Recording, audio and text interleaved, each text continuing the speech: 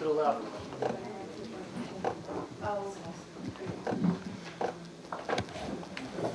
Good morning. I'd like to call the meeting back to order at recess at 9:05 this morning.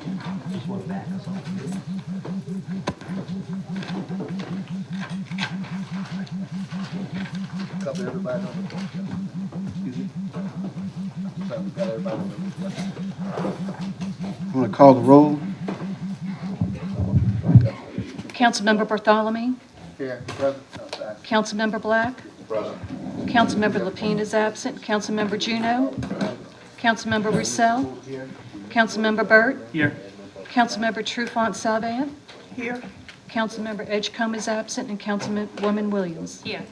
I think we have a quorum, and I know yesterday the president wanted to pray for us. I'd like to know if you'd like to pray for us again today. Most assuredly. Please stand, and then we'll follow with the pledge. And once again, we ask our Father to guide us and the Holy Spirit to help us to solve any budget problems we have in the parish and to do what's best in the interest of all the citizens of Plaquemines Parish, and of course a blessing upon Plaquemines Parish and all of its people. Amen. Amen. Follow for the pledge. I pledge allegiance To the flag of the United States of America and to the republic for which it stands, one nation, under God, indivisible, with liberty and justice for all. Thank you all. Welcome back this morning for the second day of our budget review. At this time, I'll turn it over to Mr. Surpass and the Finance Department to open the morning's meeting. Okay, this morning on the agenda, I have a few things. The Director of Public Service Departments are first, so I guess we have all the supervisors here. We can go ahead and start on those. I also have Scott Elston's going to be here in a few minutes. We can jump to him when he gets here. I have the Judge Connor's supposed to be here this morning, so when he comes, we'll just move around to him too. So we'll start on the Director of Public Services Departments, if that's it's okay with y'all. Yes, that'll be fine. Any objection to that? No, hey, Tommy, did we finish up with admin? I don't think we did. Are we gonna put them in, and put them somewhere in? Yeah, we're gonna put them today. We were Okay. trying to finish all the directors Yeah, right. today. I put them around 1 o'clock this afternoon. Okay, so. thanks. I think we should be able to make, there's a lot of departments, but it's not taking too long, so I think we should be able to do it. We can start with the Buildings Department.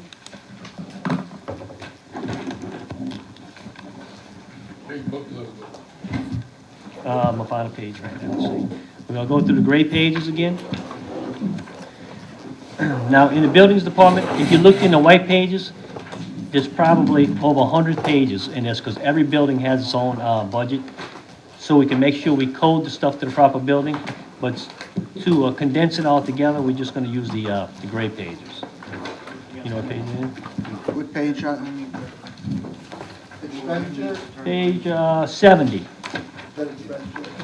69, I'm sorry. Okay.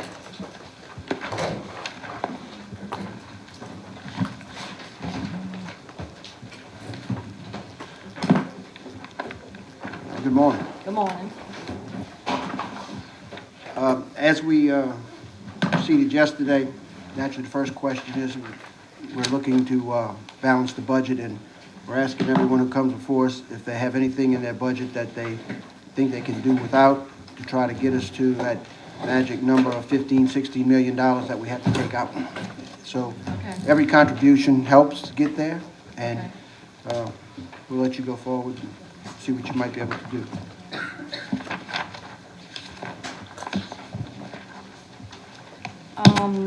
Supplies, decorations, there's $15,500 in there. Would just tell us the line number? 541.090.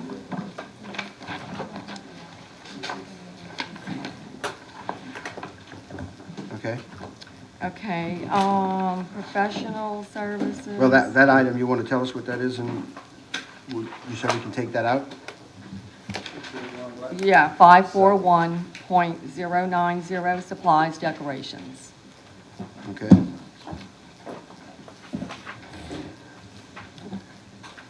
$532.445, that's professional services, seasonal lighting.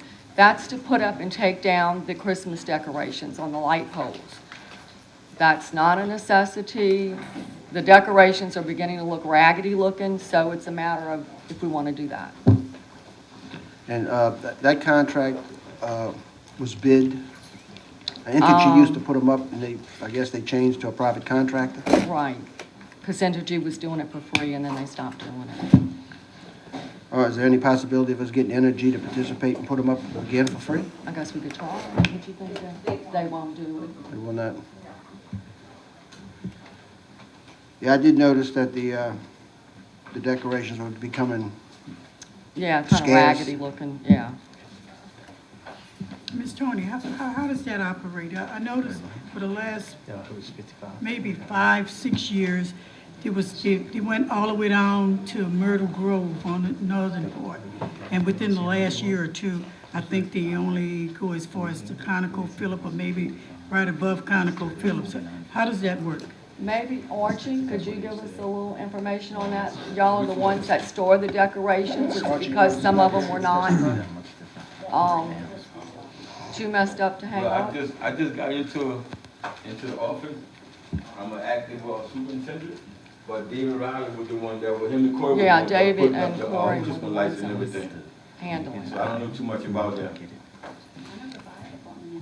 had something to do with it. They had donated some or something. I think they had a contract. Yours has their own They have their own. decorations. Yeah, they own The it. parish puts them up, pays to put them up. And then they have some decorations for the East thing that they just purchased last year or so. And then in ours to they put some up. This year they didn't. They didn't? It didn't this year, right. And I think it was throughout that whole stretch, I noticed it because everybody was so excited about the Christmas decoration, you know, right after Isaac and all, and that was an uplift to the communities. And then within the last couple of years, I think they may have stopped somewhere before, a distance before ConocoPhillips 66. I know the last couple of years they've been putting about like all the churches in the schools. Right. But this year, the new of operation, which was rented, he was only putting like in certain areas. He didn't go all over like we were doing at first, like by the churches and by the schools. He cut all that completely Oh, I out. can attest to that, yeah. Because that little white church in the Rushville area, they had one for years, and it's no. No, he didn't put them by no church. So I'd never know what the process was, I'm just asking out. Ma'am, was that a bid, or you just went through a electrician? I am not, yeah, They got 3 quotes. There's only certain companies that will do. that are approved through Entergy. let me say this, before we go any further, if anybody's going to make comments on this, we're going to have to come to the mic because we have a record here that's being taped. So if you want to make comments, we have to get you on one of the mics. So, Mr. Chairman, I would suggest that we just go ahead and scratch that line item and withdraw the $25,000, and we can try to get some type of corporate sponsorships, or I think we have a lot of time to do that. And if it comes to November timeframe and we have some extra funds, year-end funds, and we wanted to use it for lighting, I think for now that would be my recommendation. okay, any objection to that? Any other comments? Okay, we'll move on. Take that. Okay, item 528.610, maintenance of buildings and grounds. Maybe I'll take 50,000 out of that. A lot of my repairs, a lot of that's based on contingency. Which line item again? 528.610, thanks, Archie. Maintenance of buildings and grounds. Okay. How much? 50. Let's see, spent 182,000 so far. 145 last year. Now, a lot of the, some of the money that was requested is for the government complex. A lot of the buildings are not online yet, some of them won't be. Some of them will be demolished, but we budgeted money for that because we had a lot of plumbing repairs and termite issues. That's in addition to all of the contractors back there that are working Yes. on renovations, so. Yeah, that's So- in addition. The plumbing issues, James, would you like to? Well-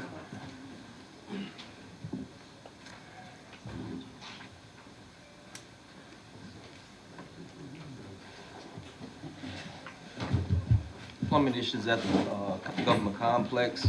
You got old pipes, the contractors is basically doing from the outside of the building to the pipe that go in the ground. Anything else is basically done, left to maintenance or buildings to do the repairs to. So we had a lot of repairs back there Yeah. with plumbing. So you think they're finalized or they're finished? No, you're gonna have ongoing No, problems back it's ongoing. there. Yeah. You inherited a lot of work back there. I think the government complex, we've been kicking this issue around for some time now, and it's going to be incumbent upon us to have some sit-down meetings to discuss the direction, because as I see it coming together, we have maintenance money that's trying to fill in the gaps. It seems to me that what we did was we bought the old buildings and we're changing windows and doors and roofs and some wall interiors, but if you're thinking that, or you're saying that we've got money in here, so there's a lot of different funding sources that are being pumped into those buildings. I don't know if we're gonna be able to get a handle on exactly what we put into those buildings, but it would be something to look at and interesting to find out exactly what we did and what we're gonna wind up with. So, not to belabor the point here, but I think shortly after these budget hearings or budget meetings conclude, we need to get a handle on what we actually are doing back there, because yesterday we heard that there may not be enough money to do the DA building, and it depends on how much runs out. It's just a lot of confusion to me, because I'm not used to when we bid a project, that's the price of the project. If you have a change order, that could be a possibility, but hopefully not. So, and if we got money in the maintenance and grounds, that's just another dollar figure that goes into those buildings. So, so you say 50,000 out of this line item? Before we cut that, I want to ask a question about demolition on the new government complex grounds. We have a lot of buildings that are uninhabitable. Yes. Is the demolition cost included in this line item? No, So where does the demolition cost come from? I'm not sure. I don't know. We'd have to do a resolution and put the money in there. Or if they contract it out, bid it out. We're gonna have some brand-new buildings pretty soon, and we're gonna have a lot of blighted buildings that need to be torn down. I would hate to take away our funding source to remove that blight. Some I of think- the demolition's been done in-house by heavy equipment. Okay. Mr. Chairman, some of that, probably have to check with Mr. Lagast. A lot of that is FEMA, and so he would be able to shed more light on that situation. And I concur with Mr. Chairman that we'll have to have a meeting about what direction we're going to go in back there, since there's so many questions. To the administration, Mr. Carmen, when you did that report, could you make it public, please? Always. Mr. Chairman, Yes, Councilman Salvo. I realize this is a budget review, but I think this plays into a lot of the conversation. My comment is what I'm about to make, plays into the conversation that we have in here. I received a phone call from one of my constituents this morning, saying on the Channel 6 News, there was some comment made that Isaac money was going to be utilized toward the government complex and Belle Chase Library, and I'm just so sorry that I missed that commentary, because I'm trying to figure out where all of this is coming from. Isaac money being utilized I saw that. on a government complex and in the Belle Chase area? Where is this coming from?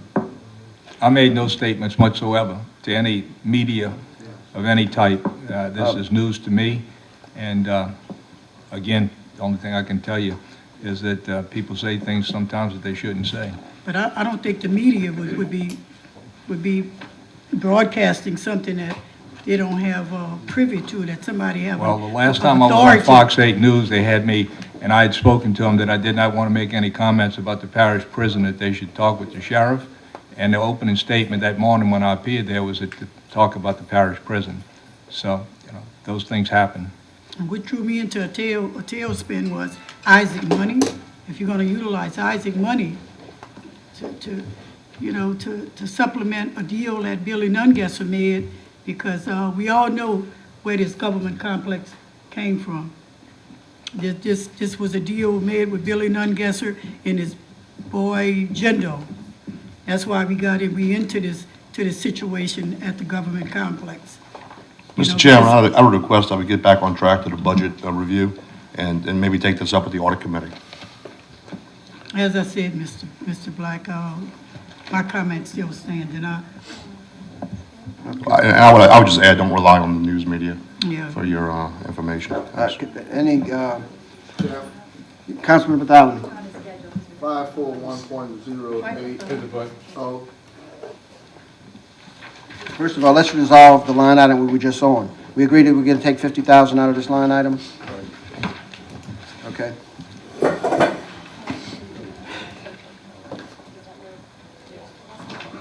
Councilman Bartholomew? 541.080. Supplies, education, recreation, and culture. That is for the purchase of flags. We order flags in bulk and supply flags to all of the parish buildings and to private citizens.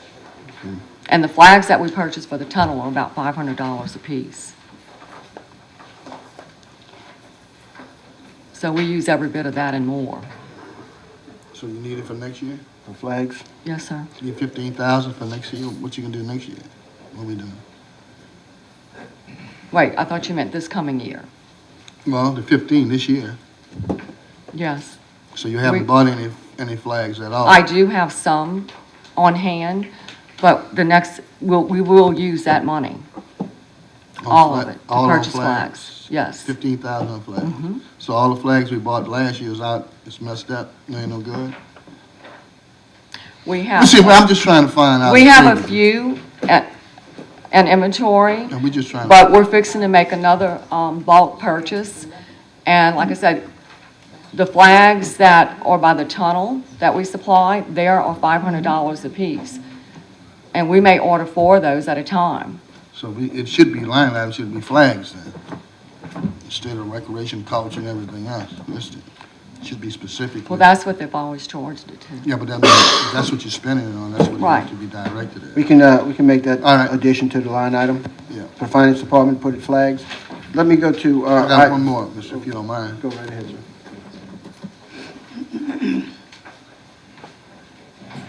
Where was that? Equipment general. It's 565001.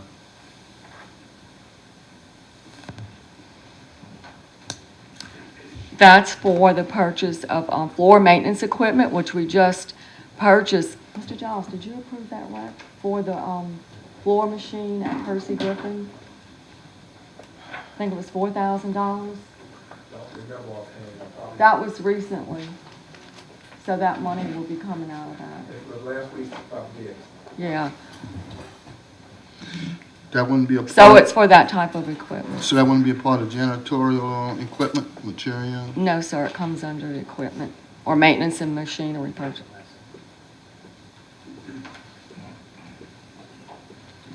Janitorial supplies, what is it? Explain that. Tell me, I mean, I know what some of the components are, like stuff you need to. Are you back up at the 541070? Yeah. Okay, yeah, I had a question on that as well. It went from 42,000 to 80,000? Yeah. Again, some of that was put in the budgets back at the government complex. We were told to budget money for those buildings. You may see a number by them and not an actual name of a building there. So some of that was budgeted for there. So we'd have some money in the budget when buildings come online. Is there any way you can reduce those supplies? Or do you think that that's going to be actual? Are these buildings coming online this year? It would be nice. Again, I have to get with Guy on that, because he's heading that project. But I mean, if we come back online with, the most we'll have right there is one building online, I just wonder if it's an extra 27,000 in supplies.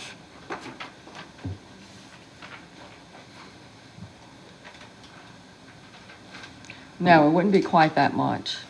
So could we take 10, 15?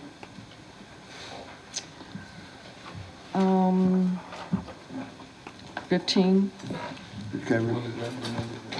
Reducing line item number 541.070 janitorial supplies from 80,000 down to take 15 out of that. And that'll get you back to 65. Mr. Chairman, I have a question on line item 523-105, utilities, electricity. Does that include our recreation, lighting for parks? Does it include that one? Or just the buildings? I can check and see. This includes all the buildings, but I can see if the parks are in there too. I have to look up the I parks. just want to make sure when we get to recreation, we're not double. Okay, I have to look up the Double budgeting. parks and see if we, where that's being charged at. Reflects a 10% increase in the bill from 542,000 to 627,000. Is that for the same purpose, to cover the new government complex? The 10% increase? Yes.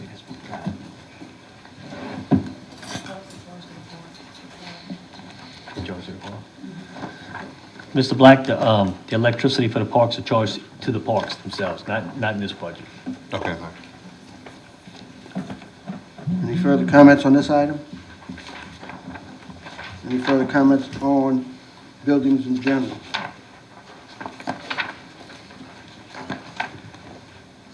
Under operating services and supplies, buildings, 527.210, rental leases of land, 72,000. Could you tell us what that one is?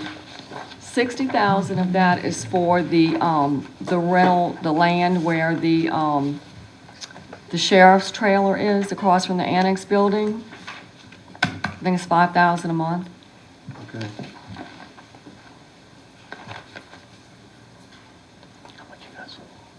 You don't know what the other 12 is for? The other 12,000 out of the 72? Is 60s for that? Or is I that? don't know. You have the, on that one. What's that? The rental, Lease of the land in the buildings department? are we leasing? You got anything on that? We can put any comments on that? The, You know, some of this for the sheriff's office trailer, they should sheriff's office trailer, that's 5,000 a month. I don't know. Okay, I'm looking.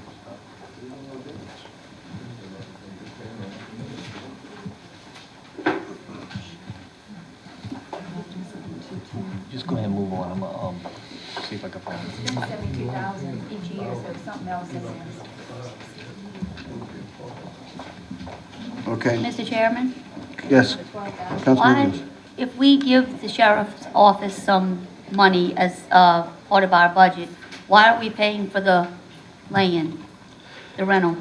Is that part of the contract? Well, I can give you a little history on it. When the courthouse burned and we moved into and bought the 301 Main Street facility, we had leased the property for parking areas for $1,000, I think a month. So that was the $12,000 a year. Then when the sheriff came in with the pumpkin, as they call it, I wasn't here at the time, and evidently they renegotiated the lease, and it went to whatever we're paying now, $5,000 a month. So, I mean, that's the history that I know about it. When the pumpkin goes off, I don't know if we could get back to $1,000 a month, but if it stays, we're hooked into a lease. And unless the finance department can shed some light on it, that's the only knowledge that I have of it. Any other discussion on this item? Can we possibly just earmark that for later on, and when we talk to the sheriff's office to see if they're gonna need that building later this year? I know they have Regions Bank coming online. They may move some of their folks there. Yeah, they're supposed to be here, so we can. Right, okay. Any further discussion on this item? Building? Yes, sir. Mr. Reese, can I ask you a question, please? And I don't know if this is the administration, the buildings department, the finance department. How many buildings does the parish own? And how many is your department responsible for? And I guess a third question I have is, as more of these buildings come online at the government complex, will the parish departments be moving out of the existing buildings? I don't have the number of buildings that we have, but I can tell you that as some people move out of some buildings, other people will be moving into them and will be vacating the trailers, the mobile homes, or whatever you want to call them. And that's the goal of us, is to get out of the FEMA trailers as quick as possible. As the DA moved out of his trailer, that trailer's been sold. That trailer will be moved off-site by the person who bought the trailer. And as soon as they can do that, that'll free up some more parking space. And, you know, it's a long discussion about buildings and who goes where. You know, the problem I have is that since I've been dealing with the consultants, without naming them specifically, I haven't gotten any factual information that have been able to verify, and the information that I have gotten proves to be inaccurate. So back to the government complex that we keep discussing. What we did was, and make it a really short story here, is that we bought a bunch of old buildings and we put in a facelift on the windows and the roofs and some windows. I mean, some sheetrock or whatever we finish in the doors. As you can tell by the conversation that this Mr. Griffin gave us, the sewer problems and all that are not going to go away. So, you know, we're dressing up some old buildings. Now, we were told that the DA's office building was completely funded. Yesterday, we heard that that's not possibly accurate, depending on what goes into the buildings that are under construction now. And I don't want to belabor the point, but to answer your question, it's unknown. And my insistence will be to bring the consultants to the table in a meeting to where we can actually hold their feet to the fire, if we can do that, to get some legitimate answers. Because at the last meeting we had, we got a report that had a $4 million mistake in it from the first page. And we got a PW that we thought we were going to buy heavy equipment with. And when we left, within 2 weeks, we found out that PW had already been spent, money wasn't there. So the information that we are working off of is skeptical at best. And so I'm hoping that we can bring this to some type of closure in some one-on-one meetings, that we can get to the bottom and our hands around this, because the slippage in the contracts for the building's completion dates is continuing on. These buildings were told that they were going to be completed months ago. You know, we don't know when they'll be completed. And there are numerous problems about buildings, too many to talk about today. If anybody have an inventory of how many buildings we have, please answer the question. I don't know personally. I'm not sure why we can't have that answer. That's my question. It's something we can get. I mean, it's not something I I mean, have we right can here. get that but I mean, information. Okay, we'll put that on your list of information to provide to us. I mean, I'd like to have that. Getting off track. No, thanks for the question. It's a great question. But if somebody's in charge of buildings, I want to know how many buildings we have. It's simple. So I'd like to have that, if we can, today, because if we do adjourn this review, I would like the public to have that information. Okay. And I realize that that department might not be in charge of every building in the parish. Right. Right. But we do have a lot. I have a question. Ms. Sullivan, I think you had something? I'm sorry. Yes. I appreciate the little history that you brought out there, Mr. Roussel, and I just want to say that I was glad that you were permitted to bring forth that history, because for some reason, some of us have problem with bringing out history on this parish, but I thank you. Thank you. No. Mr. Black. 532.190, professional services extermination, had an 80% increase. I just want to know why such a large increase? That was also for the government complex facilities. We have huge termite issue back there. They're eating away. Another problem that we Inherited. So, anything else, Councilman Belle? Yes, ma'am. The extra money, the extra 12,000 is for the $1,000 rental of the parking. For the parking lot. Now, Which, we rented the entire space for parking when we began at 1,000, so they added another 5,000. that's Or- what it's- That's what it's for? that's what I'm telling you. First equity.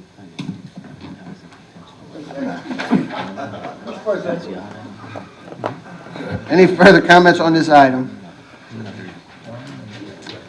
Hearing none? Tommy, you I give us a little... have, Yes, Councilman Bell. Well, we finished? Well, we trying, on this item, Yeah.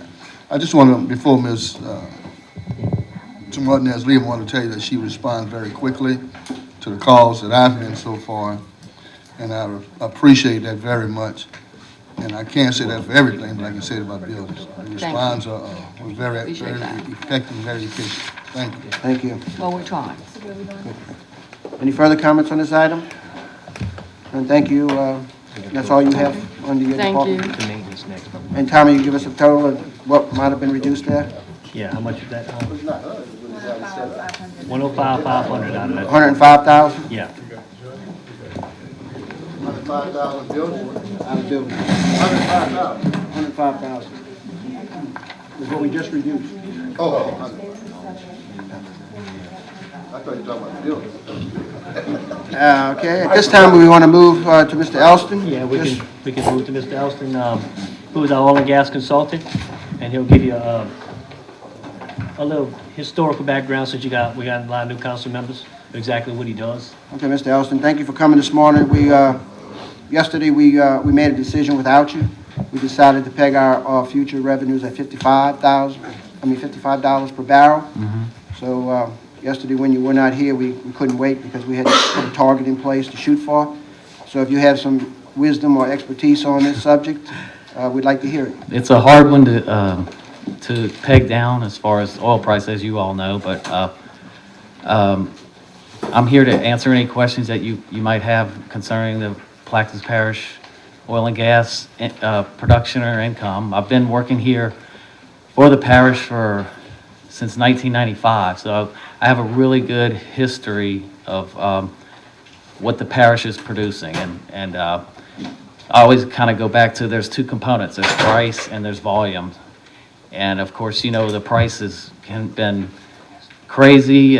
You've seen basically the price of oil been cut in half in 3 months, basically from $100 to $50, and that's really a hard thing to deal with on any level. The parish and the state and the country, as far as that goes. But what for you all new people, first of all, congratulations on your campaigns and victories. And I haven't met everyone here, but I just kind of wanted you to know what I do. The parish receives oil and gas income on a royalty. Checks are coming in every month. They're gathered together here at the parish, and copies are made and sent to me every month. I go through each operator's check and put it into my system I basically extract the volumes, the price, and the payments, and making sure that those are paid correctly. Early on in my work here, I found a lot of discrepancies, especially from an operator that was charging basically catering fees and things like that on the checks, and made a pretty good recovery from that. But it's a good thing to have. So somebody obviously missing checks that maybe weren't caught. I've found a few of those that weren't, they basically got lost in the mail and said, where's the check? Here's $65,000. But that's kind of one thing that I do. I also represent the parish in their participation in newly formed units, and And I also work with the parish attorneys, breaking down escrow accounts that have been sitting and money's been poured into these accounts, millions of dollars that need to be settled. And we've gone through 2 of those in the past year. I work kind of closely with L.V. Cooley, and he kind of puts that on me, and I kind of have to break out the participation and dollars and make settlements on those things as well. That's kind of what I do for the parish, and just kind of want to also let you know what I know about what's happening with the oil price here. The Plaquemines Parish produces what's called light Louisiana sweet crude, and it's not the same as the published number that you see like in the paper. That's more like the West Texas Intermediate oil. Light Louisiana sweet crude, there's usually a differential, and right now it's about $5. So I think the oil price closed yesterday at around 49 something, around $50, and light Louisiana sweet is about 55 right now. So I kind of, in the past years, I kind of, what I've been doing is kind of agreeing with what the state is running their budget, oil price and gas at. I talked to the Revenue Estimating Committee members and find out when they're meeting and when they're making their adjustments, and kind of align ourselves with what they're kind of doing. And it's been working out pretty good in the past years. I've kind of made some variances in the past that I thought would be a better position for the parish, but in the past years, I've kind of agreed with what the state is running, because, there are a lot of other heads sitting at a table making their best guess at what the price and the budget would be for the state, and they're talking to other people at other different levels and making their best estimate. But it's kind of a tough thing to deal with when you're seeing these big drops in oil price like it is right now, and it kind of puts the government's in a bad situation where they have to make cuts and changes. So I feel like if you all decide on a price, I can give you a very good, solid number on the dollars that the parish will receive for the year, simply because I know the volumes that the parish produces. I have a good handle on that. So that's, if you all have decided on 55, I think that's probably a fair number.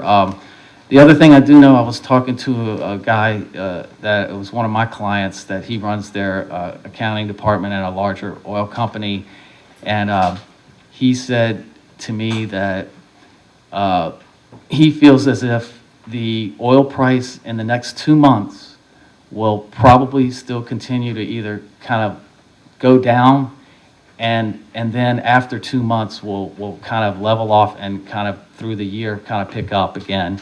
And the reason for that is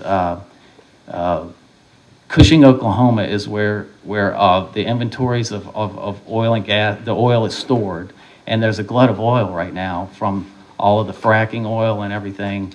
The levels are in a glut. There's a high levels of oil there, and he feels like when that glut gets cleaned up, will take about 2 months.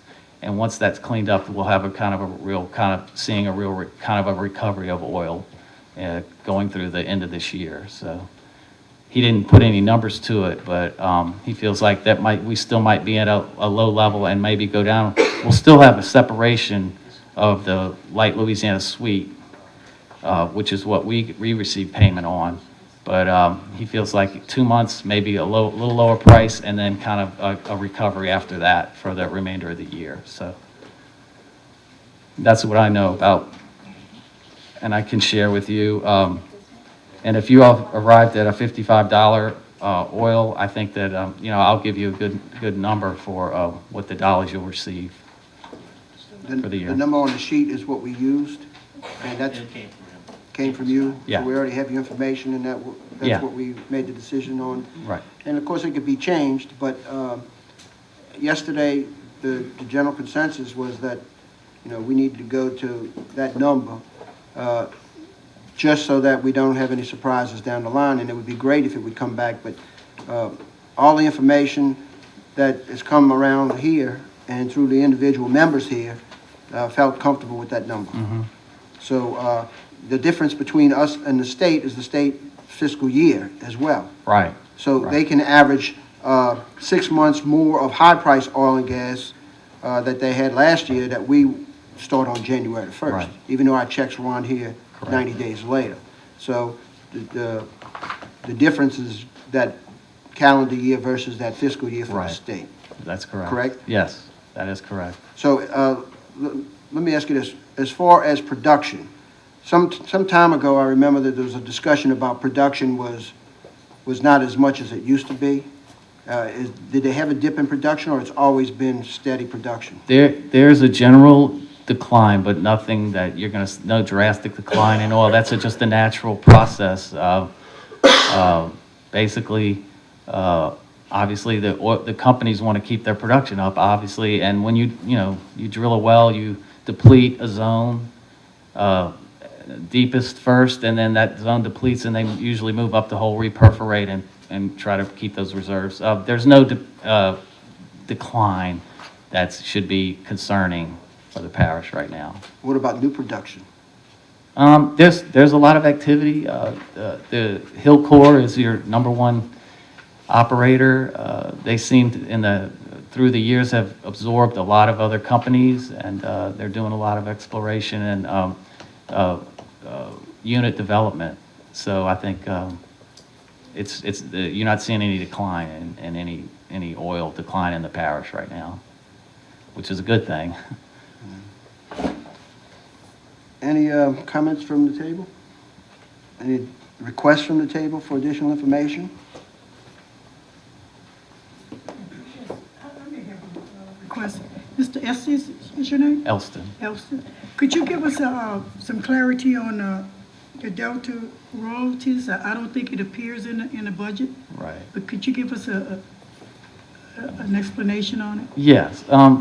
Well, that's a result of many years ago. I think it was a Delta Development Corporation was a corporation that came out of I think Perez. It was a kind of a I don't know exactly how it all came about, but that was a interest that was being paid to the parish by the operators.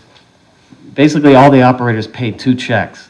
One of the interests was a Delta Development, which was basically like 30% of the participation, and then they had the regular royalty checks. So that's just a carryover from history of the Delta Development Corporation, and even today, I still receive from a few operators 2 different checks, and one is what I've always called the Delta Development check, and then the regular royalty check. And I had proposed years ago to make the accounting simpler, to eliminate and to tell the operators to just put together the 2 interests. It's not going to make any difference to the dollars received, and I have the history of what the interest used to be. So if anything were to happen, which I can't imagine, you could always go back to what it used to be, or the Delta Development check, decimal interest to the regular interest royalty. I know that I didn't explain that very well to you, but it just makes for the accounting a lot easier, and it's not any less dollars to the parish. It's just basically 2 interests added together and paid on the same volumes. Do you have any knowledge on that split of the interest as compared to the overriding interest? Oh, I think that overriding interest got all cleaned up, I think, when you were the parish president, that I forget what it was, all these other smaller entities that was under Perez's, I guess, his friends and things. I guess the question is this, that when the settlement was made, there was a split in the interest. The parish got the Delta Development interest, and the Lebrano Trust got its interest. So the question is that the Lebrano interest is still having overriding royalty off all of the parish property? No, I think that got separated and cleaned off. When you say cleaned off, they still They don't collect any money off of parish lands anymore. No, no. Delta does, but Lebrano doesn't either? No, not Lebrano, no. The Delta interest is still a part of the parish's, interest. Yeah. So you sure about that? There's no overriding royalty going to any trust? Going to any trust? Not that I know of. I mean, I would have to kind of talk to LV Cooley as far as that goes, or, some of the attorneys. I hate to say yes, and then I'm not positive about that, but. I think you might want to check with LV. Okay. And you could report back to Ms. Salvon, to the council, to tell us exactly where that's at. Okay. Any other comments or questions? Yes. When it drops $1, we lose 372,000. Am I correct? Every dollar that the oil drops, we lose that amount? I have a report on that, I can check it. Okay. I think that's right, but we have a, I just want the public to know that. yeah. I've made a spreadsheet that gives that. Is it in there? Is it in there? Yeah, I have there's a spreadsheet in your book, if you want to look at it. It's under supplemental information in the big book. And it's a yellow page. This is something I had to do for every budget hearing, so that you can kind of get an idea how much every dollar of decrease would give you. So according to this, now this just takes price into consideration, not production, anything else. What Scott gave us is the figures that he gave us on this other sheet. Those are numbers that take everything into consideration. This is just something I do, but according to this, $372,000 for every dollar that we decrease. And it's probably close to what he's got too. It might not be exact, but it's close. Yeah, that's based on the current production levels of the parish. Right. This doesn't take production into consideration. It's just, production is flat. His numbers that he gave us, they do take that consideration, everything into consideration. So, but you can go, if you look at this, kind of look at this report, this will show you that information. That is based on the amount of oil that's per barrel that's being produced. That $1 means that's how many barrels of oil being produced. Right. And subtract that, or multiply that times the number of barrels you have, and that accumulate the amount of money you'll be in a deficit of. Yeah, if you decreased $1, you would be less $372,000. So that means that's another barrels of oil that we will produce, right? Sorry. Right, we're just saying there's more to it than just the price, but Yeah. this just kind of gives you a guide. Right. Any further comments from the table? Mr. Lawrence? Yes, I had one question on the contract. If this consultant, you're a consultant? Yes, sir. Do we have a year-to-year contract with this? Has it been revisited? I understand he's been here for 19 years, and I'm just questioning, is the same consultant been here the whole time, and has it ever been put back out on the market to say, well, or does his price change and negotiated every year? What is the cost that we're paying for his services, and how do we get there? Good answer for the finance department to provide. Yeah, I can get you the contract amount that we pay Scott, but it hadn't changed. I don't think your contract has changed in years. I can look and see when it changed the last time, but no, it hasn't been revisited. He was the first one that was here. I think when you came on, he was on board, and we didn't have one before that. So he was the only one. He's the only one we ever had, the oil and gas consultant. But I can find out what that is. I'll look it up. Okay. Provide it to Mr. Lawrence. Okay, I'll do it.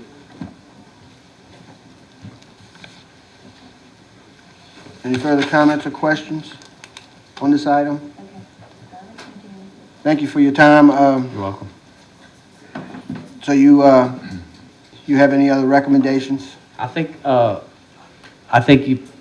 price that you all settled on is I think a good solid price when I think about the average for the year. I think that's going to fall in pretty well.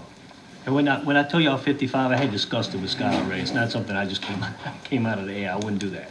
So I had discussed this with Scott, and Yeah. we figured this would be a good, good number for y'all. Well, I think that was a consensus at the table from all of the Right. individual members doing their own research as to what they felt comfortable with as Right. well, so. The At least we state, all have a consensus. the state's at 69 right now. Yeah, till the end of June though. Right. So they can change it next week or next month, Yeah.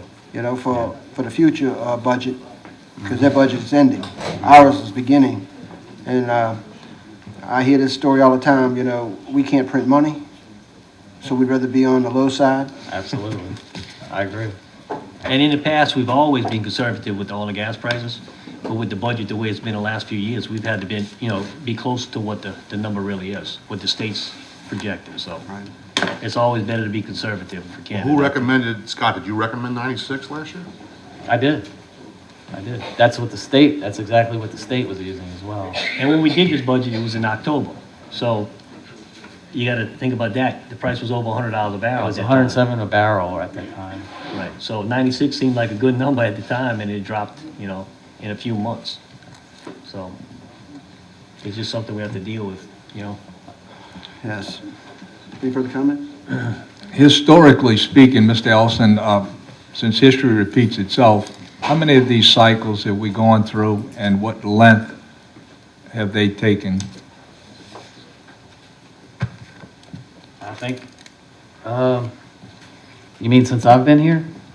No, I would have to go further back, since you've only been 19 years. We haven't had that many cycles, in other words, during that particular period. But I know back in the 80s, we had a situation. The 80s were, I don't think, I think if I had to guess, every 10 years maybe. You kind of go up and down. It'll eventually come back, but it dips down, and it's such a worldwide thing now that you can't really predict the price. And the average length during those down cycles has lasted approximately how long? I'd say a year. I had to guess. Thank you. Mr. President, I don't know if you remember, but in the late 80s, when the price went down to $10 a barrel, the parish was hit extremely hard, and there were over 600 layoffs. And the workforce went from 1,200 down to about 600. I'm just using round numbers. So it wasn't a very good experience, and it took a long time for that price to come back and the budget of the parish to readjust. And I look at this as something similar, hopefully not as drastic, but I think everyone here needs to realize and understand that, we have the luxury right now of taking out one-time money, capital improvement projects to be able to balance this budget. We haven't touched the merit increase or the pay of any employee. However, it's going to be imperative that the government moves in a direction over the next 9 to 10 months to be able to get a handle on the operational cost, because if we don't have a resurgence, and I'm not talking just to 60 or 65, I'm talking about a resurgence into the 70s, we will be in a severe situation next year. If we think that this effort and exercise that we're reducing the budget now is hard, just imagine what it'll be like when we have no funds in the budget that we can remove, except the bare necessities that we will be left with after this existing budget review. So I would ask that the administration, along with the council, work together over the next several months and implement some policies. And as I saw you last night at 8 o'clock turning off lights in the building yourself, I would suggest that message go out to all the employees. And as little as it may seem, but every dollar adds up. And I know you walked through those halls yesterday turning out the lights, and I would encourage everyone to take and think about that. If we don't conserve and we don't do everything from vehicle usage to turning out the lights, that at the end of the day, we'll have no money to make the payrolls. So every employee needs to buy in to this situation and understand the gravity of the situation. And I'm hoping that we can all, at the end of the year, breathe a little sigh of relief, knowing that either the price came up a little bit or we were conservative enough to be able to make the match that we'll be faced with next year. Because the budget in November that you present, as far as being a few months away, it's really right around the corner. So thank you, Mr. Ellison. I'll take any other comments, if not. Mr. Chairman, I just want to concur with your comments. You've been saying that all along, and I appreciate it very much. because that's the mentality we need to have as a council. Matter of fact, as a government entity and also as employees of the government, we have to have that kind of mentality, really understanding the ramifications of what's really going on at this time. And nothing is given. We can assume anything, but nothing is given. So we have to be extra careful of what we do, just as you stated. Thank you. Any further comments? I got one. Yesterday, we talked about the parish gets the royalty check from the state. Is there any kind of accounting method we could make sure that we're getting the correct amount? I mean, because we're just taking their word for it. Right. That's a very, that's a very good question.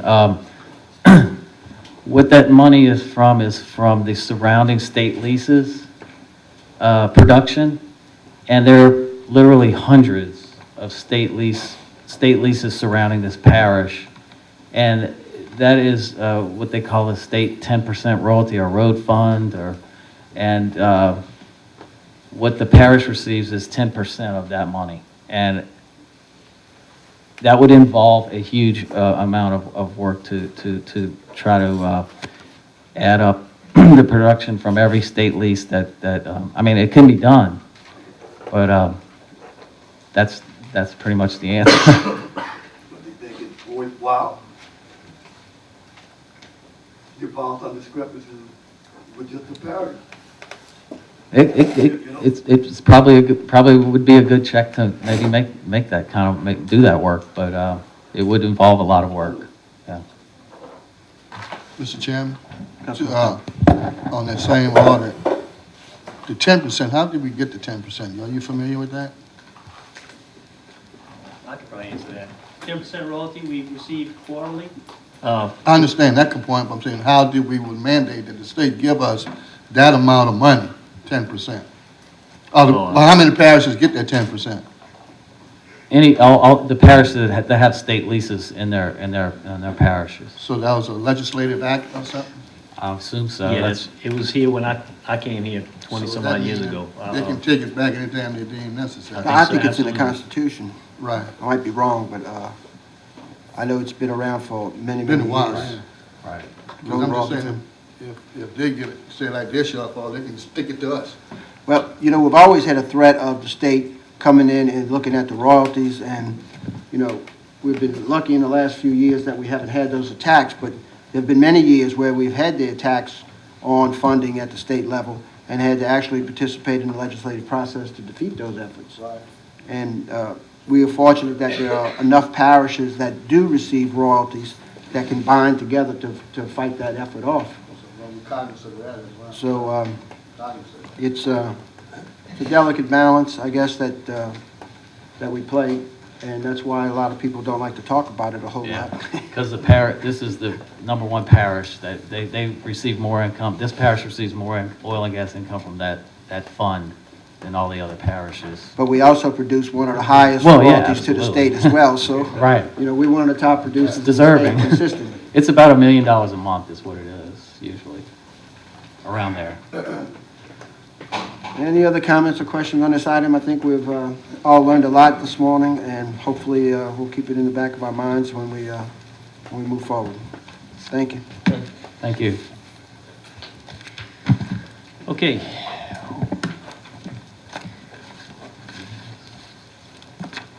You can leave. Thanks. We can move to,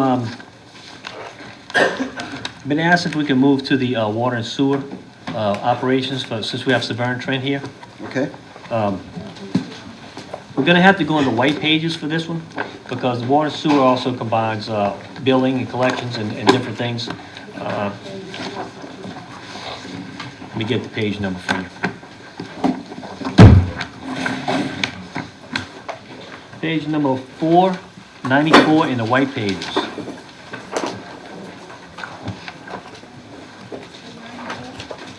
$494, yes, ma'am. Sherry, you want this page out of the budget? You got it? Okay, it's operations, what are you doing?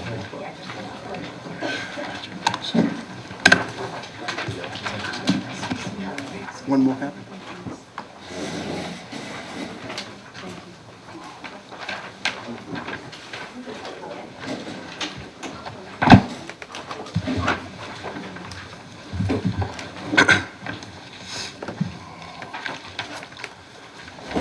Okay, everybody on 494, thank you and good morning. Good morning. Line item 521.405, membership dues. That's for LA1 call. That's for the dig, that's the locate. So that's gotta be there. I'm just gonna go through all the ones we have. We don't have many. Do you have any that we can reduce? Yeah? If you look on your page, we just handed I out. gave you- That's our recommendation. It's our utilities that's normally paid by the parish to 523.305. That's 150,000. That's paid by the parish. That's per the contract. 525.015 telephone, 10,000. That's paid by the parish. 527.31 rental machinery and equipment. Have budgeted 100,000. We want to revise that to 5,000 and give 95,000. Put 95,000 to the ST cap. So that'll be a difference of 95,000. And that's the rental equipment. We have a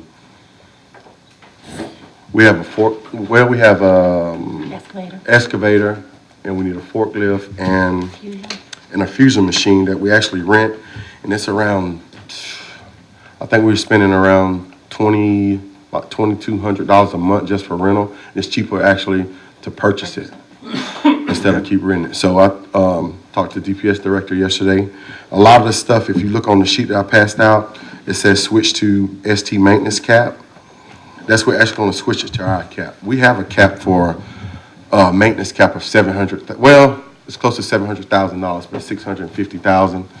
And instead of the parish paying for it, I talked to Sherry and I said we should take it out of ST cap money. I'd rather come to the council or to the DPS director and the president ask for more money instead of having y'all pay it for it up front. At the end of the year, if we need money, I have to come back for you and ask for money instead of having a line item for it. That's what I'm pretty much doing. Everything that you look at on to the side of the sheet that I put, switch to ST maintenance cap, that will come out of that cap money. If you follow what I'm saying. I follow what you're saying. I just, when you say you come back to us at the end of the year, I hope If you I don't come back to us I hope at I the end don't of the year. either. That's the game plan. Last year, when I first got here, I think I returned a check to the parish around $50,000. That's out of that cap money. Okay. Like I told my guys, Sherry, all of ST now is we running things different. If you look at the gas, let's see what line item is that. That's 548.105 gas. Last year, I think they budgeted 150. We're saying 130 conservatively. I think I can really get that down to 110 because of GPS units. I bought GPS units on all the vehicles. So now we're accountable. None of my guys run their vehicles. If it's ran over 3 minutes, I get alert. Sherry get alert, and we call them, why you running that vehicle for 3 minutes idling time? Your parking, yeah. If it's parking running, I want to know why, So I estimate it'll be around $40,000 a year cutting gas. And the accountability part that the GPS bring to all the vehicles that we have, the parish pay for the gas. It's not really Severn Trent pay for gas, but the parish pay for the gas. So I think it's accountable for Severn Trent being accountable to the parish to be accountable for the gas that we're using. So I think that 130, I'm saying 100, I'm saying 20,000, but I think we can get that down to maybe 110, 115. So Do you want us to add that to this list? No, don't add that to the list. Just keep the 20,000 in there. I know I can do the 20,000. I'm scared of gas prices going up. He's saying it's going to stay down, but I'm scared it's going back up. That was 5448. What else I had? Sure, let's see.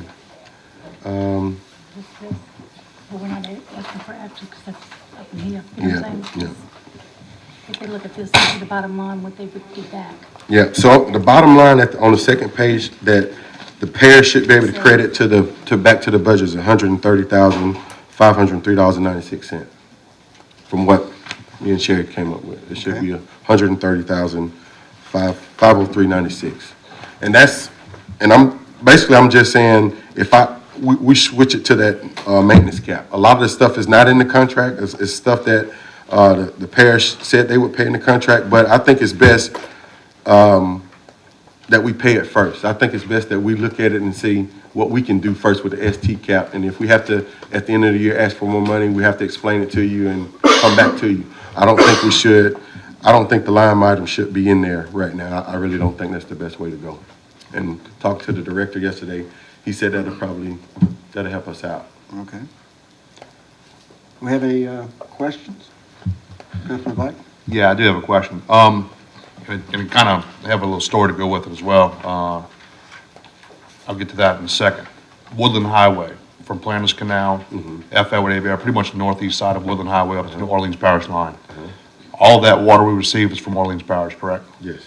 So I'm looking at Mr. Lawrence. I'm glad you're here because the reason why I looked into this is he gave us a presentation and it really resonated with me. And, you know, so Mr. Lawrence, I appreciate that.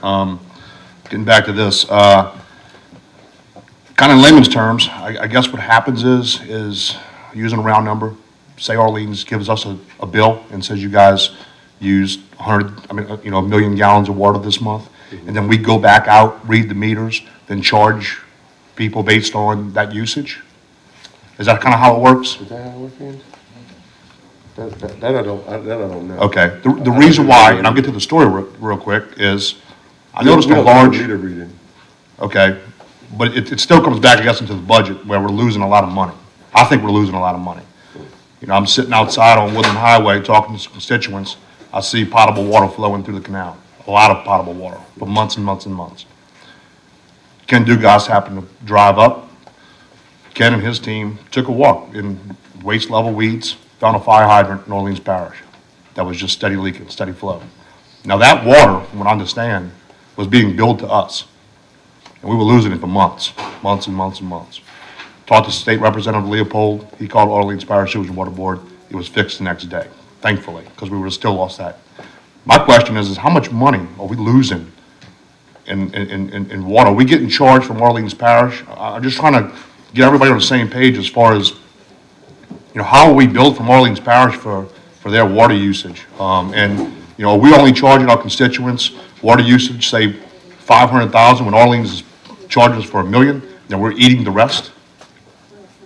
That I don't know. I don't know how the parish bill. I don't know how the parish bill from. Let me say this. I think that we have two separate departments. Yeah. Billing and collections is separate than the ST contract. Yes, sir. And they are up next, whoever that is. Angie. Okay. So they'll be up next and they'll be able to address those issues. So. But I did check into that and that was fixed and. Yeah, it was fixed. Yeah, but I looked into the drainage part, what me and you talked about. Right. It's a drainage issue. It's not really a water leak issue now. It's a drainage issue. Well, no, it was a water leak issue. So after you and I spoke in my office, we went out to Woodland Highway. And Ken Dugas, he walked all of 406, located underneath the Woodland Bridge. It was a fire hydrant that was busted. And it had been leaking for months. So I guess when we talk to billing, I mean, my question is, yeah, it's in Orleans Parish, but they're charging us for that water. That's part of the, Mr. Lawrence? No, that's not correct? Not correct? That's not correct. All right, so I don't know, but I know we're losing a lot of water, and we're getting paid, we're getting billed for it, I assume. And if it's Sure, allowable, go I'll ahead. address it. The water system, which I was in charge of, the metering for the system of water you get to this parish from the Sewer and Water Board, those meters those hydrants in question you're talking about are not after the meter, it's before the meter. So any water loss on those hydrants, and I know Chris Leopold called me on those, and we got them fixed. I mean, that's no problem. But it wasn't registered on your usage. Right. What you're not doing is the meter that does register everything that Sewer and Water Board sells to you, there is no accounting to say, well, if we sell you 1 million gallons a day, and on your side, you're only collecting for 50,000 gallons a day. We're still being charged for that You're extra. still being That's the charged. question, and that's the And the other question. So, question is you have buildings in Plaquemines Parish that are billed by Surge and Water Board because they're before the master meter. Chris Leopold, Right. this building that he's in, they get a bill from the Surge and Water Board. as a customer to the sewage and water board, but located in another parish. This Right. happens in a lot of parishes, in Jefferson and, you know, in City of Gretna. We have some services that we bill directly to a customer, Right. because that parish does not have a main at that location. And I brought it up, Mr. Chairman, just because I know S&T and maybe billing, we can have some type of, outside of this forum, a collaborative effort to try to get a resolution on that or get some fixed, because I do, like Mr. Lawrence said, I do think that we're losing a lot of money, or we're paying out a lot of money that we're not using. It's just for. I asked for accounting, and this goes back to Severn Trent, is how much water do we produce in this parish? First of all, what do you produce, and how much per month do you collect for? That figure, if you're producing 10 million and you're only billing for 5 million, there's a 5 million what we call unaccounted for loss. It could be a fire, could be broken mains, there's all kinds of things that can cause this. And when you lose water, in many cases, you lose sewer quantity charge in return, And I don't know when to address you on this, or it's at the council or here, but I've asked that those figures, what is our production figures and what is our sales figures? I still haven't been able to get that to tell you, are you at a 30% or 60%? What loss?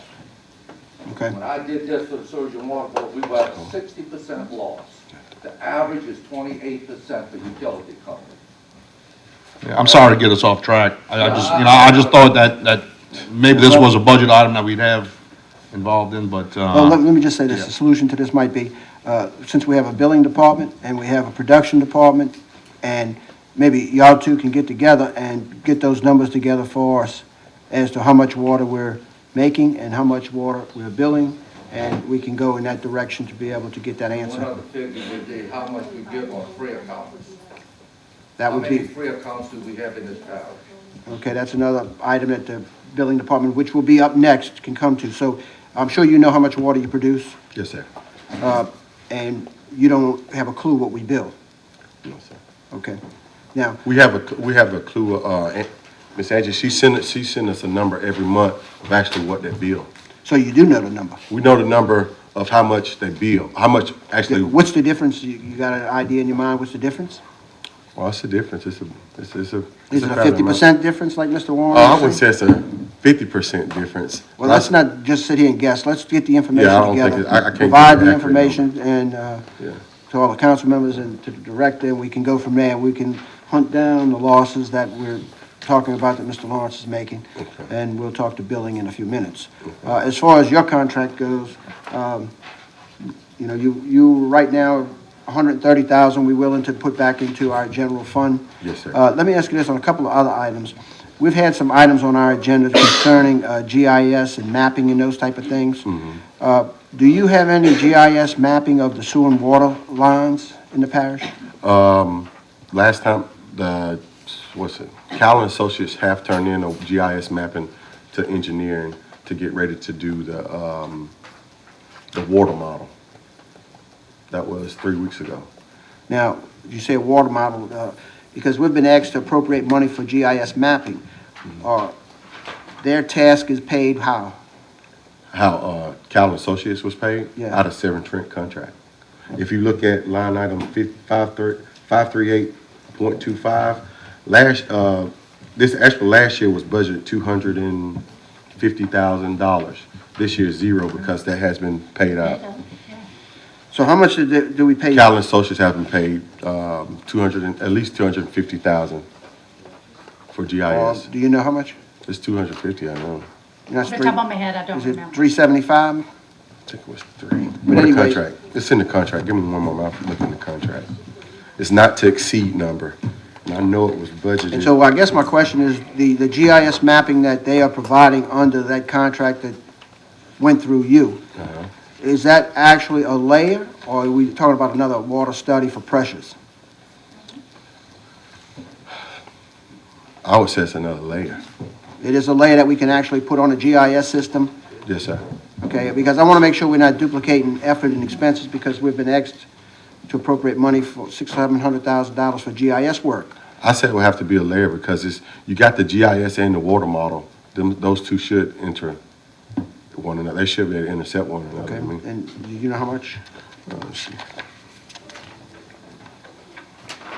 Actually, in the contract, it said 360,000, not to exceed 360,000, to complete GIS mapping and a hydraulic water model pursuant of section 4.1. So it's not to exceed 360. So are they completed their task yet?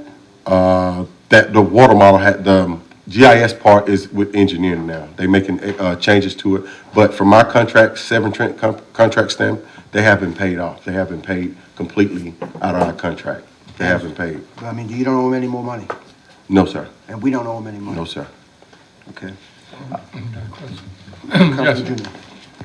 All that water that comes on Main Street from the water plant, is that coming out of the filters or is that coming out the reservoir? That's coming out of, that's a backwash filter when they actually backwash the facility. And I've been working with DHH on that. They actually, we had an NOV on that. The new water upgrade is supposed to put a pump station on the south end of Cuevas, and it's supposed to pump it back to the Mississippi River. We're actually in violation of that. We're not allowed to do that. And all that water that goes into the sewer, and once it goes to the sewer plant, then it costs us money to clean that, right? No, it actually goes to the drainage system. Goes to the drainage system? Yes, sir. Okay. Yes, sir. So that's being worked on right now? It's, I'm not sure if the contract has been signed, but Callan Associates has engineered something to fix that problem, which we, like I said, we are on a consent order from the state to get that fixed. I know you inherited that. Yeah. You know, it's not your problem, but I just wanted to ask you, thank you. All right, any further comments or discussion on this item? If not, we'll move on. Thank you very much for your contribution. I just want to thank him as well, Council Chair, for your preparedness. It's very refreshing to have somebody well prepared. Thanks. Now we go to billing. Yeah, that's what I was saying. We just stay in waterworks Yes, and then finish up while y'all at those pages. We'll hear about the money now. Page 491.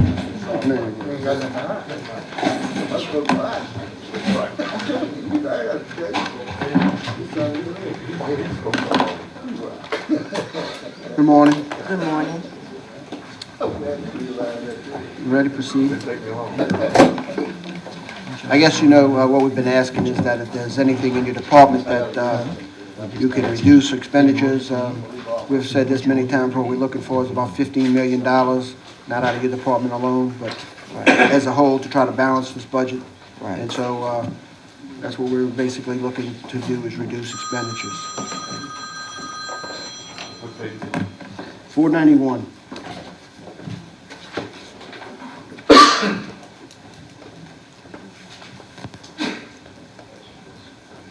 God bless you. God bless you. You can state your name for the record. State what, I'm sorry? Just state your name. Angela Bartholomew, with Billing and Collections. My largest I'd like to line, ask these phones be muted, please. Not at all. Sorry. Proceed. okay. My largest line items basically is 541020, which is for postage.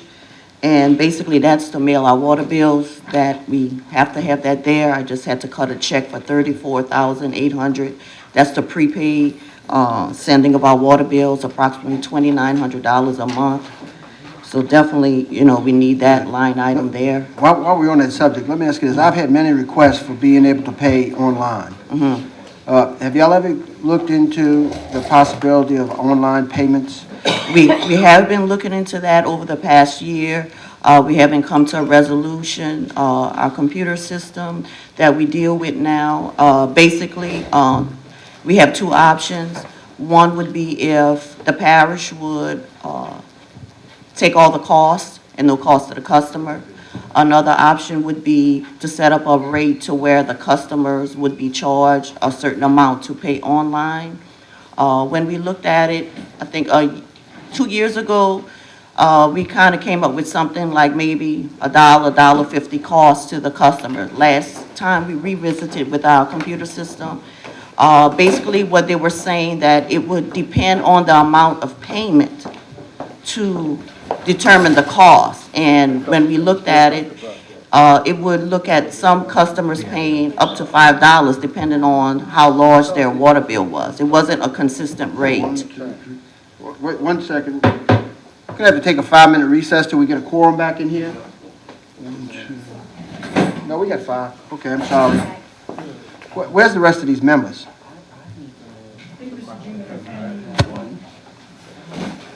Okay. Bathroom break is excused. Let's move on. So we just couldn't come to a conclusion as to, what would be a fair rate to charge to the customers. We were looking into it. The last we had met, Rennie was here, and we had a conference call, but it's just something.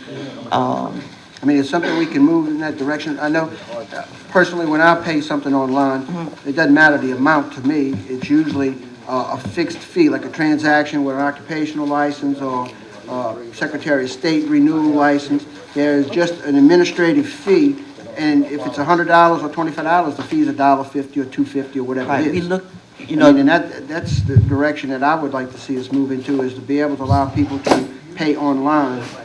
And I'm not sure if sending them a bill online would be advisable as well, but since you're paying $35,000 just in postage, I was just curious to know if there was a possibility of doing something to that. So we did look at it, we met with. Yeah, if I can just. Okay, would you go over and speak? Yeah, sure. How much do you save when you pay a bill online? I've never heard about being charged to pay a bill.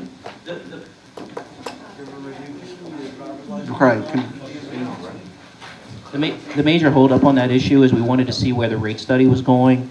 If the council was going to adopt the rate study and the rates were going to change significantly by going online, we didn't want to set up a system whereby we were charging certain rates, et cetera, for offering the online service, and then have a whole nother, significant expense once the rates were changed to have all that added and changed. So we had pulled some figures together, and it was going to be a significant expense. So on my end, it didn't make sense for us to go ahead and go online today, set up that entire expense, and then if you guys adopted the rate study 2-3 months down the road, have to consult that company again, and then have all the rates and stuff changed again. So that's what the hold was. If you guys decide not to adopt the rate study, or we're going to wait on that, then we can go ahead and move forward with that, with the understanding that that expense may come down the road.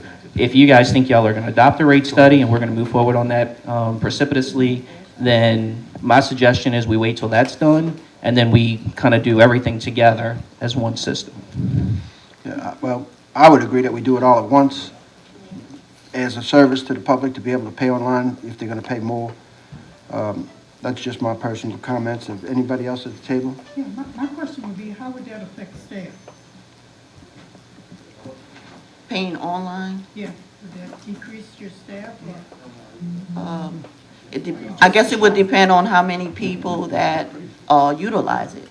I have customers that,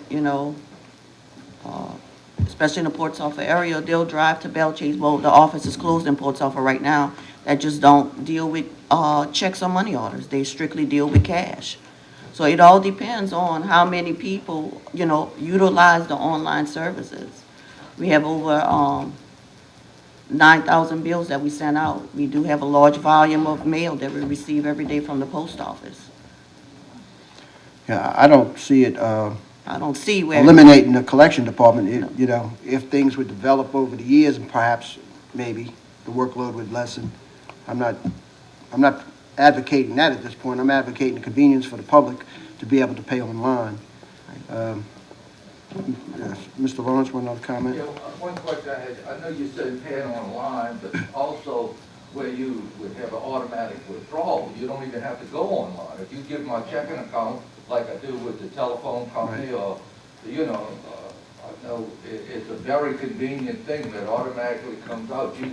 We have less delinquent charges because you're automatically pulling out of an account. And going online, there's a lot of people who don't have the capability of going online, but have a checking account or a savings account that they wanted automatically withdrawn? Well, I include that all together as online, but anyway. Because there was no cost involved in that to the parish. I think in the past, we looked at that, and I think maybe you were here, Mr. Roussel. The only thing with that is customers with leaks. That was our concern. That a person who, paid a $9, $10 bill a month and then incurred a leak. I mean, I've sit here and leaks could cost customers up to $300, up to $1,000 just from one leak. But isn't that the customer's responsibility to monitor their payments? I mean, look, we're doing a disservice to our community, to the residents in this parish if we don't give options to pay online, to pay via check debit. And I don't think we need a study to have that done. I just think that maybe your department needs to look into, getting us those capabilities, period. That's it. That's all I have. I agree with the council chairman on this issue. Thank you. Any further comments? I got one quick comment. Do we have a list of all the residential versus commercial accounts for water billing? A list, like a number? Like residents versus commercial? Who pays residential and who pays commercial? We And have has a an bill- audit been done on that recently? Has an audit been performed on those recently? Making sure that residential is not being charged commercial and commercial is not being charged residential? We have a bill register that we could run, that we run every month and go through that, we could tell by the rates, who is commercial and who is residential. But a physical audit hasn't been performed? No. Okay, thank you. Okay, are you complete? Any further comments? Any items at all in here that you see you can reduce? Not really. I mean, our other large item is, water meters. And as you can see, we used 65,000 last year. I mean, that's just basically covering approximately 300 3/4-inch meters and maybe up to 100 of the other sizes. We normally install about 100 new meters installations a year, plus I would say approximately 100 meters are changed out for various reasons. And that just leaves us with a little inventory just in case of a major freeze or something that come up. So, I mean, we really... Let me ask you this then. Do we have a water replacement schedule? For instance, I understand the older the meter is, the less it reads. No, I think our last total parish change out was in the 1994. We have not had a major parish.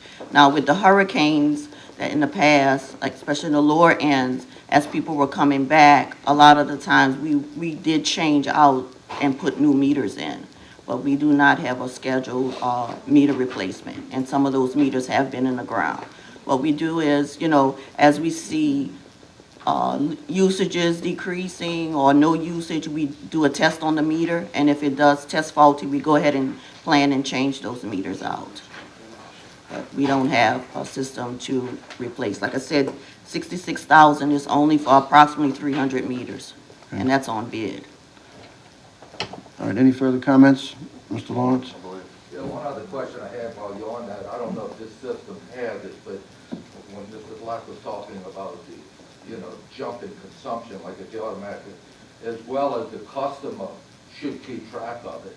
I don't know if this system has it, but if any registration goes out of whack, most of the systems do this. It's a jump of over 50% of what you have used over the past 3 months. It flags and automatic sends the customer. You got automatic jump in your bill.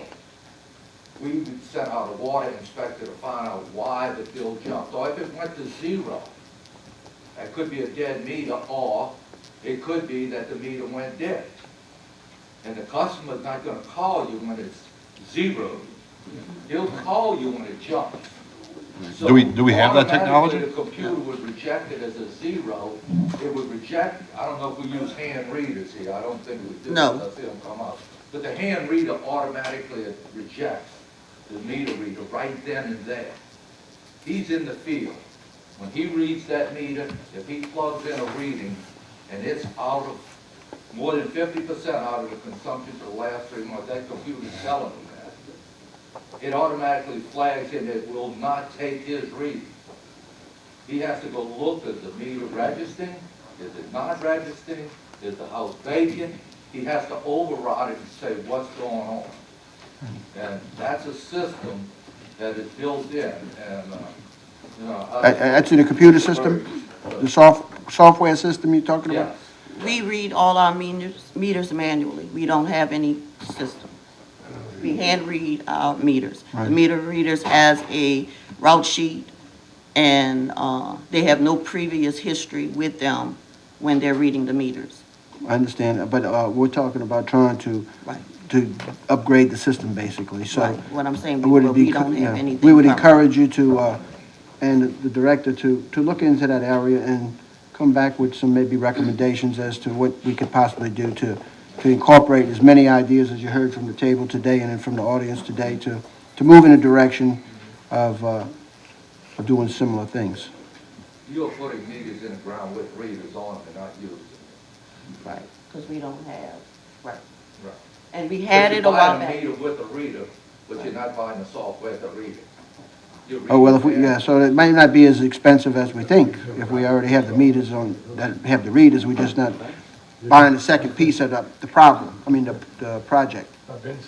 So And it all depends on, like I said, depends on what the software, if that type of meter could be used. Okay, well, I think you got an indication from the comments as to what direction we might want to try to go into, so I appreciate the director and you getting together and. One other thing, and I've seen it in the parish, is what is the adjustment policy? When somebody's bill is too high, and they come in and tell you, and you ask for adjustment. There is a policy on the books. Yes. And she could provide you a copy of that, or the council secretary could look it up Is there. there a policy? There was a Yes. policy, I know, 8 years ago. I can't Yes. speak for what happened in the last 8 years, but there was a policy. Okay. Yes. 8 years. All right. All right. Okay. Any further comments or discussions on this item? Zero here, we thank you anyway. Okay.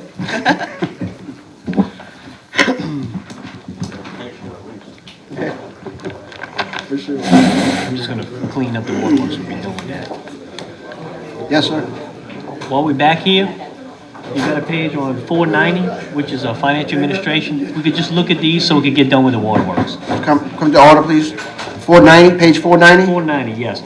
You're gonna see financial administration in every fund, but I just wanted you to kind of look at this, and this is not for any supervisor or anything. This just kind of shows you different things. You're gonna see these in all the different funds. Compensated, it's not stuff we can cut. Compensated absence expenses, post-employment benefits, this is just stuff that we have to budget for our financial statements. Depreciation also. Statutory payments to assessor for contribution to retirement fund. This is what we pay basically for the assessor to collect our taxes. You're gonna see this in every fund that has a ad valorem tax, this expense. There's an 11% increase in it? It goes up every year. Yeah, every year it goes up. And if you go online at state legislative audits, you can get these numbers that come straight off of that, so. I know, but is there a reason? There's a formula that is used, a factor and stuff like that. It's on this form from the legislative auditor, so that's where this comes from. And this is something that we pay, and This is not something his we pay. millage. He collects his own millage. Right, this is something we pay, based on the millages, correct? So this is just something I kind of wanted to go through. This is financial administration. There's not much we could do with it, but I just want to, you'll see that in every budget. Okay, well, we need to move on. We only had a couple Yeah, hundred we do. thousand this morning. We need a couple we more do need to million. move on. All right, let's go to, unless anybody that wants to jump, we'll go to maintenance next. What page? Go back to the gray pages. Yeah. 73. 73.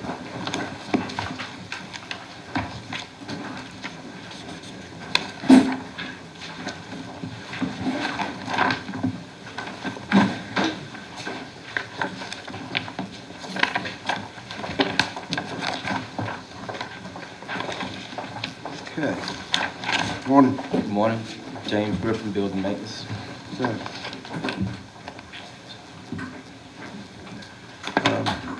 You probably were here when I gave my request earlier. The council's here looking to balance the budget, so we have anything to offer. We added some money to buildings and grounds because of the issues on the government complex. So probably 50,000. That line item number is 528610. You think we could reduce that by 50,000? Probably could.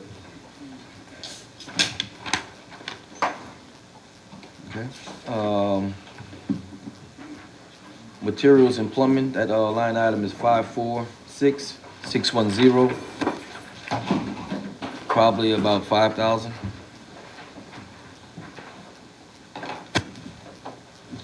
And line item 546810, materials, paint and supplies, 5,000.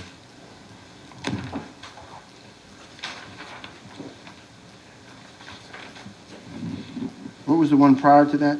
6110. 6110. Material plumbing, and how much was that one? 5,000. Okay, thank you. Those will increase due to the government complex. We heard earlier about the government complex. Do you think, could you give us your opinion about the future expenses that we're going to incur? They're going to increase because a lot of the buildings are, like Tony said, full of termites. Yeah, they're doing a Band-Aid on some of the work back there. They're putting plaster, sheetrock over the stuff that's existing. Then we actually have to come back and repair some of that stuff. After the contracts are completed? Yes. So the maintenance already involved in the completion, in the projects now? Mm-hmm. We're doing some repairs on, one of the buildings that they moved in. That's behind the firehouse. I'm not sure who's in that building. A lot of plumbing issues and termite damage.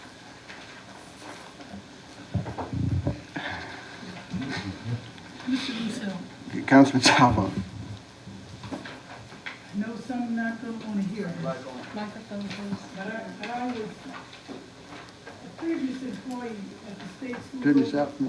Over 30-some years ago, maybe 35, closer to 35 years ago. And those buildings was in deplorable condition then. Yeah. And since Katrina, I know they're worse. So, in my opinion, I think they should have been demolished from the beginning. But it was a rush job, and I'm gonna just leave it at that. And I think we just spinning our wheels. Yeah. Throwing money after bad money. James, quick question. Are you guys doing that work in-house on the maintenance? Or Yes, it's in-house. In-house? Some of the plumbing is being outsourced by Care Service. And, complete your comments, Councilman? The work, like, for instance, the maintenance that we're having to do, there's no warranty, a year warranty or something on those buildings, or any type of guarantee or warranty? I'm not sure the warranty. Basically, most of it comes from Mr. Lagas. He'll call us. What? Guy Lagas. He'll call us and tell us basically what he want repaired. Check into it and see what needs to be done to it. But it seems to me that there should be somebody standing behind this work. Yeah. And I know termites are always a controversial issue, but we have a monitoring company back there, contractors back there. It calls for a meeting. I don't have to say it again. We need to get a handle on what's going on back there for sure. Yeah, Mr. Chairman, I would, and with all of the questions concerning the government complex, I just want the council to know that I'm open to any direction that you would like to go in, especially under the circumstances that we're facing with the budget. And we may have to draw back and reassess some of the things that have been planned. Well, I would request that we get the representatives that are involved back there in a meeting next week sometime. I'll make myself available to your schedule since I know you've got a tight schedule, and I would ask that anybody that want to participate in the meeting contact the Council Secretary's office, and we'll try to schedule, 4 people legally to meet. And if we have to have 2 meetings, we'll do 2 meetings or 3 meetings or however many we have to be able to try to wrap our hands around this issue. It just seems to me that if these buildings are the buildings are not brand new, but the work has been completed, and within the last 12 months or so, I think that somebody should be standing behind something. In the beginning, a lot of the buildings were probably repaired backwards. They did the inside, and then you had problems in the inside, then you got roof problems, then they came back and did the roof. Probably should have stood at the top and then work your way down. I think everybody at the table would agree with that, but It's easy to start with the roof. Repair the roof first before you go putting carpet and tile and all this stuff on the bottom. And now you got to take all this stuff back out and do the repairs. okay. That's double money. All right, we thank you very much for that, that lightning information, I guess. Do you have anything else? That's it. Any other comments or questions? Yes, Mr. Griffin, I'd just like to thank you, but I know you in a situation that you in catch-22. Yeah. But anytime you have any problems, I'd appreciate if you contact the administration and let them know what's going on. Okay. Because it's costing us more and more every day for those places. Yes. And the ones that you think that should be tore down, put a big X on them and we're gonna tear them down. Instead of like, because they're doing that right now. They're working on the inside and they got the roofs off with blue tops. That's silly. I don't, and I don't want to blame you for everything because it's not your fault. Just somebody. All right. Any further comments? Yes, Ms. Hall.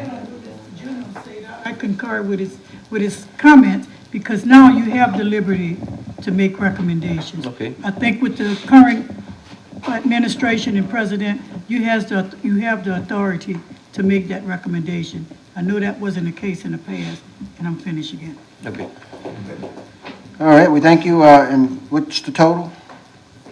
60? We're slowing down, let's move on, thank you.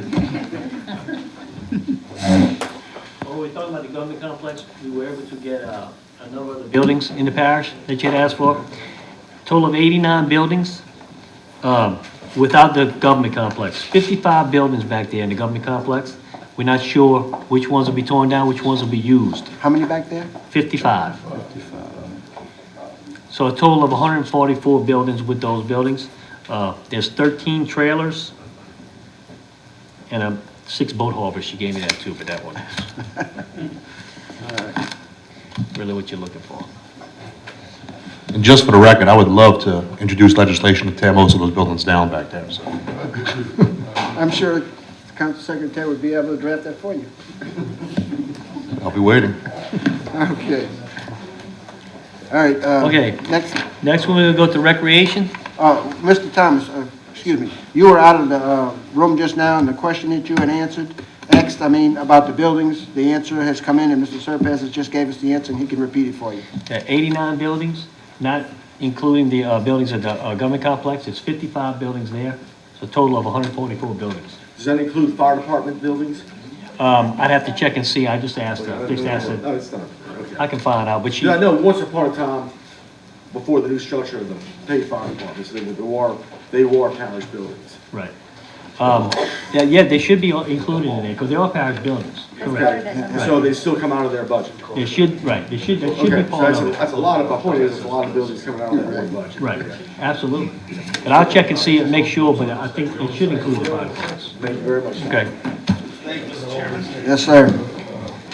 Next. Okay, recreation is next, page 76. It should be the next page. We'll try to go in order now, so you won't have to jump around so much.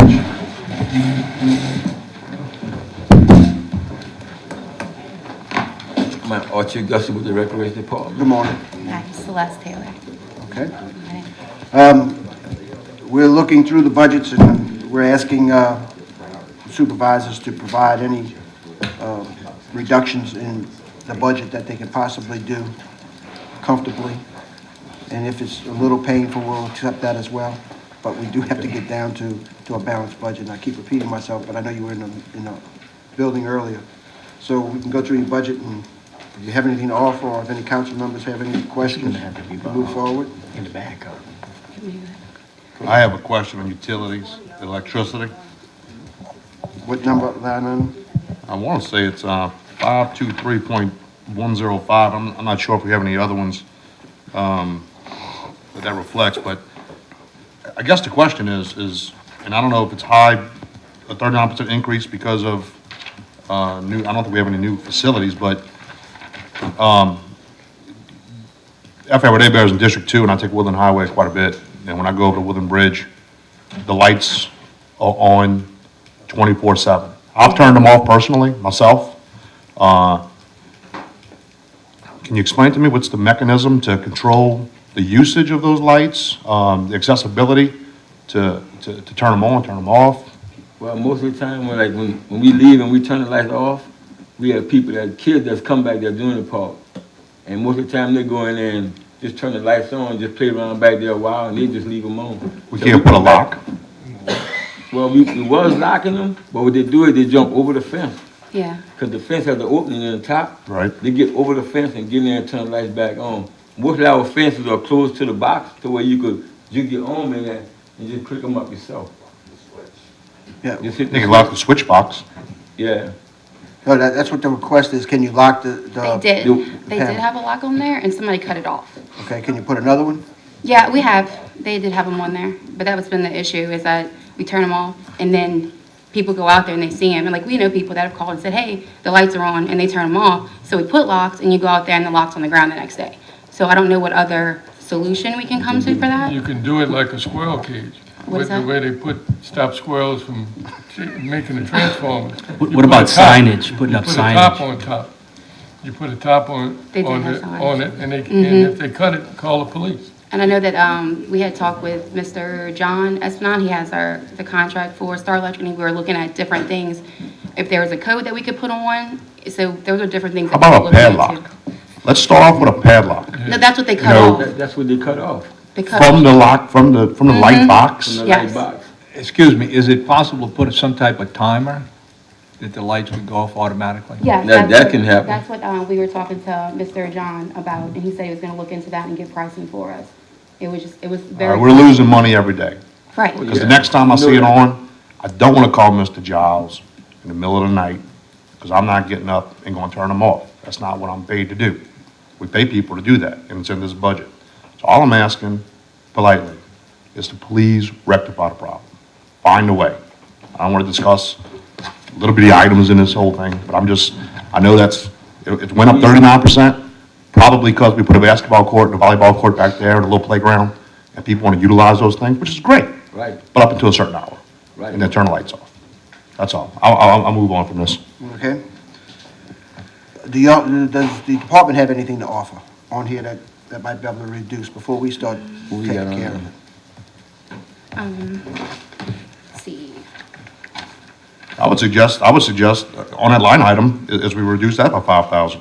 It went up 39%, it went up 5,000, so maybe they were locked back then. Well, the actual is 17,770, but that's in 2014, probably because the lights were on. There's actually utility section on athletic fields too, that went up 23%. Wow. That's okay. on another Another tab. This book doesn't include, what, is another month, I think that include, how much is, electricity for that? 18,697 is the total. For 2014? Yeah. So what are your wishes, Councilman Black? You want to reduce it? No, I think if we reduce, it looks like we have two line items. I think Councilman Burt found another line item. What's the line item on that one? That's actually page 82. Yeah, he's looking at a different department.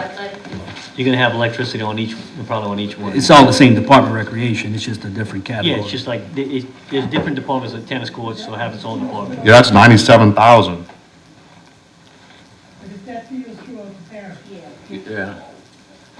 This is just their office.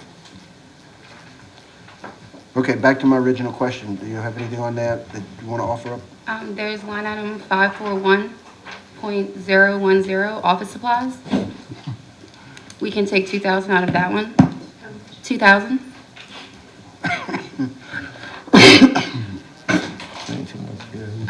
There's line item 568.620. It's property air conditioners and heaters. We don't get those all the time. It's just if something breaks, we do. So we can take 2,000 out of there, but just leave something just in case something does break. We do have it to replace it. Which item again? The last one. 568.620. Yes, about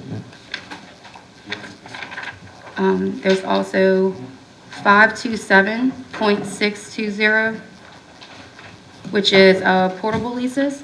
We can reduce that by 5,000. I was gonna ask you that. Since the other parks now have new restrooms, we won't need the portables as often.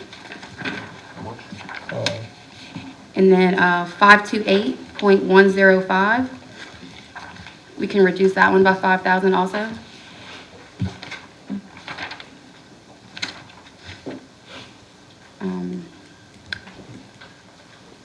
I did have one question for Mr. Burt. For All-Stars, I know that we had kind of briefly mentioned about not doing Dizzy Dean. Are we still going to do that? Or is that something that's kind of up in the air? That would be up to the, Mr. Giles. Okay. The reason why I asked is because if we change that, then that's more money we can take out. So I guess maybe once we discuss that, we can offer up some more at a later time.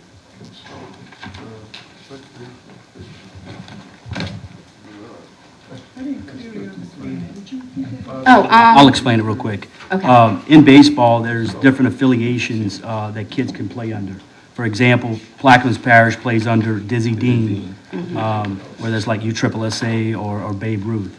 So with this affiliation, by using Dizzy Dean, they require patches on their uniforms where other affiliations do not. And I think it was to the tune of $13,000, if Yeah, I'm it was correct, a good to rate, put a yes. patch on a uniform that I feel is not necessary.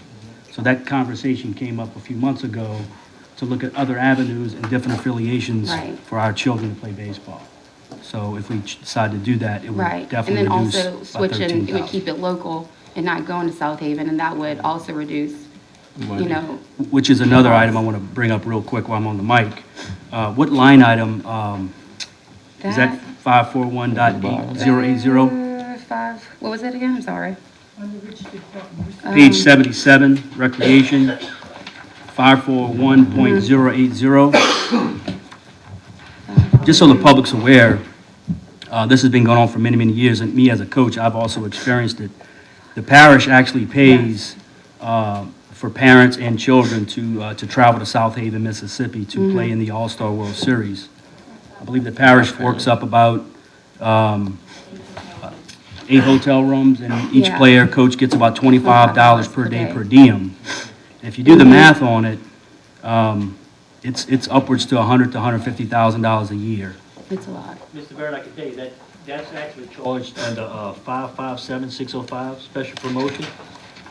You see there's $40,000 budgeted there. That's where the travel is charged. On page 78. Oh, it's on the back side. Here we go. 557605. Other charges, special Yeah. promotion. And there's another code that we had, it's in the office, I don't have it with me, I'm not sure which code it was, that we had gotten from finance to use for that too, but there was a different one that we used for the travel. That's where it's charged. Like, Yeah, and I think those things will need to probably be addressed by Reverend Giles. You know, just coming into recreation, we'll probably need to look at that moving forward. And I think as a budget crisis right now, you know, I think the public will be, you know, hopefully receptive to that if we do decide to move in that route. That, you know, those were nice to haves back in the day, but I think now, you know, we got to come to reality. That's you just can my see opinion. that was cut, that budget was cut $50,000 already. So we tried to trim that down already to even get to where we are now, so. I think the whole line item should be deleted. Every year when we get with this deal with, we treat certain sports different than other sports. We have to stop that. We have to stop that. Treat all sports the same.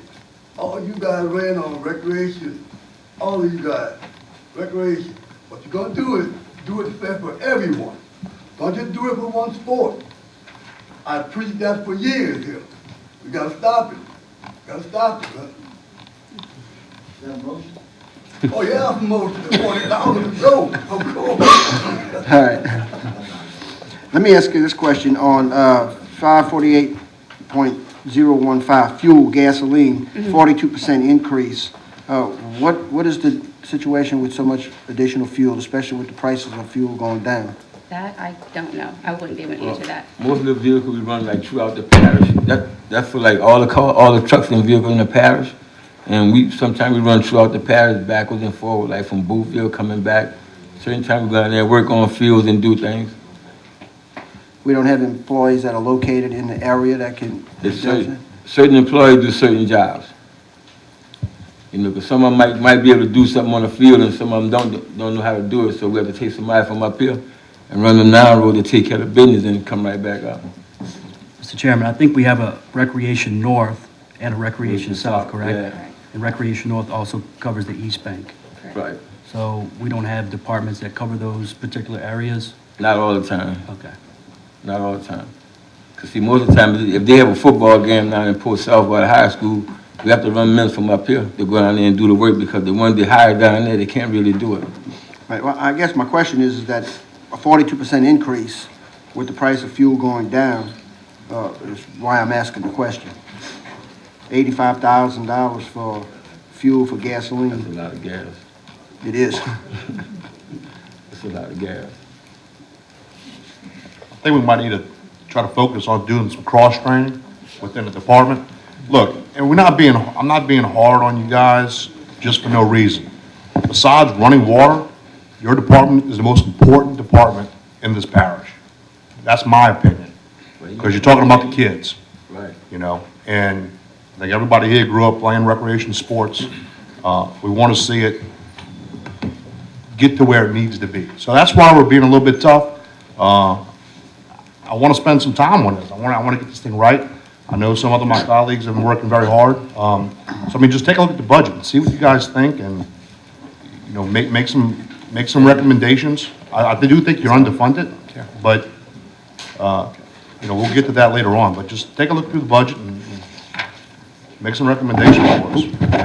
Councilman Black, we're in the process right now of cross-training. I got with Mr. Augustus last week, and so that's what we're doing as we speak. So those on the lower end will have an idea what the up end are doing, and so we don't have problems like this ever in the future. So we're working on it even right now. I appreciate that. Okay, so any other items that can be considered?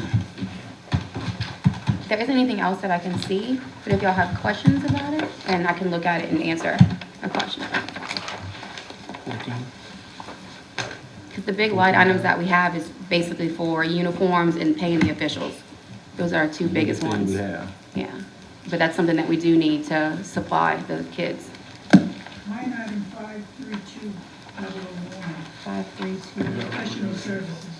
That is used to pay the officials for each sport. We outsource it with CB officials. That's what that line item is for. And then if there's any other professional service, that's also if someone comes to fix the scoreboards, like we maintenance that throughout the parish, that line item is also used because it's for professional service, someone coming outside in the parish to fix it. While we're on recreation real quick, and Director Giles, maybe you can answer this.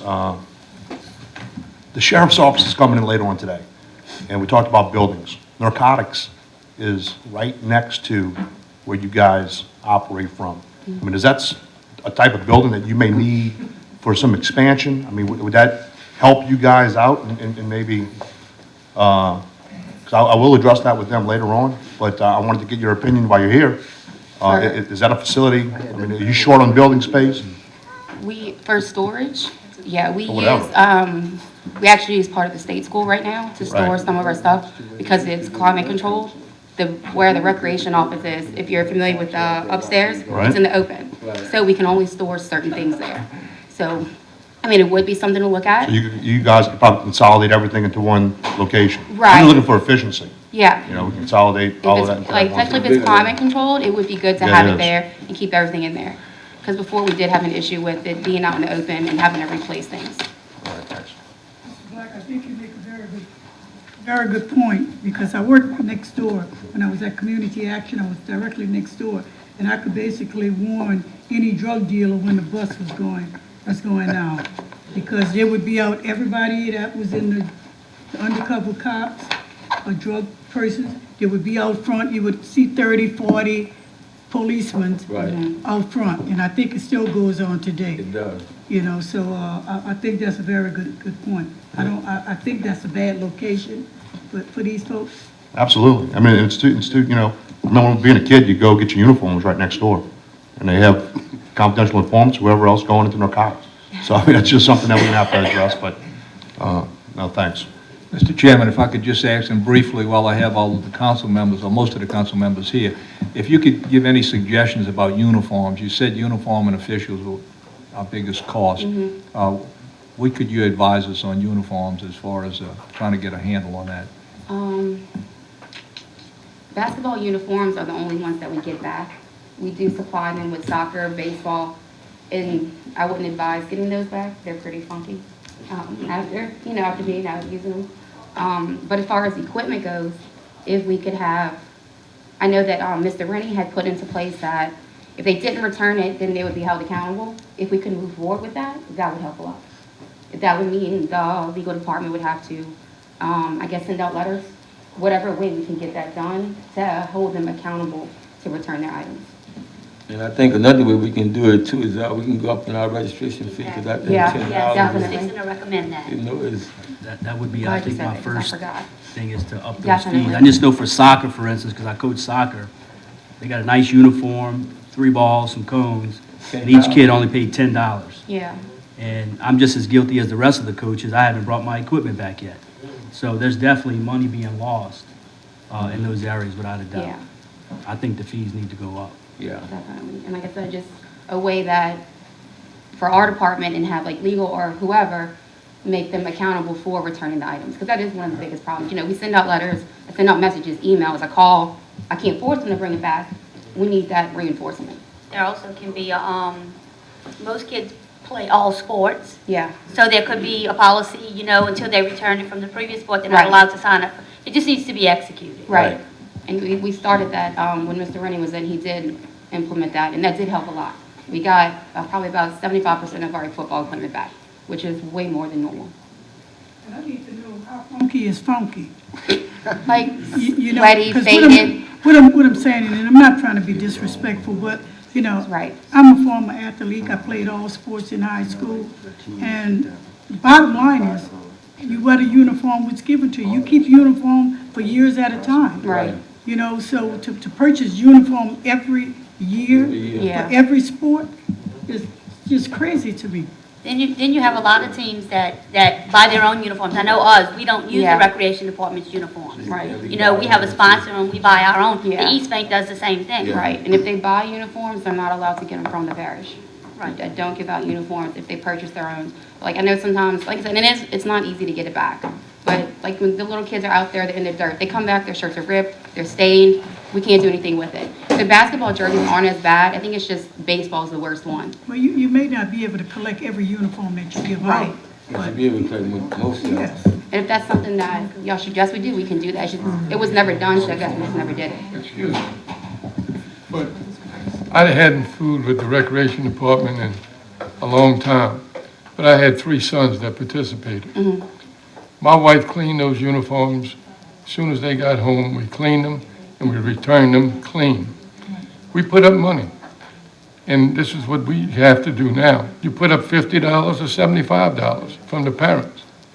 Now, if they don't return them, then they don't get the percentage of the money back. Now, if we can charge them $35 and charge them $35 if they don't bring them back. Now, I know that seems like a lot, but that's the only way we can teach these people to start cleaning them uniforms. Then them poor babies wear those dirty uniforms because some parents don't clean them. Yeah, that is true. And we can't afford to clean them. Right. No, I agree. So we I agree with that can't 100%. abuse the kids, but the parents have to be responsible and the Right. coach. The coach has to be responsible to clean those uniforms and bring them back to y'all. And that's what they have to do. Now, I know they volunteer and they lose a lot of money from working, but they dedicate them. And they are responsible for the kids' uniform, also with the parents. And it's you, as a recreation advisor, to make sure that they listen to you. Now, if you can't do it, then you gotta get somebody to help you.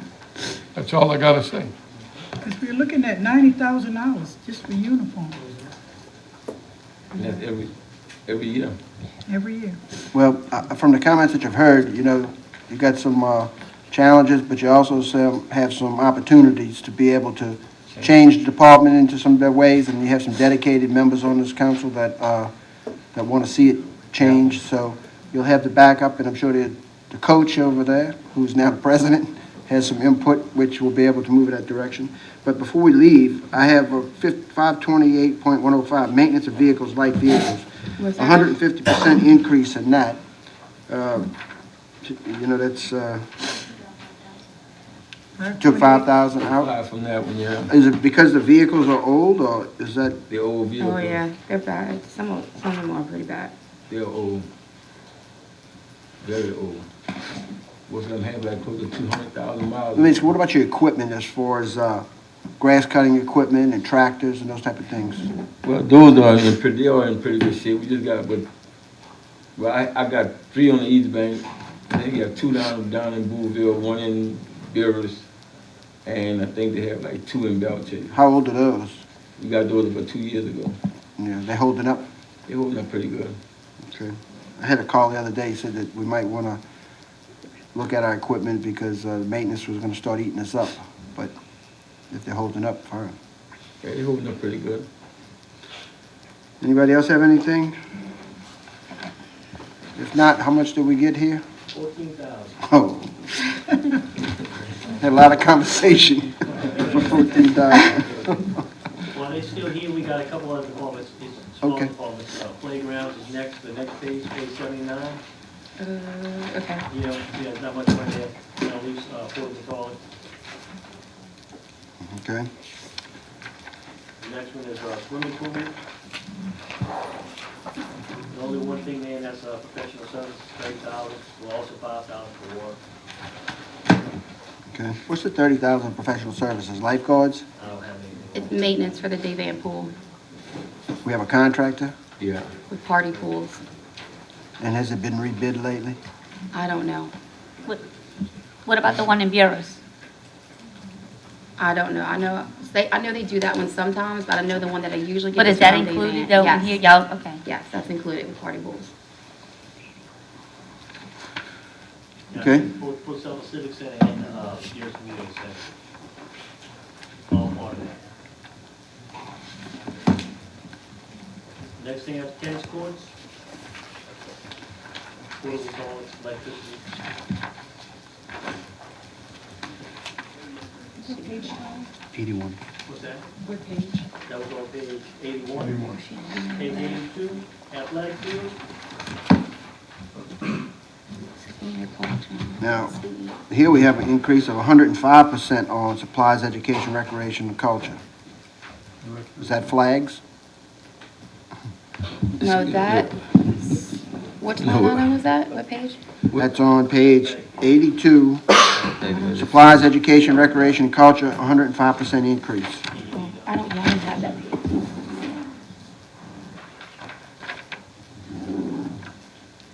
Supplies and then operating services, athletic field.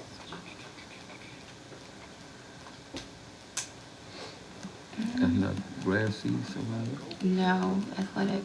That might have been grass seeds. Yeah, that's what would have been right there. We would use that line and the material landscaping for grass seeds. That when the fields have to be done each year. That's the only thing I would have said. We would have used that one if we had already Right, used. but I mean, in 2013, you had none.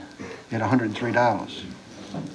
So what are we doing different now? We're planting seeds, grass or I something? guess it depends on what happened and how much needed to be done. Because we do have material landscaping line item that we use. And if we come to that budget, then we have this one to use also. That'd be my only explanation. I'm not 100% sure, but that would be a reasonable explanation for it. Well, I guess we're looking forward. Is this something that you need? I mean, you gonna Probably plant not. some- Okay, good. Well, you know, you did some work in 2014. You did $11,000 worth of seeding or something. Don't clear it. I'd suggest taking maybe 10,000 out of it. Okay? How much is it? How $20,500 Yeah, right there, 2,500. for grass seed. Keep 10 in there. Yeah, she just said, just keep 10 in there. You keep 10 in there, you take 10.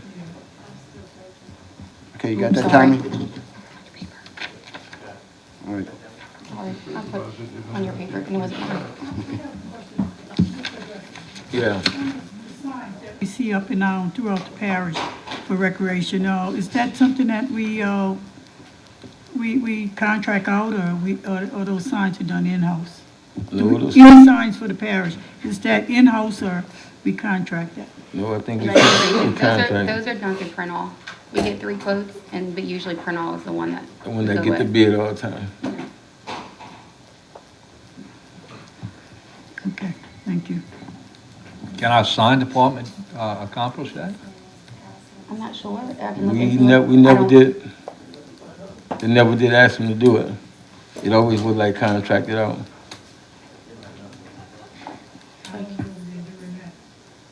I've been there for 4 Man. years, and since I've been there, other than that, I don't know. I've been there 27, so I've just been picking the signs up and putting them out, so. Okay. Mr. Giles? Sign department. Next. What line item would that fall under, Celeste? There's one for advertising, and there's also one for material signs. There's 2. How much is that? Sorry, I don't have the, I don't know where. Would it be materials general? no, ma'am. Not gonna be for the field, it's probably under the general recreation fund. I only have a couple of pages. I see materials fund. Yeah, it's that one, and then there's one where it says advertising. Okay, it's 521.105. It says operating services advertising. That's one down there. Right there. Okay.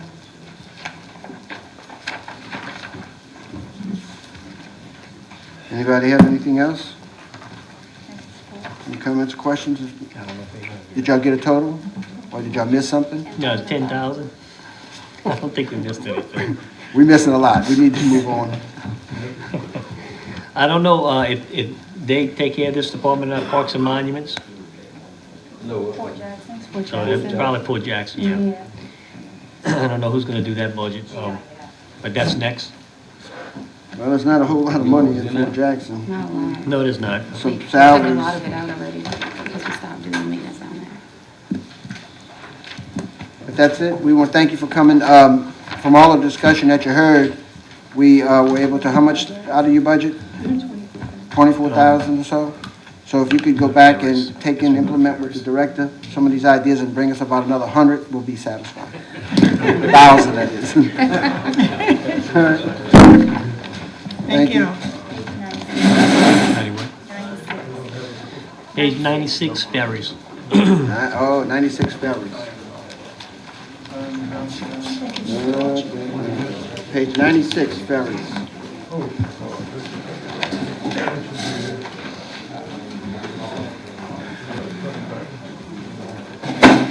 Welcome.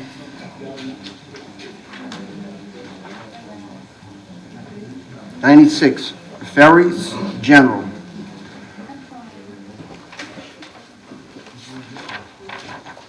This is a very large item in our budget. We have a total for ferry operations, about 6 million or whatever the number is. Yeah, 5,229. 5,229,000. Yeah, you can look at, and you, keep in mind, this combines, you know, the, ferry Belle, Chasse, Polar Hash. That breakdown is in the back, but we just, Yes, gonna- right. easier for us to work it this way. Okay. Thank you and welcome for coming. We have been asking everybody to come forward and address their budget, and if you have any offerings. Well, the only ones I saw was, we had one for maintenance for property. But the problem is, in the past, we have never worked on any of the landings because we was told to hold off on that because we didn't know what was gonna happen in Point LaHash and stuff. And it's only like 50,000.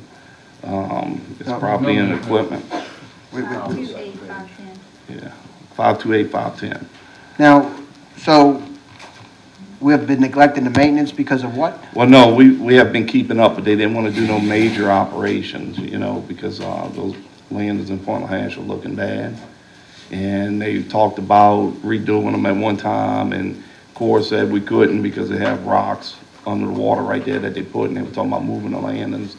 And, you know, they were talking about consolidating at one time, you know, halfway to parish. So things were put off.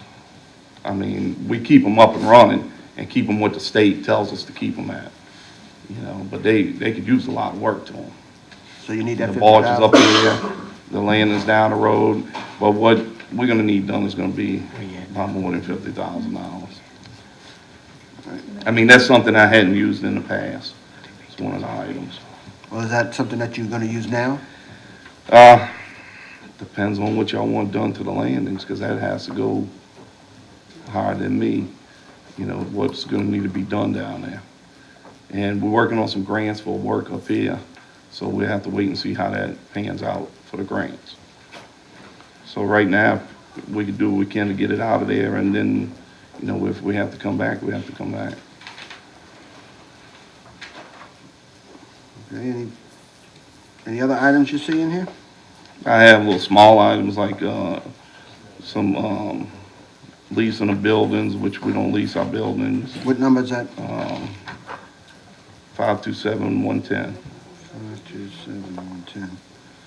2,200? Right. Take it out? Yeah, I think it's 2,000. It might be 20. 2,000? Yeah, 2,200, and the one above that in the general, 2,000. We could take that out of there. 527, I think that's 105 and 110. What's 210? I'm sorry. Rental lease land. The land, we lease the property back there now. Who we lease that from now? That would have to come, I don't know. Tommy, you have that in there? Yeah, we leasing land for what, the ferry? For the office and all of that, and where we tie up the extra boats at. I think they lease that now. I want them to say it. I want them to say it. I think that might be Peabody. Who's that? It might be Peabody owns that.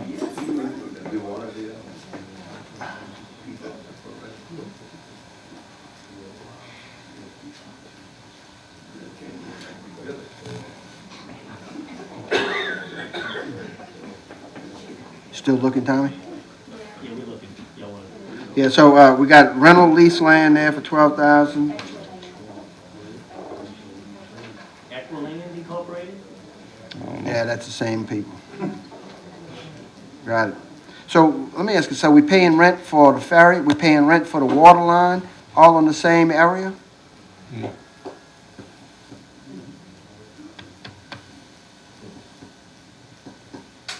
Nobody knows? That wouldn't. You know, this discussion needs to carry on at a later time to where, you know, I was opposed to this leasing of this water line intake for $17,000 a year when it came up because we had been there for 60 years. And I would ask that the legal department look at this issue to be able to either go to court over it, expropriate it, whatever we have to do, but, I mean, I thought it was not in the best interest of the parish to go and to start paying rent on a water intake line that had been in the water for 60 years. So, these issues need to be cleaned up one way or the other, and the legal department needs to get a handle on it, especially now that I see we're paying here, we're paying in another area. Anyway, I'll move on. So you have anything else? 546310.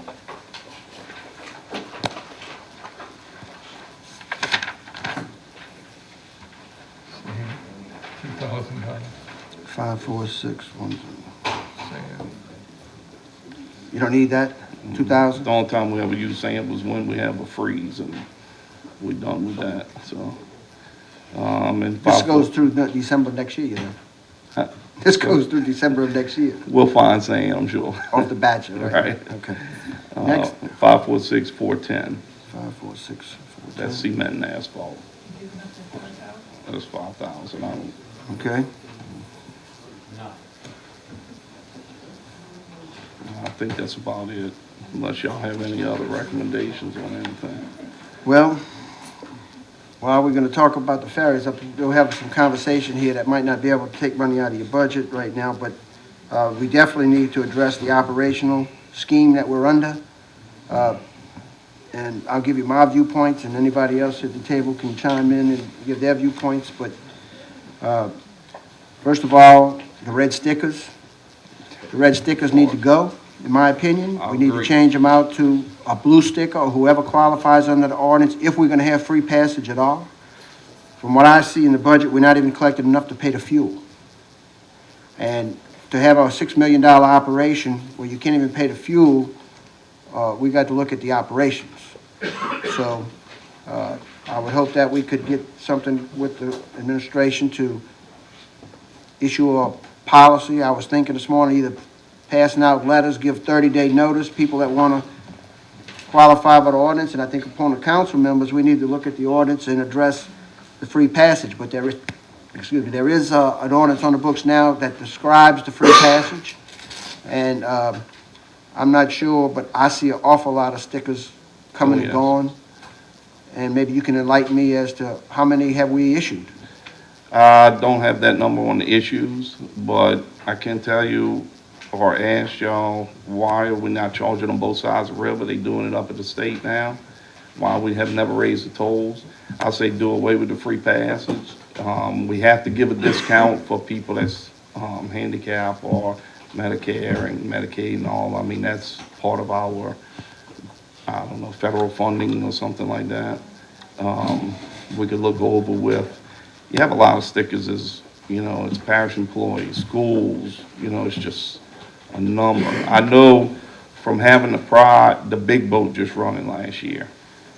Crossing, we had probably close to 100,000 crossing, and that's just counting from the West Bank, of free ferry pass. And now that might be parish trucks and all going to work and stuff like that. That's not just stickers, but that's how many free crossings we had. 100,000? And that's only from the West Bank side. And that's up to November, the middle of November. And that's on one boat, so. And I think we can look at raising the tolls, charge both sides of the river.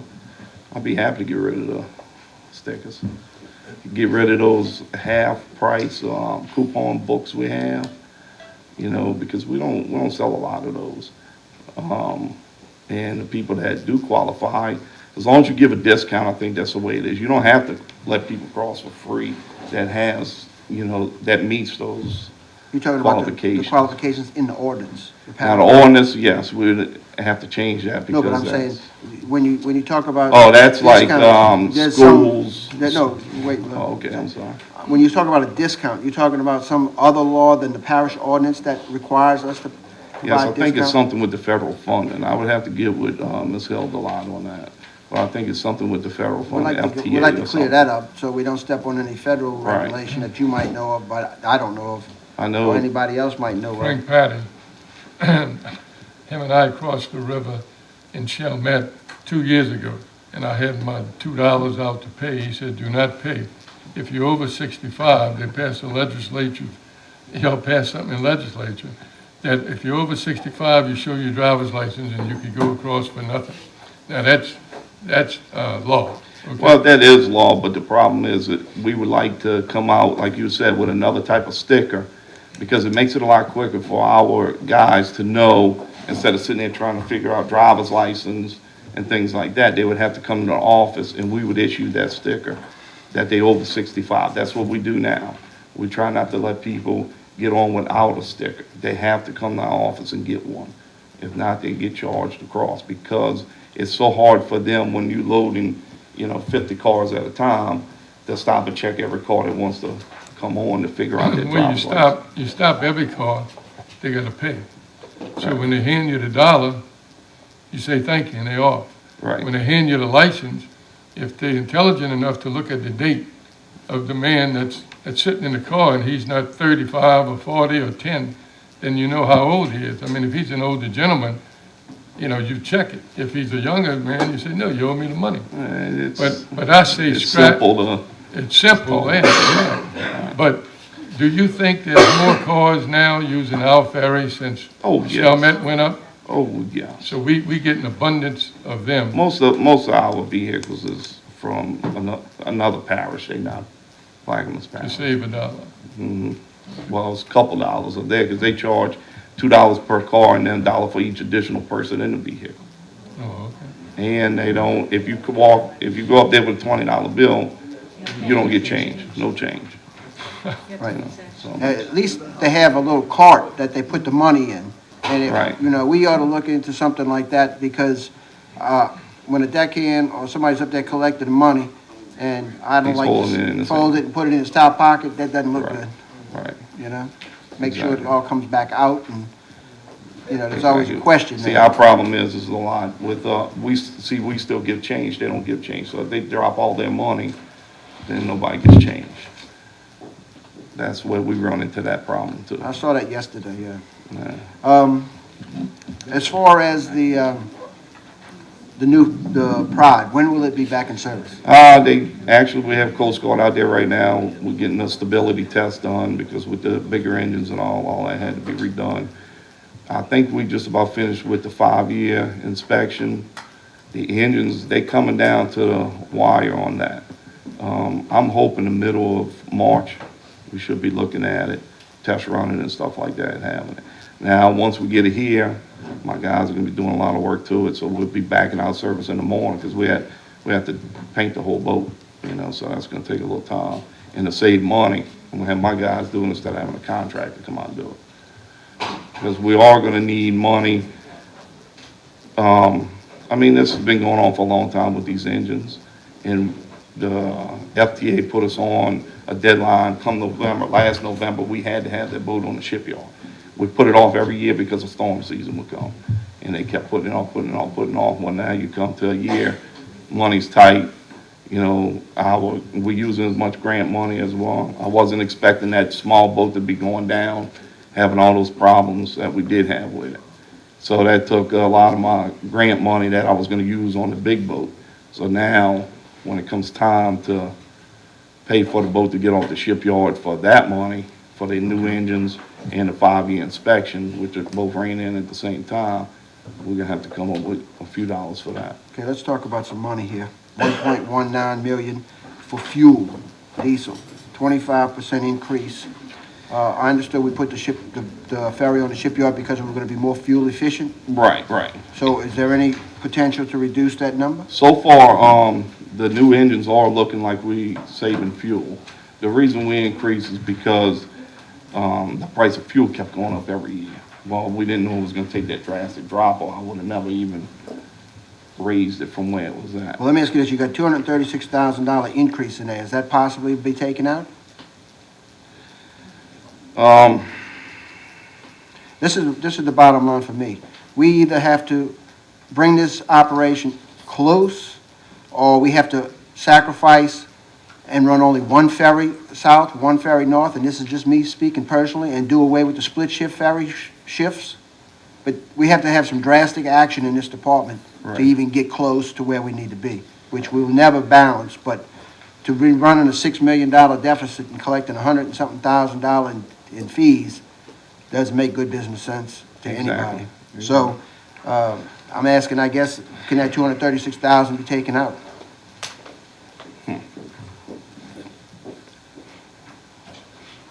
Which item, you know? I'm on 548.215 fuel diesel ferries. Last year, how much we spent so far, Tommy? Okay. Anyway, increase this year is 236,000. With the price of fuel going down and hopefully more efficient engines, hopefully we could operate the same that we operated in the previous year. And add a ferry out of service for at least 3-4 months. Yes. That's the amount of 14, 864,722. That's total what we spent in 14? Yes. And we're going to 1.2 million. So my question again is the 236,000. Yeah. I mean, we could try that, and if not, we have to look at it at the end of the year, you know? The point is that we're not coming back at the end of the year. Right, well, just. Okay, so we can Not take the wrong. 236 out?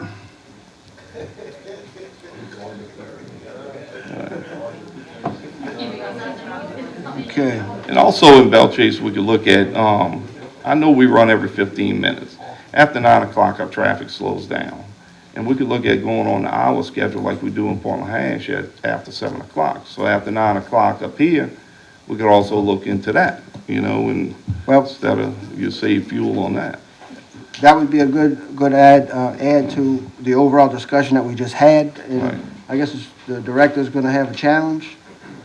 But you have opportunities to save the ferry. I mean, you know, it's better than doing away with the ferry. Right. And if, we have to understand that we got to do something to close the gap, in my mind. And I'm speaking personally here from just looking at the numbers. Anything else in here that, I gotta ask you a question. Are they all Coast Guard inspected? Oh, yes. You I have to finally have- got that finished. Oh, well, no, we actually, the pride's up there still for 5 years. You know, we get inspected every 3 months on every boat. And then once a year, we have a big inspection on each boat. And then every 5 years, you have to go on a shipyard with every boat.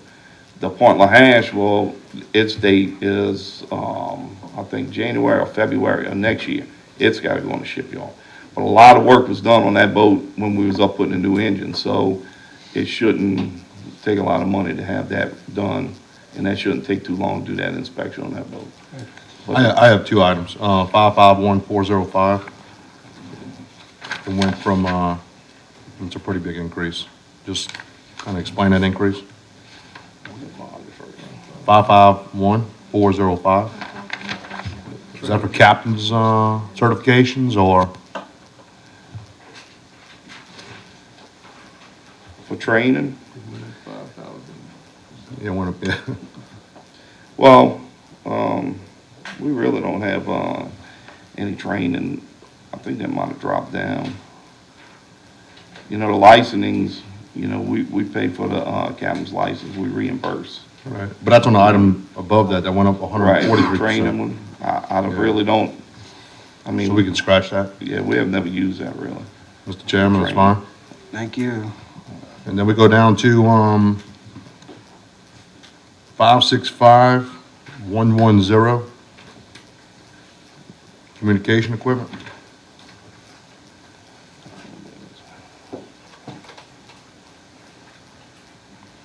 Communications.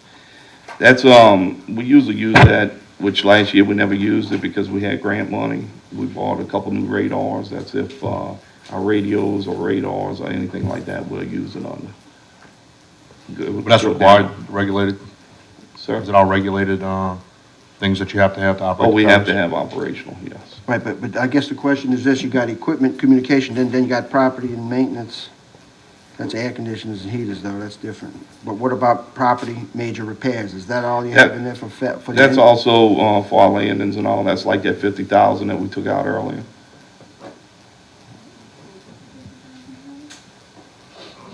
No, we didn't take that 50,000. Oh, we talked about it. Well, what we were hoping that you would do is use it before the ramps fell in the river. Yeah. And, you know, think about preventive maintenance more so than really capital improvements right now. Right. And so that's why I didn't move to take the 50,000. That's what we would use it for, would be the landings too. Property and major repairs, so you'd have 80,000 then. Right. Anything else? I have two, Mr. Chairman. Yes, sir. Page 96, item number 527.620, portable toilets.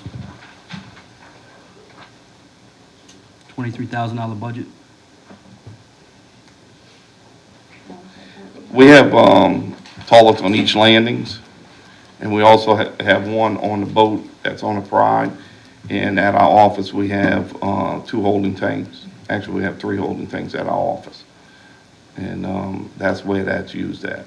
We do have restrooms on the boats, but we can't, you know, if the public use it, they small holding tanks on there, and they can't handle, you know, a volume of people. They're only good for like 4 people, 5 people, that's it. So Why we the, put them. why the increase of the budget was 23,000, Your actual was 14,000, so there's still a difference there. Anything we can get out of that one?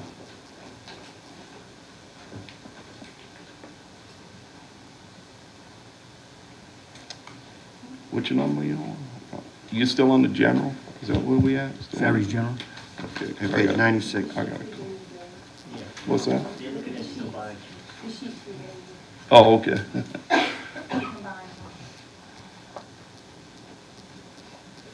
I really don't know why it was increased. I'm not, because I don't know what exactly, what kind of contract we have with the Porterlet company and stuff like that. Well, if you're not increasing them, you're gonna be using about the same that you did last year? Yes, ma'am. So then we should be able to just, 15,000 should cover what you had. Right. One more, Mr. Chairman.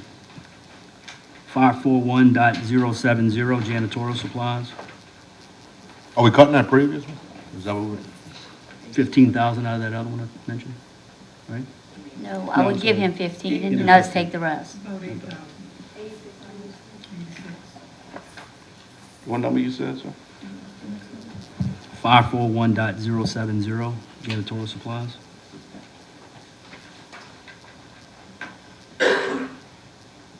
Same situation here. Is this for the portalets or your building? It's for all the boats in the, maintenance yard, for all the vessels. What was last year's?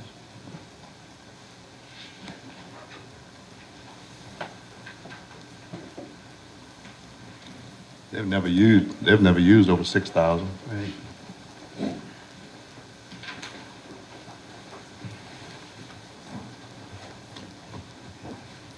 Maybe we can steal about 5,000 there. Yeah, we can take that. Okay, we're getting there, nickel at a time. It's on the Recommended 5, sir? Huh? Yes, ma'am. Okay. Well, It's on the okay. Anything else? Anybody? What is it, Rochelle? 265,000. Well, 265,800 out this department. Thank you for being here.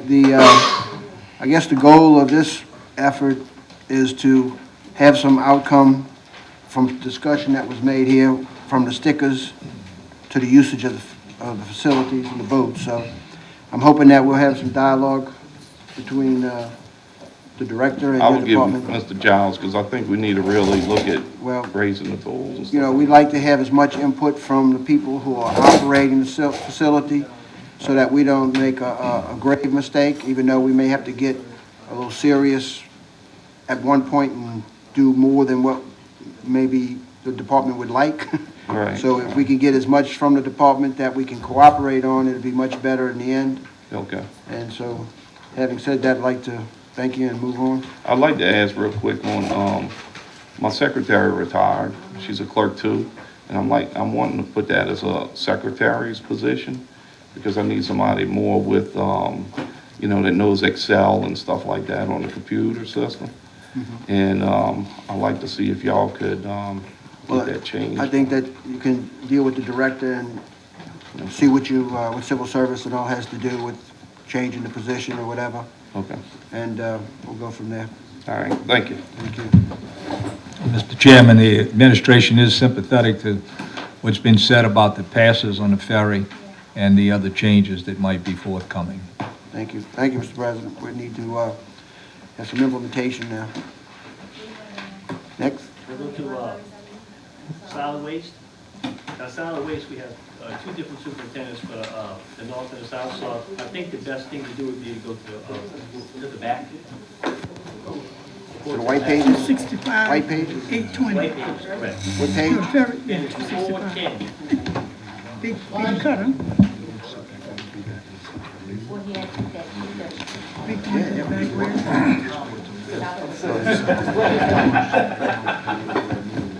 411 is actually the,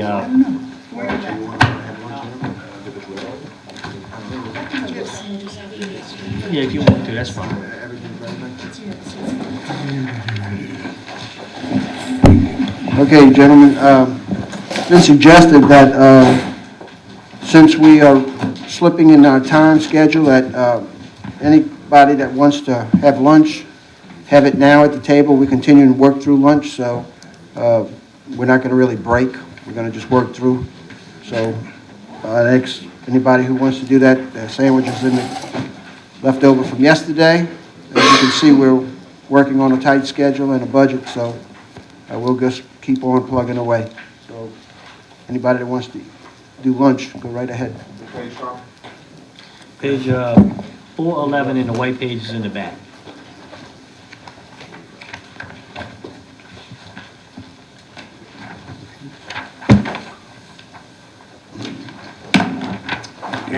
Good morning. My name is Nary Sue, Superintendent Solid Waste South. Superintendent Solid. Page 411 is District 1, solid waste. That would be Scott.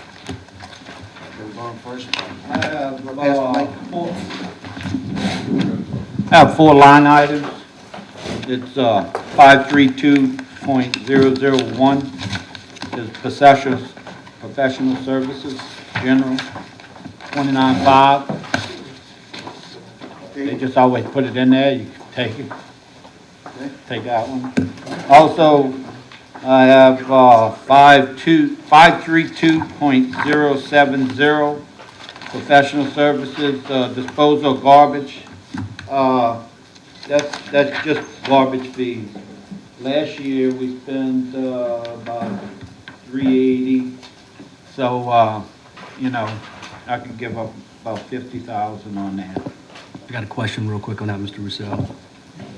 Is that because of the transfer of trash, the C&D trash from Belle Chasse to Venice? No, that's garbage. Okay. That's just totally garbage. The next one would be the line item of disposal of trash, which is 532.100. At one time, they was combining them, but we had them split. That way we can tell the difference between garbage and C&D. On that one, Before we move forward, we can take, how much is this one? 50? Garbage out of, 50 out of garbage and 50 out of trash. Unless we decide to tear down the state school, I might need the 50,000 to haul the debris away. So, We might look at them for another year, so. Yeah, well, 50 there. you can have 50 there. Okay. My next line item's in capital outlay.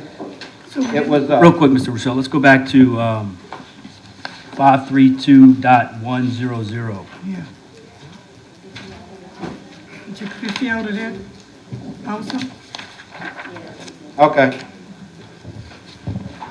That's disposal of trash. That's C&D. That's what you was asking about earlier. Yeah, just for the record, what this is, and correct me if I'm wrong, Mr. Russell, trash from Alliance North through Belle Chasse goes to Woodland and gets re-containered and then shipped from Belle Chasse to Venice, correct? Yes, sir. And by doing that, we've incurred a couple $100,000 in additional expenses to the parish. Right. That's all. I just wanted that public record. So we can take 50,000 from that as well? Yes, sir. So I guess, let me ask you this question. Are we paying the same, we're paying by ton or by cubic yard? By ton. It's And is it the same price for C&D waste as it is for garbage? yes, it is. That environmental operators, which is Woodland Highways, the transfer station, we pay $48.50 for garbage, and we pay $48.50 for C&D. At Riverside Recycling, we would pay $26.20 for C&D. That was done back a couple of years ago. So you're telling us we can save $25? You could probably save half of, let's see, I spent $244,000 in C&D last year. You could probably save $130,000. It depends on what happens if we have storm or, yeah, I would say $130,000. Was that bid out It was just I renewed in don't know how that 2012 happened. contract. That was a contract with the environmental operators, I really don't know. I wasn't in on there. Could we get the administration to maybe look into that for us? 2012 contract? I don't know if it happened in Yes. 2012, 13. I think they signed a 5-year contract on that, if I'm not mistaken. I'm not sure. 4 or 12. I think you're right. I guess what we're looking for, let's go through what you can give up, and then we'll talk about the operational cost and expense of how we can improve that. Yes, sir. I don't want to, you know, cut in, not to do any cuts, but this is not gonna help you. I mean, so, you know, I just want to tell you, if you come up with a big number, it's not gonna help you, because there's no transfer to this fund. Oh, they're not? So this is not gonna help you, you know, your bottom line, but it's, you know, it's fine to do the cuts, but it's just, it's not gonna help us, I'm not gonna be adding to your total here. So solid waste is paying for itself? Solid waste, there's no transfer for the general fund. Congratulations, guys. First one's here. You have a revenue stream to pay your way. That's the first time I've heard that. Well, it's like the first year, I think it haven't happened. So let us encourage you to do as much as you can to keep it down, not go on a spree. But okay. Yeah, I mean, you can still go through it and do the cuts, Yeah, but it's just, Okay, my next line item is 565.435. What that is some compact containers. And they actually found some FEMA money at the end of last year that we had to spend, so we bought 2 of them already. And I had this in there before that happened, so we could take that $17,050 out. That's for compact containers, 565.435. And then my next one is that, I don't know why I put it back in there, but it was a building we acquired for the guard shack at the yard. I think we bought it last year. And they put it back in there, so that's $3,120 on 568.120. Property acquisition of buildings. That's about what that building, that little Morgan building costs. All right. So that's 3,000, so it's a total probably maybe about 180, right?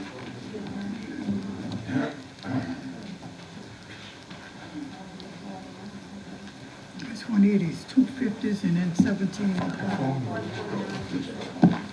So 50 is 100, and 17 and 3 is 20. 149, 149,000, all right. Anybody have any questions or further on this item? If not, we'll move to you, Mr. Sills. You ready? Okay, line item, let's see, 528,110, maintenance on heavy vehicle. We could take 10,000 off of that, since I got another garbage truck. 528.110. And how much you taking? 10.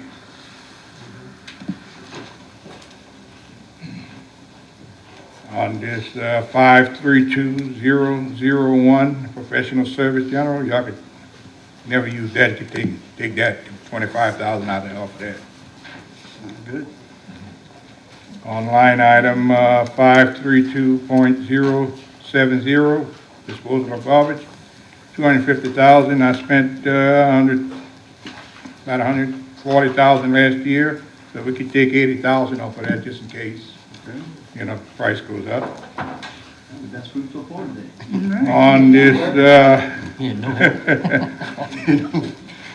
let's see, this is line item 532103. That has this material, $10,000. I had that last year, but that was for these creosote polymers, and you know, we can stockpile that until something comes up that we really have to get rid of. Okay, we don't need it. So you can take that line item out. 10,000? 10,000. Let's see.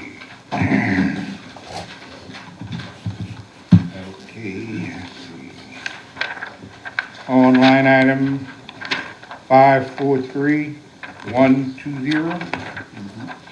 80,000, we could take 20,000 off of that.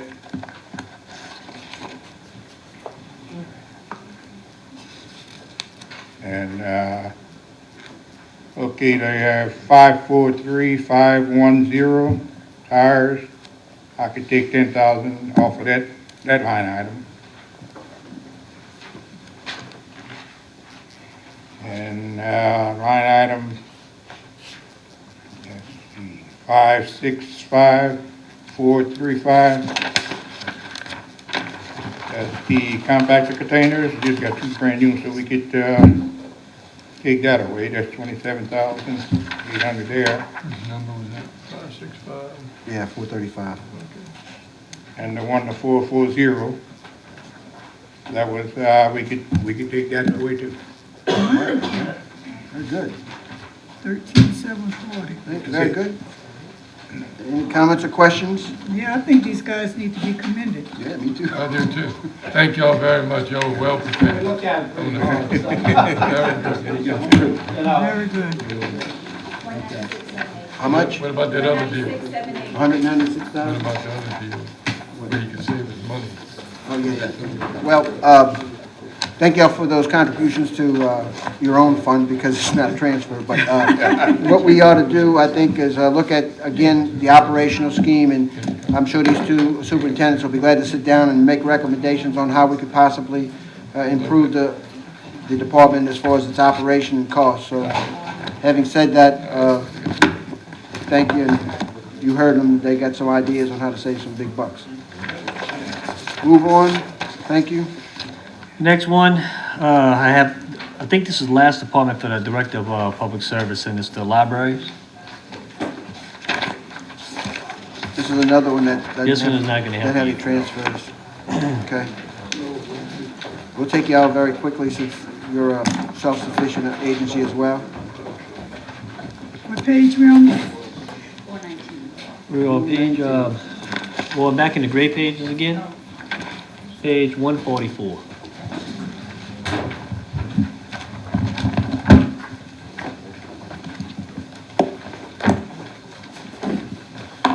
Thank you and welcome. Good morning.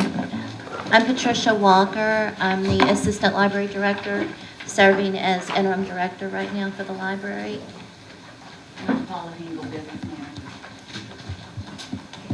Thank you. Proceed. I really don't know where to start. Our budget's pretty well fixed. I will say this. We work very hard with the federal government for schools and libraries, their USAC program, which is E-rate. And we save the parish roughly $45,000 a year just on telephone and internet discounts because we participate in that E-rate program. And we're continuing to do that. So I do want y'all to know we are very thrifty here at the library. We need a lot of services. We meet a lot of services with the public. They depend on us. So I really don't know where we can make some cuts. Everything is pretty well, in our last budget, have been cut, so. Okay. And, it has no general fund transfer to you, you're self-sufficient. Correct. So, I don't have any other comments. Does anybody? I just have a general comment. What's the average throughput of people that use the libraries in the parish? The average, I could get you that figure for last year's circulation as well as people that came in. We do keep a daily count, so I could get you those figures. We do a state report to the state library. We work very closely with them. So, we do keep a very good count. Okay. Any further comments or questions? I can probably add a little something to that, Mr. Bert. The library, Whatever they got here. numbers probably won't be a good reflection in the Port Sulphur area because of the size of that building. A lot of people I know is discouraged They are. by going into that small facility.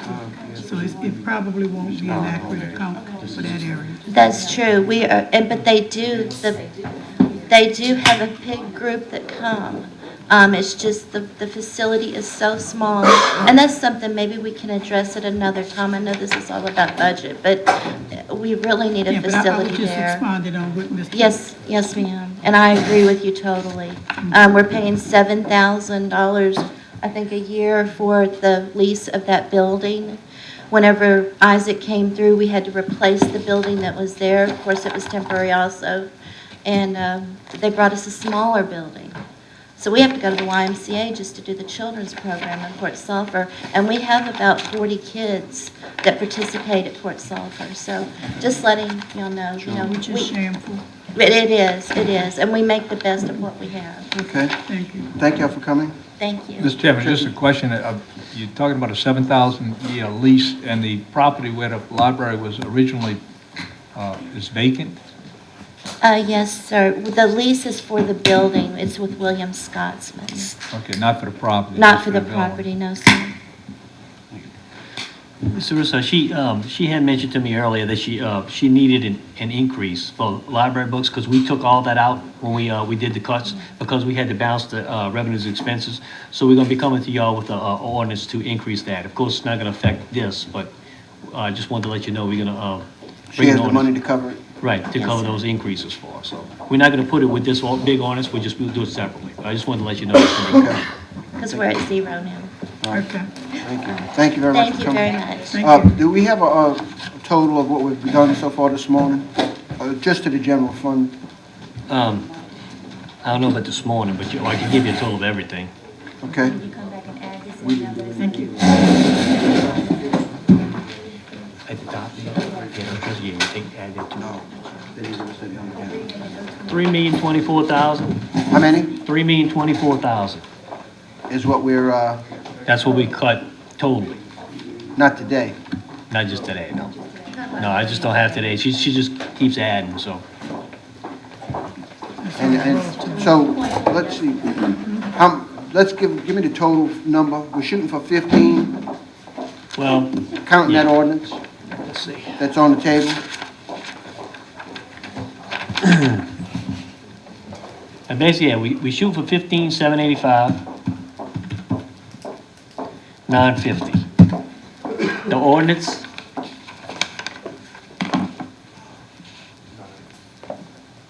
That's for 5 million, for the capital projects only, 5,021, 139.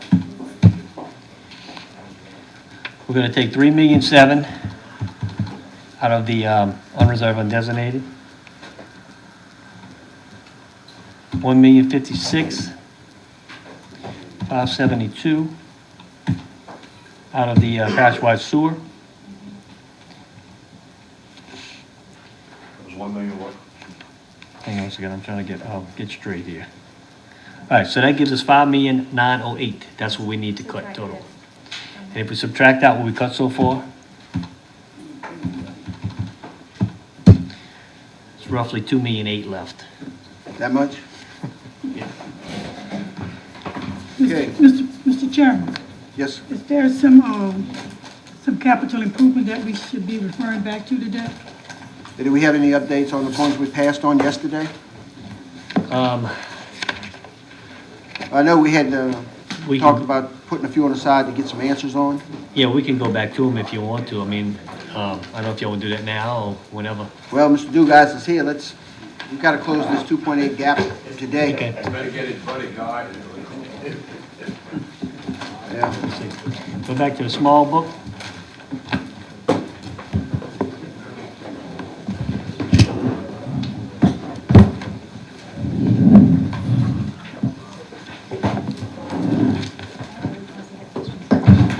I highlighted some of these.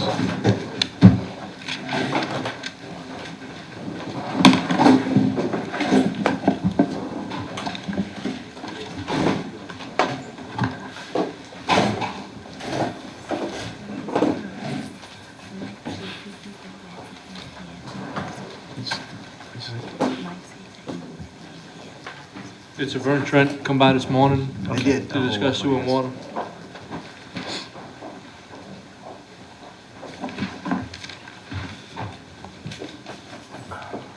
What page are you on? I'm on capital improvements for the sewer. I just wanted to mention that in my office, I looked into the sewer and water improvements, Martin Lane, sewer lift stations, Martin Lane. That those, it's 267,000. And What line? That's number 143 and 144, looks like. one of them's already taken out. 144 is already gone. But 143 can be taken out completely.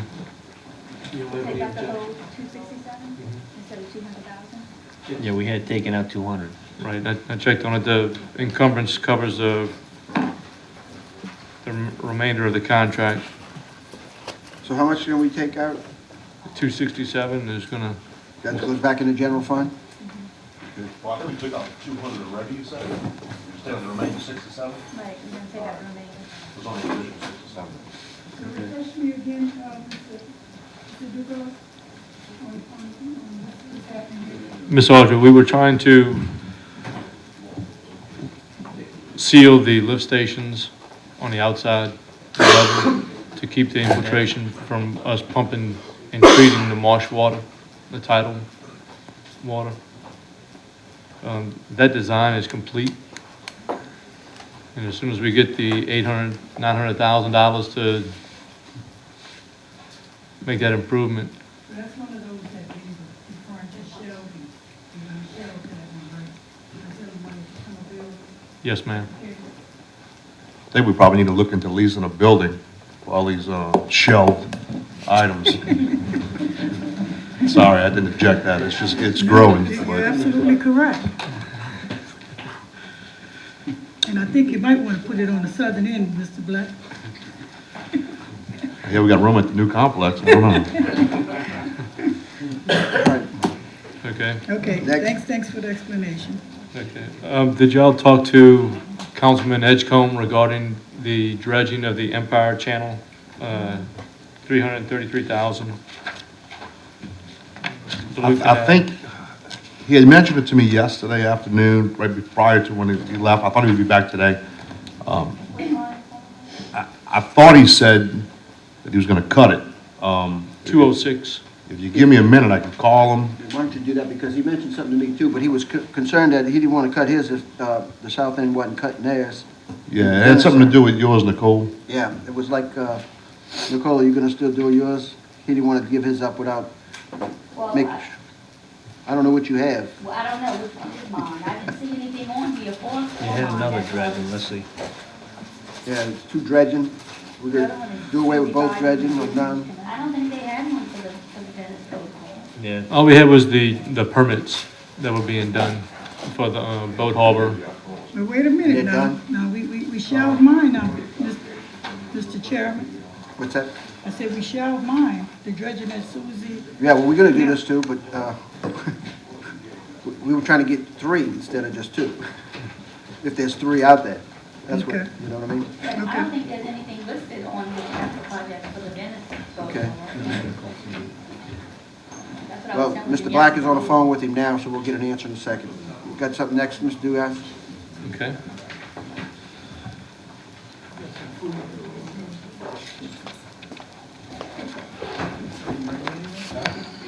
Guy Ligas to talk to y'all about the government complex for the 283, to leave that in. Line 93, What is it? line 93, new government complex. There's 283 left. We're leaving that in? He discussed that, yes. Wait, which line, 993? What is this for? That's for the public buildings and centers, a new government complex, 93, line 93. I'm jumping around, I'm sorry. I know, but I understand, but is 113 encumbered, 283, or 397? Which figure, I mean, what is it for? I mean, termites or construction? At this point, I don't believe it's enough to do a complete rental of the buildings back there. Right, I mean, is it earmarked for a building, or do we know? I think Guylett may have. I think he said it was for all the buildings. There I know, would be but no- we can't just have a slush fund. We need to have some dedicated money here. Yeah, I don't know. So I think it would be best to get him on the phone, because now, you know, patience is growing thin when you tell me we're 2/8 out. I think we might be able to take some of that money until we can get a dedicated project cost estimate and come to the table later in the year for it. So how much can we take out of here? At this point, start at 150 and Yeah, but it might be included in that damn, y'all make a decision. it wasn't?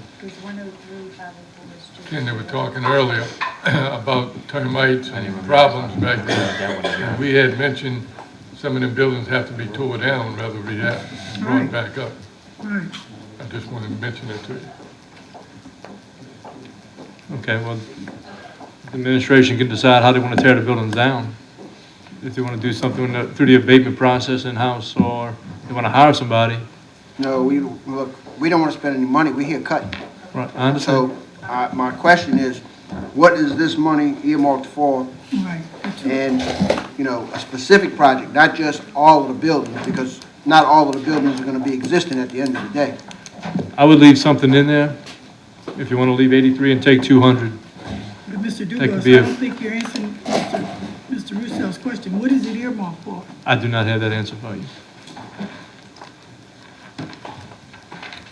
Mr. Ligas needs to come back here with an answer, not just all the buildings. Right. So take 200 to start. That's what I would recommend. You got that, Rochelle? Taking 200 down? All right. Mr. Chairman? Yes. I just spoke to Mr. Edgecombe, and going back to 206, the dredging of the Duloc Canal, he said he'd be willing to give up the 33,260 and leave 300,000 in there. Generous. Because there's a $750,000 for the Empire. That's part of the 5 million that we were going to on that ordinance. That's just what he's Okay. told me to relay. 33,260. So take 33,000 out of there? That's what he's asking for, yes. He's asking to leave 300 in. Correct.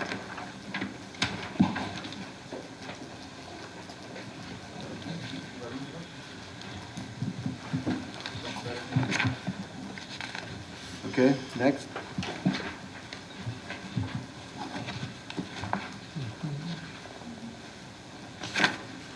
Let me ask, is there a contract on that dredging yet? This is the bottom line for me. You know, we're getting down to the point to where we have to look at what's not contracted. That's right. That's what I thought. And so we need to address these items, whether we have an obligation to a contract or not. Absolutely. We can't just pick and choose which I mean, one we're yeah. going to move forward with and which one we're not going to move forward with. I realize all of my areas have been placed on a shelf as far as dredging goes. The Suzie Bayou project is on the shelf, as you say, Okay. until we can get the money to do it. There are two projects on roads and streets. We looked into the highway street lighting. That one you can take 100,000 out. It was What number? 133. This one is 86.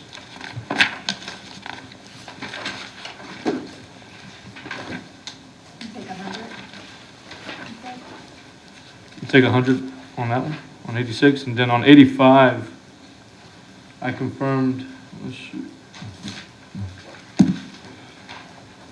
That's a St. Thomas Lane. Ms. Audrey, you had questioned the drainage going to the canal yesterday. Right. We verified that the ditch was regraded to the bank, so the drainage should be flowing correctly. There was a request for a culvert for a piece of property that's being sold, that we're not going to recommend installing a culvert for But the a drainage sale. does go all the way to But the the drainage canal. does go to the canal. Okay, thank you.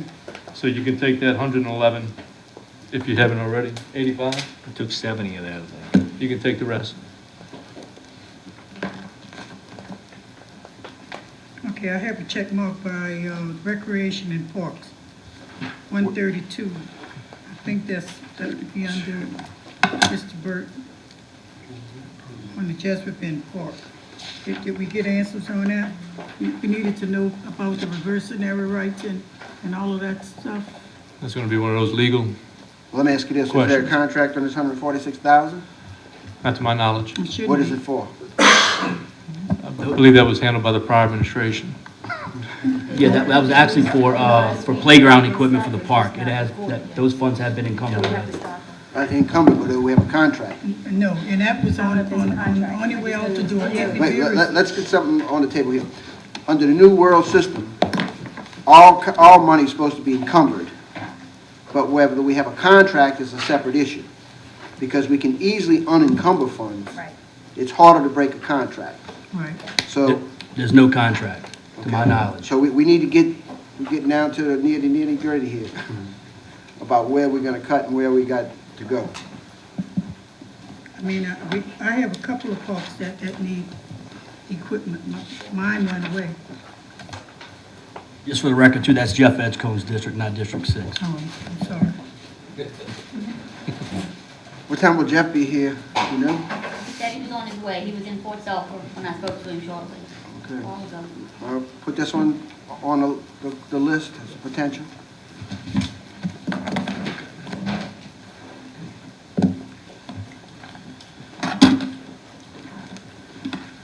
I did verify also, Tidewater Road for Mr. Cole.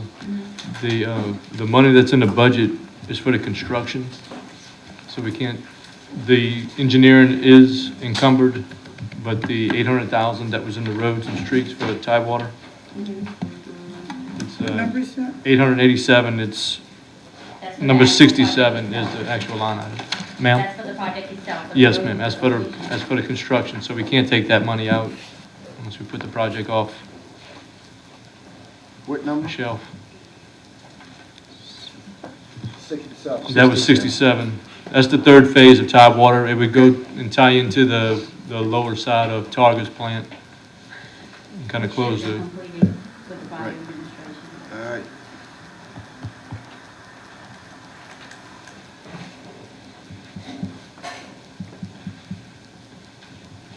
and I also verified from Ms. Audrey that road maintenance District 6, that's the money that is for construction of that was, I confirmed that yesterday. That and the flagpole and the sign for Port Sulphur, those are combined at a later time if y'all want to transfer it into one budget for that project. Instead of having 3 different budgets, that would just kind of clean up the books. Yeah, I think we should do that.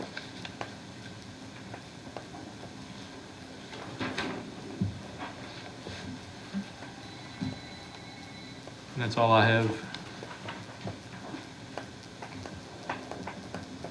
How much was that? Let's see, you got how much that was we had? On there? Because I went back up and was changing what I did yesterday. Oh. I can get you an estimate. It ain't not 2.8 yet, is it?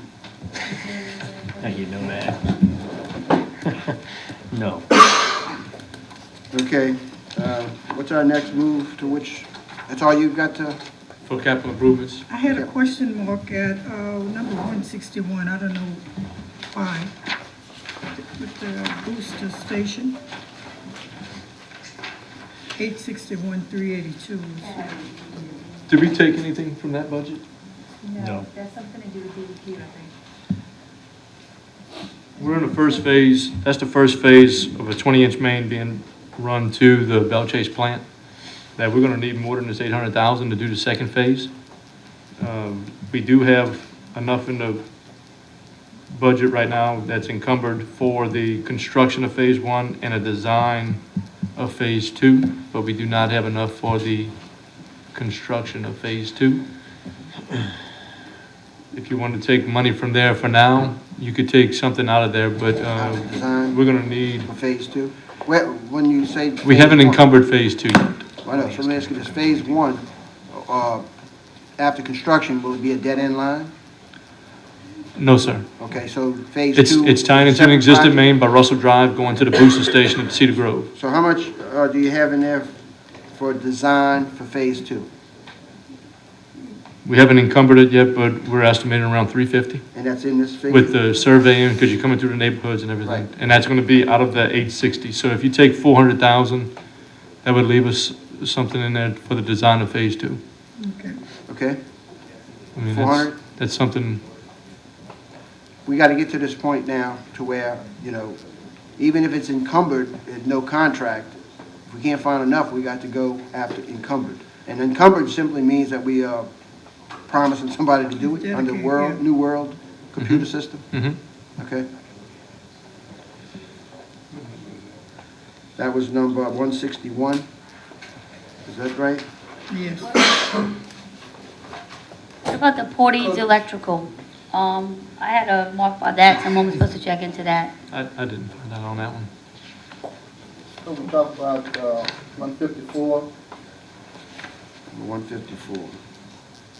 Wait, I don't think Nicole, did Nicole get an answer? No, I talked about it. Yeah, we can go to it. Yeah. Water line replacement, Braithwaite Phoenix. You got it? Water line replacement, Braithwaite Phoenix. Is that a cast iron water line that we're trying to replace? I'm sorry. Is that a cast iron water line we're trying to replace? I'm gonna have to verify with Severn Trent, Mr. John. Because I think that's what it is, I'm not sure, but that really need to be done. I thought we had most of the cast iron lines replaced thought on the so east too, bank. So let me confirm that. Other than that, I don't have a problem. If it's a cast iron, we need to really consider. I'll make a phone call and let you know this afternoon. Thank you. Can I just go back to 111 real quick? I know I've probably belabored this thing enough already, but, and Ms. Trupel, I'll get a little historical for you on this, so I do appreciate some history. I guess originally this thing was designed for 11,000 square foot. The former council passed an ordinance to go ahead and do a redesign, about 16,000. They were currently building an 11,000 square foot lockup facility in Port Sulphur. But the 373 that the parish paid for the redesign is not being used. We can't claim that to FEMA, is that correct? That's correct. This is gonna come out of this, that's why this money was put in the budget. Because it's something that FEMA wasn't gonna pay for. So it's gonna come out of this budget. Now, when it was charged, it was, the work was already done, engineering was already done. So they're coming back with It was- with an invoice? Right, well, it was charged to FEMA already. And it was charged to the FEMA. So it's already been code. paid, pretty much. Right. And so we just gonna have to recode it to, when we looked into it. Do we have to do it now, or can we wait till we get audited? No, no. we I'm gotta do just- it. No, we gotta do it now. It should have been coded to that project to start with, not to the FEMA project. So it's gonna be, it's being recoded, it's probably done already. But the engineering firm was already paid. They paid already, correct. This has already been paid, right. It's just been paid out of FEMA, and it's not a. So we're gonna be reimbursed from FEMA. Correct. We're not gonna get reimbursed, correct. So it's gotta be charged here. That's why this budget was put in here to start with, so. Okay. Yeah, no, it's nothing we can use now, so. Thanks. I wish it was, but. See that, Mr. Item Mr. 109, Burke? Mr. Chairman. Time history is good. 1 second. 109, Councilmember Thalen. Yeah. That money originally came out of the courthouse fund and put in the library, and now we're taking it out altogether. I don't think we need to do that. I think we need to put it back. And if we needed to come to a state of emergency, it's there, but if the construction courthouse, we need funds, the money will be there to take care of that. And I don't know why we won't take the 2 million, because if you do that, then you're gonna have a problem trying to justify to people why you don't have a library on these things. That was everywhere else. We ain't used the money for nothing else. Well, I'm just saying, you know. Yeah, what I'm it just is. saying And too. I don't mind cutting, but I don't like to be cut everywhere. Yeah. Everything. We got 195,000 being cut from the lights, no problem. No problem with that. We got another million something came out of that fund, went to the complex in the back. You know? That's over $3 million on one project right there. And I don't think that percentage-wise, if you look at it, I think we have more negative come out of the District 1 than any other district, percentage-wise. Right, but, well, let me just shed this light on the situation that I see, where if we are still pursuing the Reach B2 funds, we are gonna be able to move funds if it's appropriate under the bond commission requirements or the legal requirements on the selling of those bonds to the East Bank levy, we will be able to cover this $2 million and $2.2 million with those funds. I don't have a problem with that, but just like you said, if is the word. Well, Till we find out whether or not we can do that, it's a problem for me. But if we know that we can do it, it's not a problem for me. We can get into all kinds of assumptions here, but we gotta balance this budget somehow, and I agree, but I don't think it has to be on the purse of the East Bank, on the back of the East Bank. Well, all of the majority of it. think about this. You talk about this $2.2 million.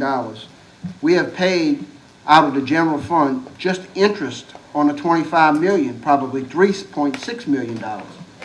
So there's definitely a benefit to the East Bank for the last several years on the interest alone that we pay on this $25 million for the courthouse. And nobody here has objected to changing the courthouse. So I think that it's not out of the realm to be able to use this fund where it originally came out of the general fund to go into the courthouse fund and was never utilized. And if we talk about the fiscal management around here and how this money could have been utilized to do courthouse planning for a $25 million courthouse, the general fund would be benefiting of $3.6 million on the interest that we wasted. So it's all water under the bridge in my mind, because this came from the general fund. We're trying to put it back to a balance of the general fund, and we're still going to build a courthouse out of the $25 million, not counting the $3.6 million or more of interest that we've already taken out of the general fund. So I'm going in circles here, and I understand the frustration, but I do think that you've got a council and an administration here that's willing to do whatever we can possibly do for the Reach B2 money, the courthouse money, but this is something that is kind of like picking cherries. I don't think about picking cherries, Mr. Roussel. We look at everything else, that bond indebtedness and all the interest we paid on throughout the parish itself. I assure you, it would equate to much more than what we have paid for the interest we paid on the $25 million. Because if I'm not mistaken, we're a couple of $100 million in debt, bond indebtedness. And we're paying interest on that. Well, I mean, that's a drop in the bucket. You see, but my point is that, I mean, I ask for some compassion on some of this stuff. We need to move forward, understand that, but don't take it all. Well, some things can wait, I agree. And some things we need to address and we need to uphandle, because some of these same stuff that we're trying to do in East Bank is not being done, but on the West Bank is being done.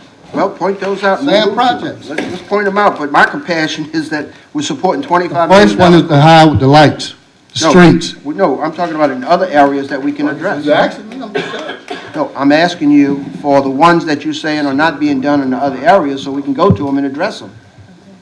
I don't know what's not being done on the other area. I know well. what's being done. That were done before we did the firefighting. At the end of the day, we have to be able to rationally think about what we're doing with the funding in the general fund. And any day of the week, if someone would give me, in my district, $12 million or $14 million for my levy project, I would gladly give up $2 million to go back to balance the general fund. I don't have no. That's an easy deal for me. I don't have $12 million now put in the budget.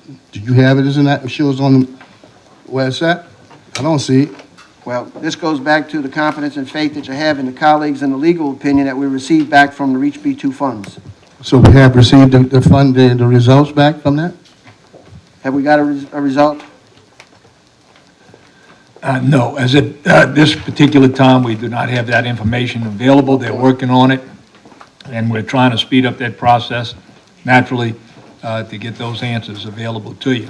Because this administration came up with that idea to try and enhance the East Bank levy situation, because that's the only way we can ever get any money available funds to Mr. complete Badali's that left the levy. room, and you're answering his question, but he left the room. So Just let's answer not- it to the general public so they This can will get come some down to information. votes if we have to get to that level of discussion. So let's move on. Yes, Ms. Salvo.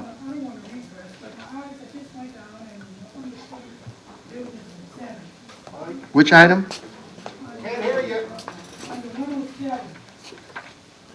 Item 107. Somebody explain that to me, the new Belle Chase Library, just for my information.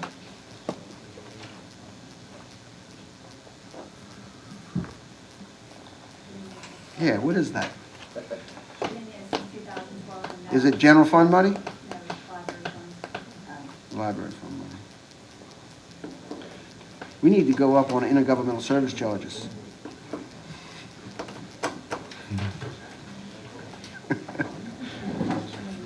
We need a new library in those days, though. We need a new library. Let me say this. The discussion is digressing to spending right now, when the focus of this whole effort is to balance the budget.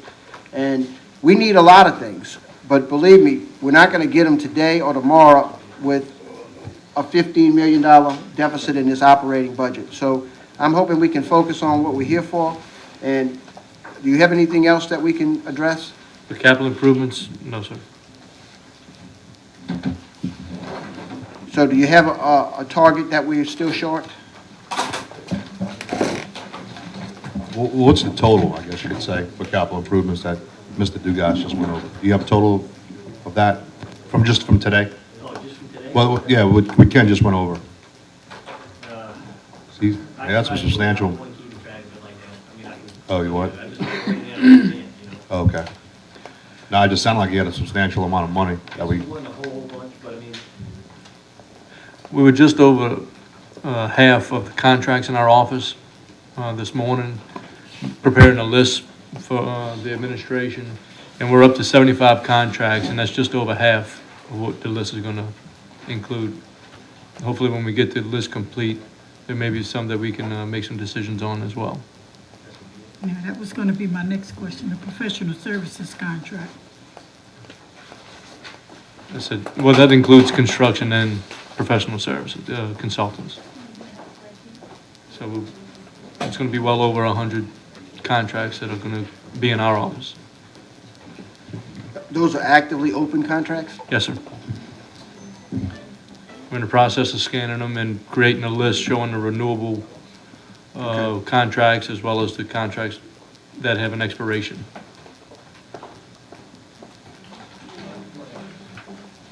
Okay, while we're waiting on that figure, who, yes? Yeah, guy, pull up a seat. Be prepared for a nice haircut. Yes, sir. Questions that we had were on the government complex pooled fund that you had said yesterday was for all of the buildings. Yes, sir. We need to narrow that down because we don't want to have a pooled fund. We need to know what buildings we're going, because today we're getting a little more serious than yesterday. Sure. So, Number 93, Mr. Russo? I just want to say real quick, I think the numbers we have, I think Ken was right over 1,040,000 in addition. So I don't know if that's accurate, that is, but that's what my assistant has is so we still an additional 1,040,000. But we still 1.8, looking for 1.8. Oh, yeah. Yes, sir. Yes, sir. For the number 93, Mr. Russo? The question was on 93, new Yes, sir. government complex. Yesterday, we were told that this was kind of like a pooled fund for all of the buildings. Yes, sir. We're trying to find out how much of this is going to what building, and that way we can peg it down and see how much of it that we're not going to do. Right. That was this morning. I was meeting with All South. We went back there. I'm trying to get the exact numbers. I also met with Ms. Hild a lot this morning, because a lot of this is money that's needed for, like I said yesterday, the 25% match. I don't have a strong number on it yet for you, sir. Now, that 25% match is on, you don't know what buildings? Well, the buildings that are going on right now, you have the administration building.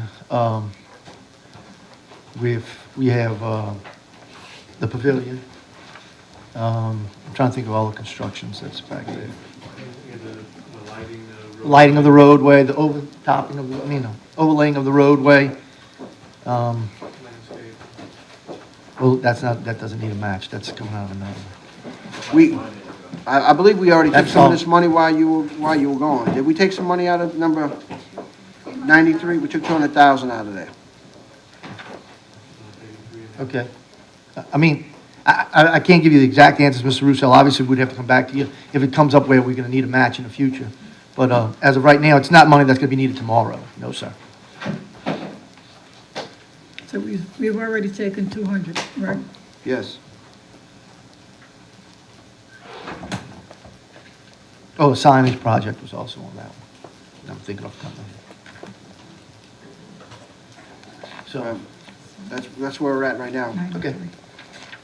And I guess the best thing to do is, the discussion has been, not really knowing all of the pieces and puzzles that are going on back there. We have to sit down, and I'm tired of saying this, but we got to get our hands around this. And personally, when I go to the finance department and ask them for figures, and it's about a PW, and I have to be referred to an outside consultant, I have a problem with that. I understand. And the consultant needs to come to the table, and we need to review all of the contracts that are there, evaluate the ones that we are going to have to utilize, those that we can cancel, and those that are complete. And this is where I'm headed as far as dealing with this. I understand, and it's frustrating, but this morning we did meet with FEMA, and sometimes, and I know it's not an excuse, but sometimes it's a moving target, especially when we're dealing with FEMA and GOSEP. This morning, the gentleman that's in charge of Region 6 met with the parish president last week. He came in today, and he's going to come. It's like the buck stops here kind of guy. So he's coming to the next meetings for the next 2 weeks, because sometimes we give them information that they ask for, and then when they come back, they want more information. So it's hard for us to narrow down sometimes what the costs exactly are. And it's always been a policy of the parish that we don't move forward on a project until we have absolute FEMA approval. Even though we think 99% sure we might be, until we get that letter, we don't want to move forward. So that's why sometimes funds are held, and it looks like we have a lot of funds available on some projects when they're really going to be dedicated or going to be used. But in this particular one, I'm trying to get all the exact numbers, but I mean, we would definitely come back to you, obviously, if we have to, for, if we have it in the future, to finish any of those projects. But I feel confident that most of the projects back there, if not all, are moving without any, we shouldn't have any hiccups as far as funding. What about the DA's building? No, sir, we're still waiting. That was part of the meeting this morning. That's contingent on the roof, the HMGP money, wind retrofit monies. It's whether or not the pool of money, they've had to do some changes. Like if they say the roof's gonna cost X amount of dollars, then they realize they have to put some sills in that have to be strengthened up to meet the wind requirements. The engineers can tell you all that. And so that adds to the project cost. So we only have an X amount of dollars that we're working with off the state monies. How many times do the engineers revise their plans? I mean, if you go out to engineer a roof, and then you come back and you find you need different trusses or whatever. I mean, how many times do we go through the circle? It's not that often. Normally they catch everything in the preliminary phase, but then they come back at final and it's not too often that we have a change of the structure itself. What we did here was the 2 buildings in the front, as well as the 5 cottages or the 4 cottages, the buildings were renovated, and then the roofs were wind retrofitted after. So what we recommended for the next projects is let's get the wind retrofit projects done first before we go and renovate, to avoid any kind of damages that might be caused from the second project. Like the roof's being worked on and we have water leaks from the roof work. I heard those stories earlier today about putting the roof on last after you put the carpet in the building. Well, and it wasn't intended, believe me, it wasn't intended for that. The grant process has a lot of ups and downs in it, and we definitely did not want that to happen. We tried first with the cottages, it didn't, it came in behind it, and then we thought for sure we were ahead of it on the administration building, and it came in behind it. But, after looking at all of this and hearing some of the stories that we had this morning, we pumped a lot of general fund money back there. Yeah. Millions and millions. Yes, sir. So, to me, I mean, never mind, let's get back to the budget. Thank you. Anything else? Not for capital improvements. Okay. Mr. Surpass, next. Capital improvements, you got a figure? Yeah, let me tell you what we got going on. All right, what are you saying right now? Yeah, we put a lot of stuff in here, so I mean. We've been putting a lot of stuff in here, so, you know, it might not be exactly, but we're at about, 2,041,041 that we need. When I did this, if you look at the original ordinance that we have, that's on the books, to get us down to the $70 a barrel, I had, 3,928,000 coming out of the, unreserved undesignated. The number that I'm using here, used 3,007,000. It just depends on where y'all wanna be with the unreserved undesignated. I mean, what balance you wanna be. If we take out the 3,009,000, which is on the way it is on the, ordinance right now, we'll be down to like $500,000 in unreserved undesignated. With the 3,007,000, of course, it'll be another couple $100,000. Just depends. So we can take off another $200,000 off of this 2 million, so we're around at $1.8 million, I wanna say. If we go with the ordinance the way it is right now. If that's fine with the council.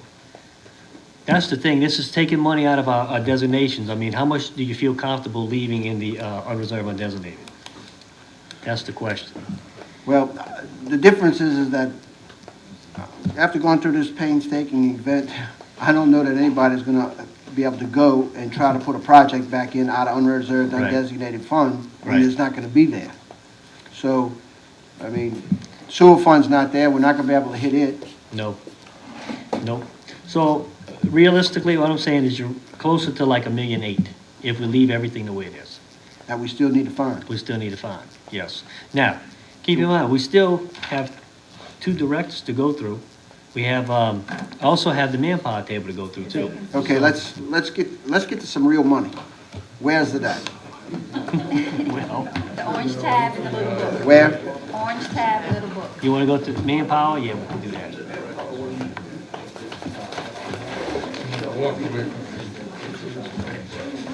Hey, can I ask a question about the agenda? Did we, Judge Connor not, I hadn't seen Judge Connor, come, he was supposed to be here at around 11, so I Yeah. didn't see him. The director? Which one? Now, I mean, we do go ahead, Tommy, I'm sorry. have a bunch of, departments here though, you know, Right. that are waiting. All right. We do have a bunch of departments if you wanna go. Yeah, it's been recommended by some of the council members that we, instead of going to the manpower, that we go to the Okay, departments. yeah, and save this till last. I mean, I know it's tough to keep doing this, but. All right, I have, well, I still have his budget. No, take it off. His department's budget, you know, it's not that big, but,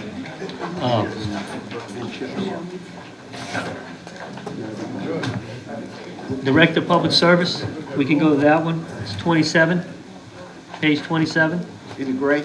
in a gray, correct.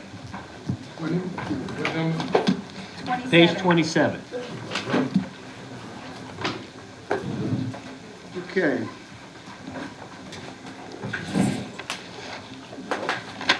There's not a whole lot here, but I mean, it's just.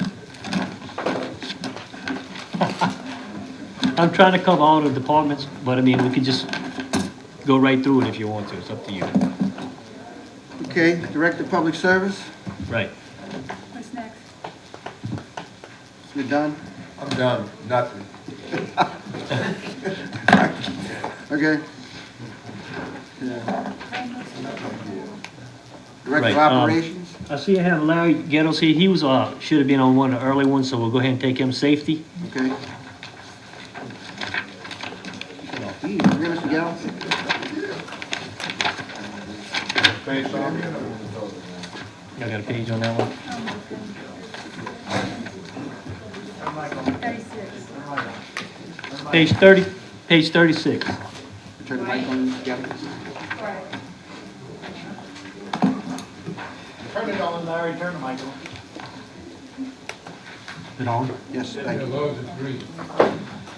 Okay, Mr. Gallo, Safety Department, we're, you might not have been here, you may have been here, but just to repeat ourselves, we're going through the budget, looking for any efficiencies that you might be able to have. Excuse me just a second. I wear hearing aids, so I'm having a hard time All right, hearing you. sure. You may have to yell at me a little while. Thank you for coming. I want to assure you that we're here to address the budget. That's good. And we would like to know if you have any items in here that may be able to be reduced, efficiencies or operational efficiencies, just to try to help us balance, so. Yeah, I've got a little bit of money I can give you back. Thank you. We'd like to hear. Not a bunch. All right. Line item 541, 220, supplies, safety equipment and clothing. I think I can cut that by 2,000.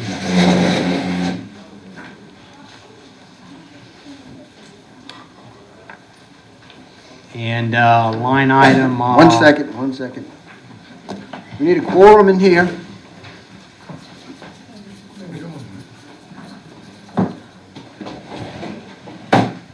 Here he comes. Yeah, you are. The way I heard it a minute ago, you are.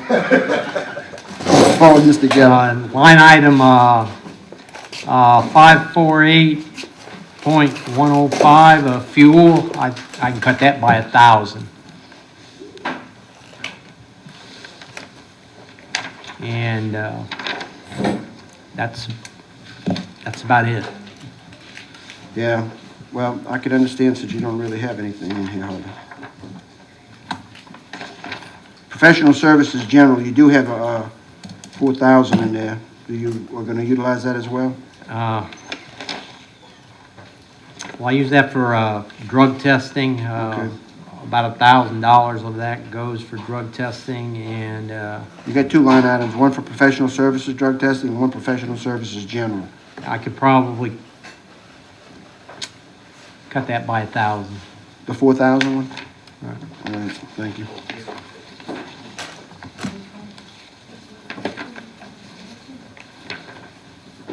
Okay. Maintenance of light vehicles, I know we are getting into the pennies here, but we got 1,600. The vehicle, maintenance light vehicle, you spent $200 last year, you got 1,600 in the budget for this year.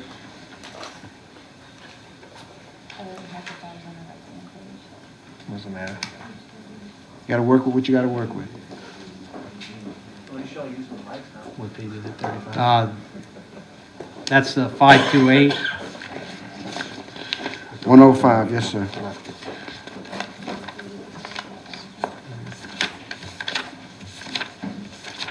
Well, I use a lot of that for my oil changes, my rotating of tires. Yeah, the only reason I ask is because the previous history shows you spent a couple $100 in 13, a couple $100 in 14, and I'm wondering if you really need the full 1,600, that's all. 600? Sure, take 1,000, thank you. Anybody else have any comments or questions on Mr. Gettel's department?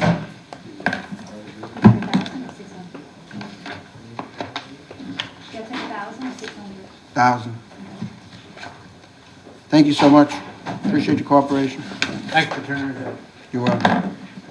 Next. Okay, we'll move to the Director of Operations Departments. First one I have on the list is Planning and Zoning, page 87. Safety tool. What's the safety total? About 4,000. 5,000. What page? Page 87. We do have permits before this one, but Mr. Metcalf, not here yet, so we'll come back. Oh, there you are. Okay, we'll do him after.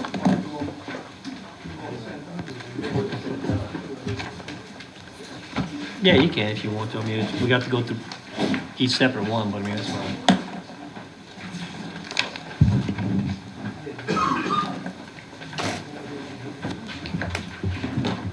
Good afternoon. If you want, okay, we'll go with that. Good afternoon, thank you. Good afternoon. How are you? As, repeating myself again, we're going through the budget and whatever you have to be able to offer as reductions, we'd appreciate it. If you want to start with me, I have line 521.110, operating services advertising. You can take that. I don't see where they're going to be giving me any help or anything right now. Yes, 1,000 for that. Operating services, membership and dues, I can give you $500 out of that. I know I have to register now, me coming in to the zoning membership, so I don't know how much that costs, so I can give you $500 out of that. Supplies, books, 541.050. The supplies, the books, manuals, and instructions, I can give the $500 for that. 551.105. The travel, I can give the $1,500 out of that. I don't know if I'll be going anywhere. The employee, 551.405. Employee, the training, I can do the $500 out of that. I do have to get my recertification. I was certified for permits, now I need to get the certification for zoning. 563.105. My computer is down, but I can give $1,500 out of that one. 563.110. Oh, no, I can give all of that back. $1,250. Okay, thank you very much, very generous. Good afternoon, Mr. Chairman. If you would start with 521.110. Let's get to the right page. What page? Or excuse me, I gave you the wrong number. Excuse me, that. Page 85. Okay. It's actually 521.205. I would like to cut that entire $500. And then moving on to 521.405. Or excuse me, I'm sorry. Moving on to 541.230. There's $1,000 there. I think I can do without. I'd like to cut that.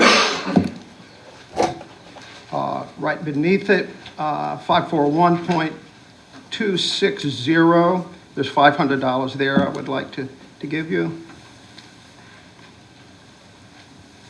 Then moving down to 554.105. This is $30, but I think we can do without that. And then under capital outlay, 563.005. I'd like to, if I could, give you $2,000 of that and keep 1,000.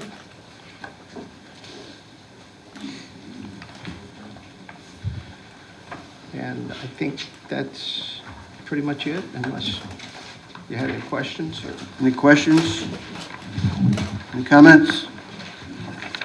Hearing none?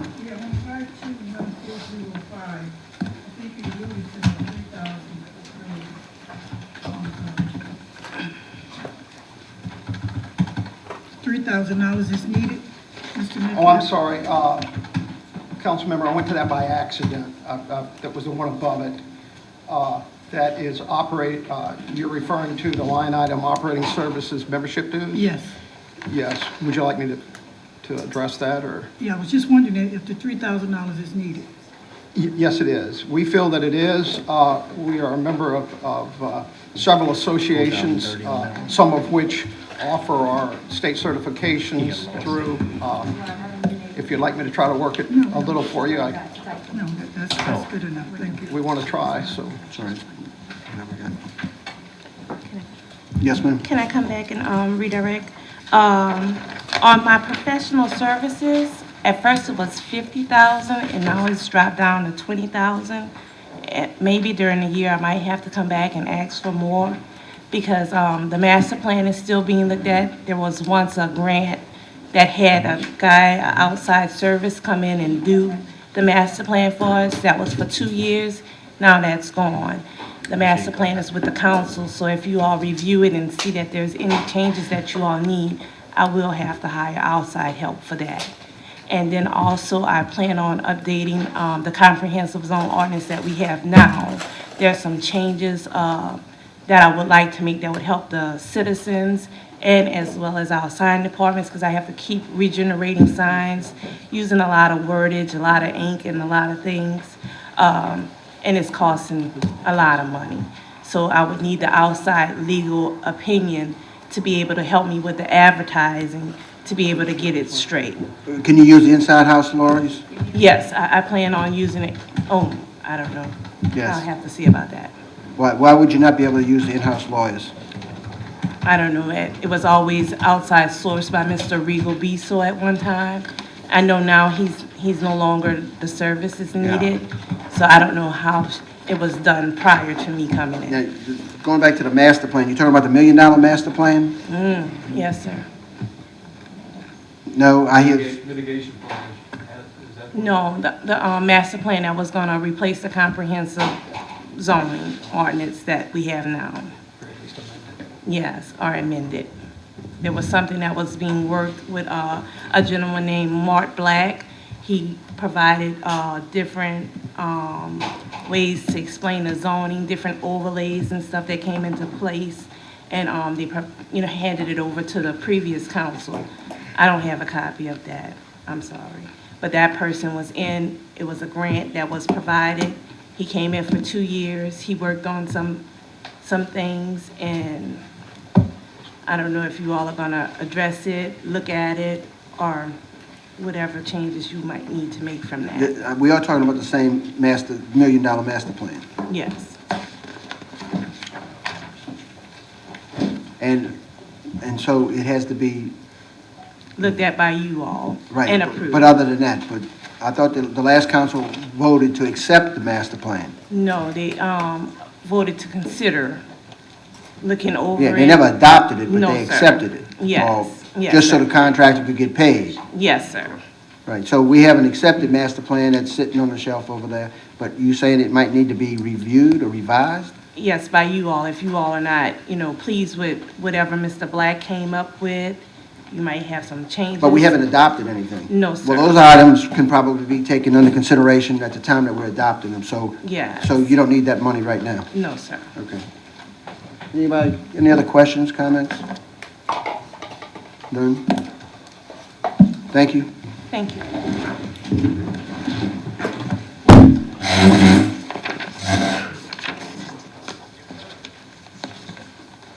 Next.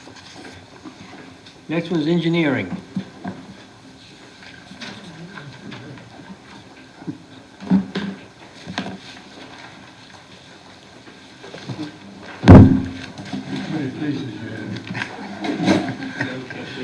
What's that?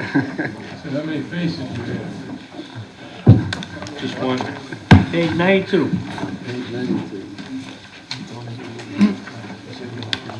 Okay, all right. Just kind of signal me and I'll try to fit him in. Let's start with operating services. Hold on, Kim, real quick, Rochelle, when you get a chance, can you give us the total on planning and zoning and permits?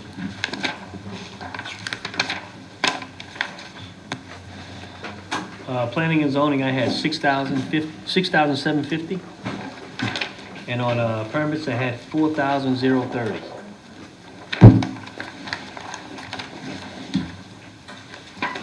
Yes, sir, Mr. Duras. All right, on the first line item in operating, I have advertising new employees. I don't see that happening, so you can take that 100. Legal notices, we don't use legal notices typically, so that $1,500, you can take that. The newspapers and memberships, we still need. The stationery, in case somebody runs out of business cards, we'll need that. Communications runs through telecom. I'm going down through the rentals. We left that alone. Okay, continuing down, maintenance. We have a couple of vehicles that require maintenance. One often, another one, it might need something this year. Continuing. Go to legal support general. I don't know what that was included in my budget for. We don't use outside legal. 1,500. That's 531.001, legal support general. Okay, professional services general. I'm going to request that we keep the 20 grand in for professional services general, 532.001. For land surveys, professional services is 30,000. You can take 20. If I could use the 10.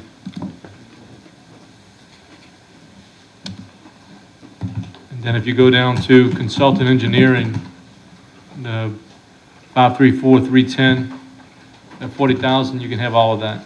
Thank you. Appreciate it.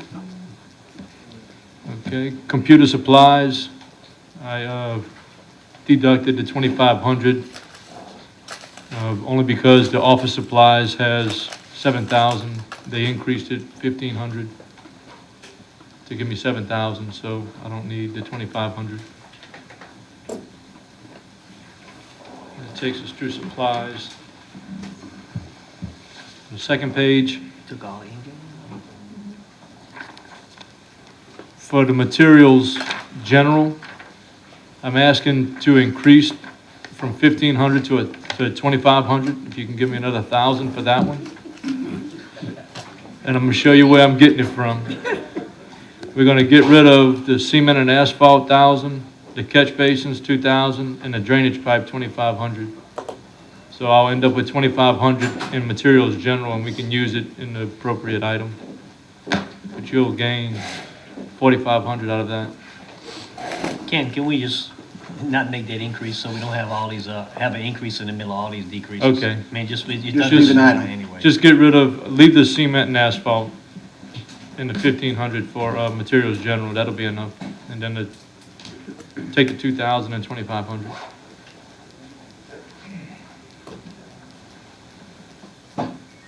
On employee expense travel, we had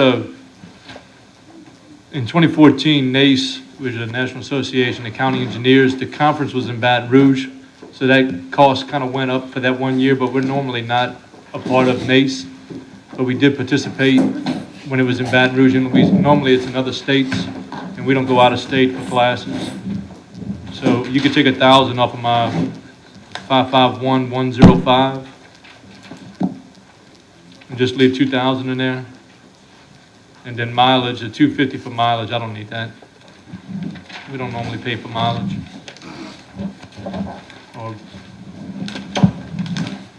Okay, and then the last thing I have deducted is in the capital outlay section. We had 5,000 for electronic surveying. What we were gonna do is with our GPS units we were gonna get 2 licenses. We have 1 license with our heavy equipment flood control department. We were gonna get a second one because sometimes there's an overlap where we need the equipment. What it does is it's a license through Baton Rouge, through LSU. We had talked about it, that the second license can wait, so we don't need the 5,000. So we're gonna eliminate that just since we're kind of a crunch. Okay, And that's what I have. thank you. Anything else? Yeah, I just want to give credit where credit's due. You know, Mr. Dugas, I want to thank you for being available these last 2 days. I know we had you in and out of here quite a bit, so. That's my job. Well, I appreciate it. There's a lot of people that have jobs that don't really do them. So when people do them, I just want to recognize it. Thanks. All right. Thank you very much. Thank you. Yes, Yeah, one question on the engineering. On the enforcement for the borrow pit ordinance, they were going to hire an engineer. it's not in this budget here. Oh, it's not in, okay. No. So Thank you, Ken. it's in an ordinance that's going to be discussed at the next meeting. Okay. Anybody else any comments or questions? If not, we'll move right along, and you can give us a total. How much? 74,850. 74,850? Yes, sir. Okay. Good contribution, Ken. All right, the next one on the list is drainage. Get to that page 99.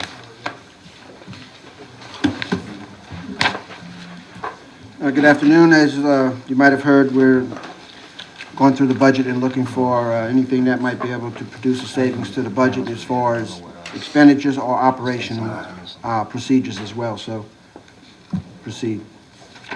Okay, line 532.070, services, disposal garbage. There's $1,000 in there. You can take that.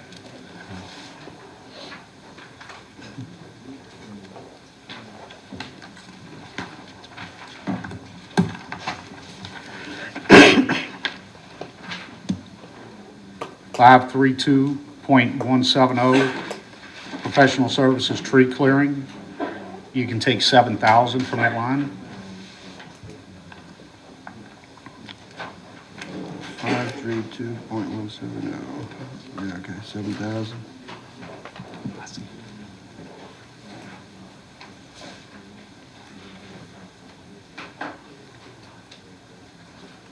Line 546.001, materials general. You can take $3,000 from that line item.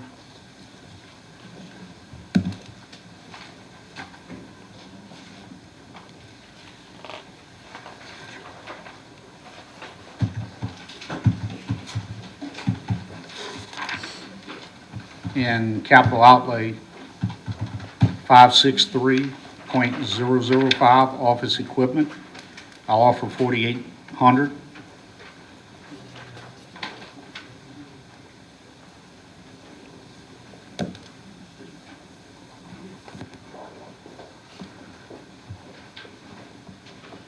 That's all I have. Okay. As far as the fuel goes, has the price dropped? The price has dropped. We've only purchased fuel one time so far this year out of this budget. We always top off everything at the end of the year to use the remaining budget to make sure we start out with full tanks. But you can see in previous years, we've overspent at $500,000. It's expected if the fuel price does remain low, we'll come in under that $500,000, pending we don't have any storms. Because the prior 2 years, we did not have any tropical systems. All right. Any comments or questions, any further discussion on this item? Hearing none, thank you very much. You have a total?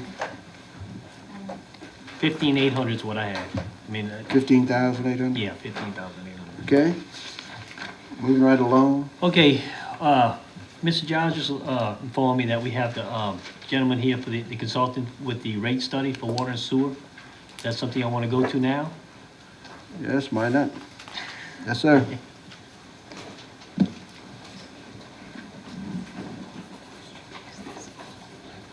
How far are we away from our schedule that we had set?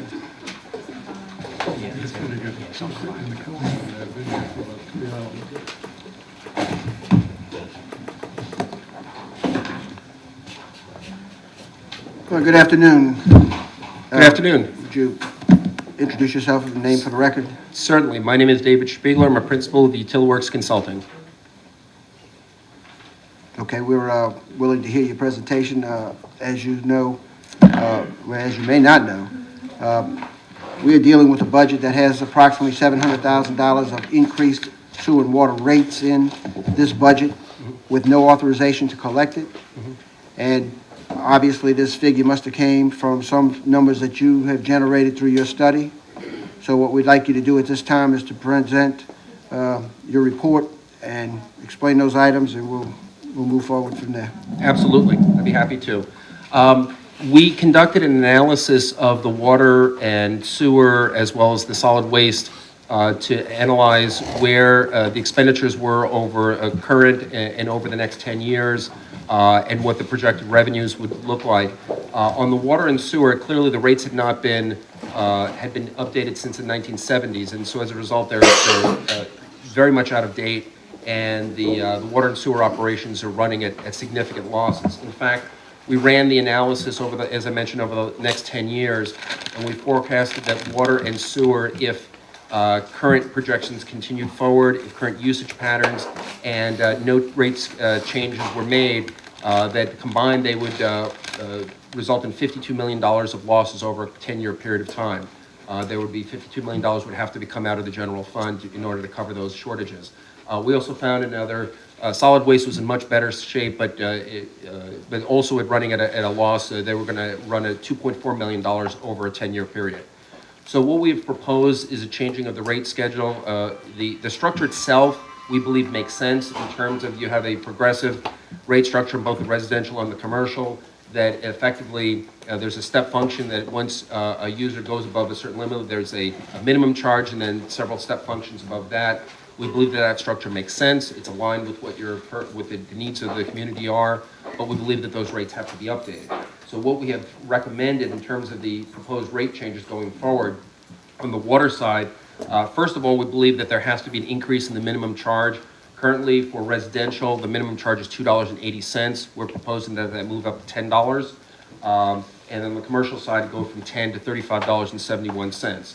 There are also some increases that we've proposed along the way. Currently, the charges are anywhere from $2 per 1,000 gallons to up to $3 per 1,000 gallons. On the residential side, we believe that needs to go to between $4.91 and $7.37 on both the residential and the commercial side. On the sewer side, similarly, we've proposed increasing the minimum charge from $1.40 on the residential up to $10, and likewise on the commercial side from $5 up to $35.71, with again increases going from on the residential from $1 up to $1.50, moving that to $2.84 up to $4.26. On the commercial side, that would change the range between $1.25 and $1.50, would increase up to $3.55 and up to $4.26. We have, in the course of our study, we have also identified some potential savings that need to be investigated further, or we believe may make sense to investigate further. There's a fair amount of losses in terms of non-technical losses, water leakage, there possibly may be some theft or whatnot. Basically, the amount that's being billed is not completely in line or not close enough to what's in line with what's being produced. And so we believe that probably warrants further investigation. We conducted some quick analysis, we'll call it sort of back of the envelope, to say what kind of order of magnitude, what might we be looking at. We're looking in the neighborhood of around several $100,000 per year in potential savings that may be able to be saved. We had proposed a task order to be able to extend beyond the rate study, to be able to then go to the next step and start investigating potential for an advanced metering and leak detection program to see what savings may be generated to be able to refine that estimate. But so far, in terms of a basic structure, if none of that is done, just based on being able to run the current system as you have it, being able to account for costs as they go forward, those would be the recommendations that we've come up with so far. So could you tell us what the basic bill would be with the increases that you recommended? Yes, I can. So what we have in terms of we have conducted some scenario analysis to look at what a small residential customer, an average residential, and an average commercial customer would see. Currently, a small residential customer that's below the minimum currently is paying $4.20 in terms of combined water and sewer. That bill would go up down to $20. An average residential user would move from $11.40 up to $38.60, and an average commercial user will go from $117.02 up to $355.14. And what percentage increase is that? That is, I don't have this, but it's more than double. It is, I don't have it here. I'll have to, oh, here it is. No, that's for the top customers. I don't have the percentage in this presentation. I have for the top commercial customers, the water bill will see 146% increase, and the sewer will be anywhere from 185 to 193% increase. The smaller customers, a slightly smaller amount, but it clearly is more than doubling. So in our budget, we have 25% increase. Where did that come from?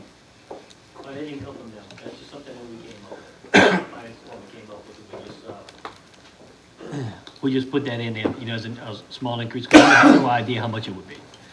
Yeah, the other thing also that we recommended is that because it is a significant increase, we recommended a 3-year phase-in period. So rather than hit everyone with a shock, a one-time, we recommend, and the way we've structured the rate recommendation is to phase it in over a 3-year period so that they would be closer to the recommendations that you have in front of you.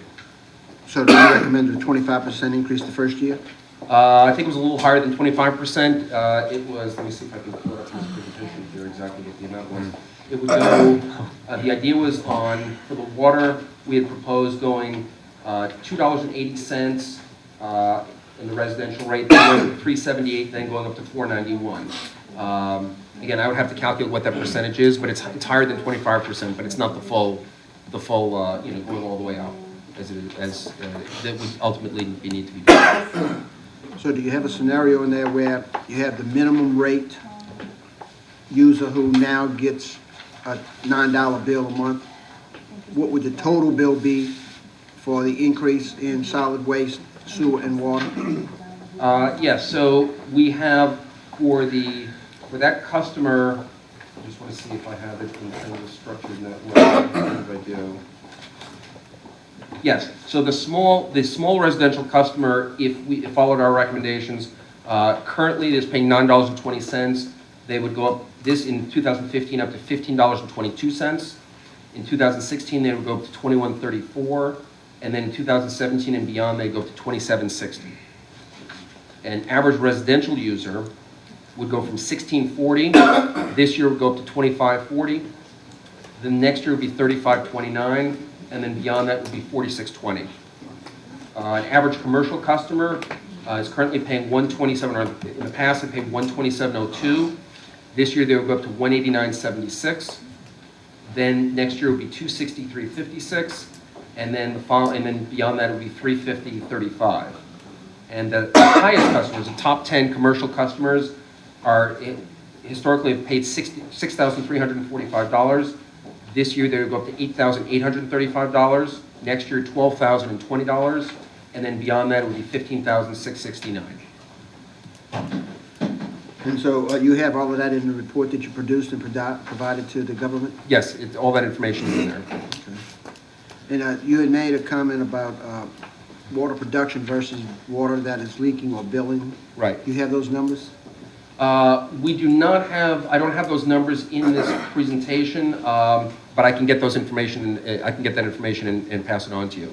But the losses were fairly significant, but I can deliver. Do you have a percentage idea of what the losses were? 50% of the water we produce, or? Let me see if I can find that. I don't have it in front of me.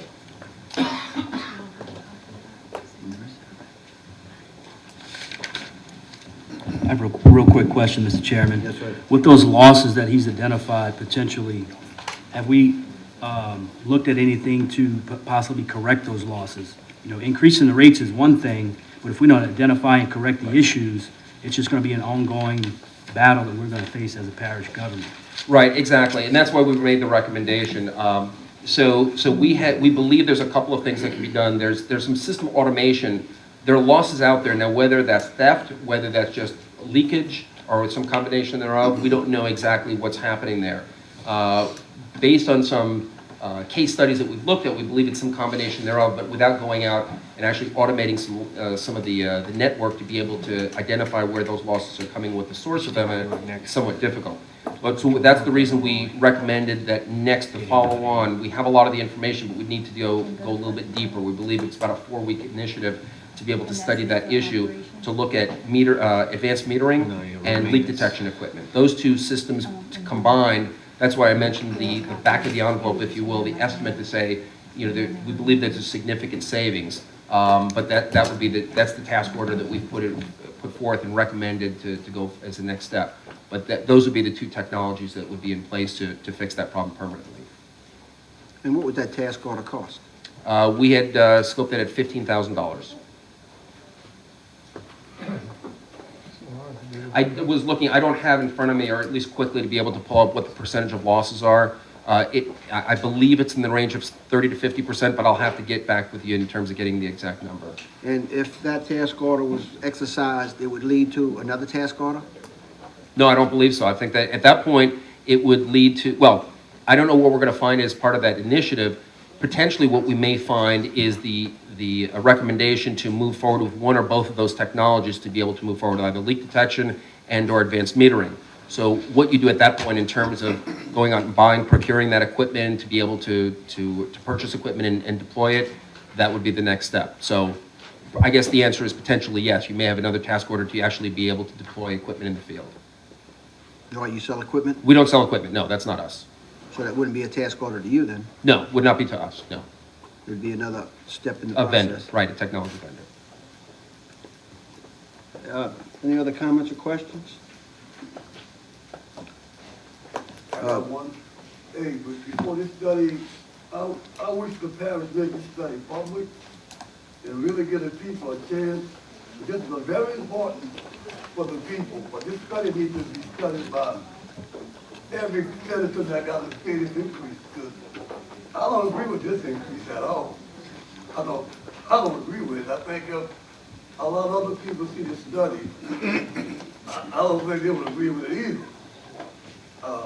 I just totally disagree with this study. Is there some specifics in there that you think are incorrect? The rate increases. No, besides not liking the rate increase. Nobody likes the rate increase. But I'm talking about the specifics of the study. Is there some inconsistencies or some things that are there that are not correct? Because we all know we're losing money in the sewer and water. And, you know, we just want to know if you see something like Mr. Springer. No.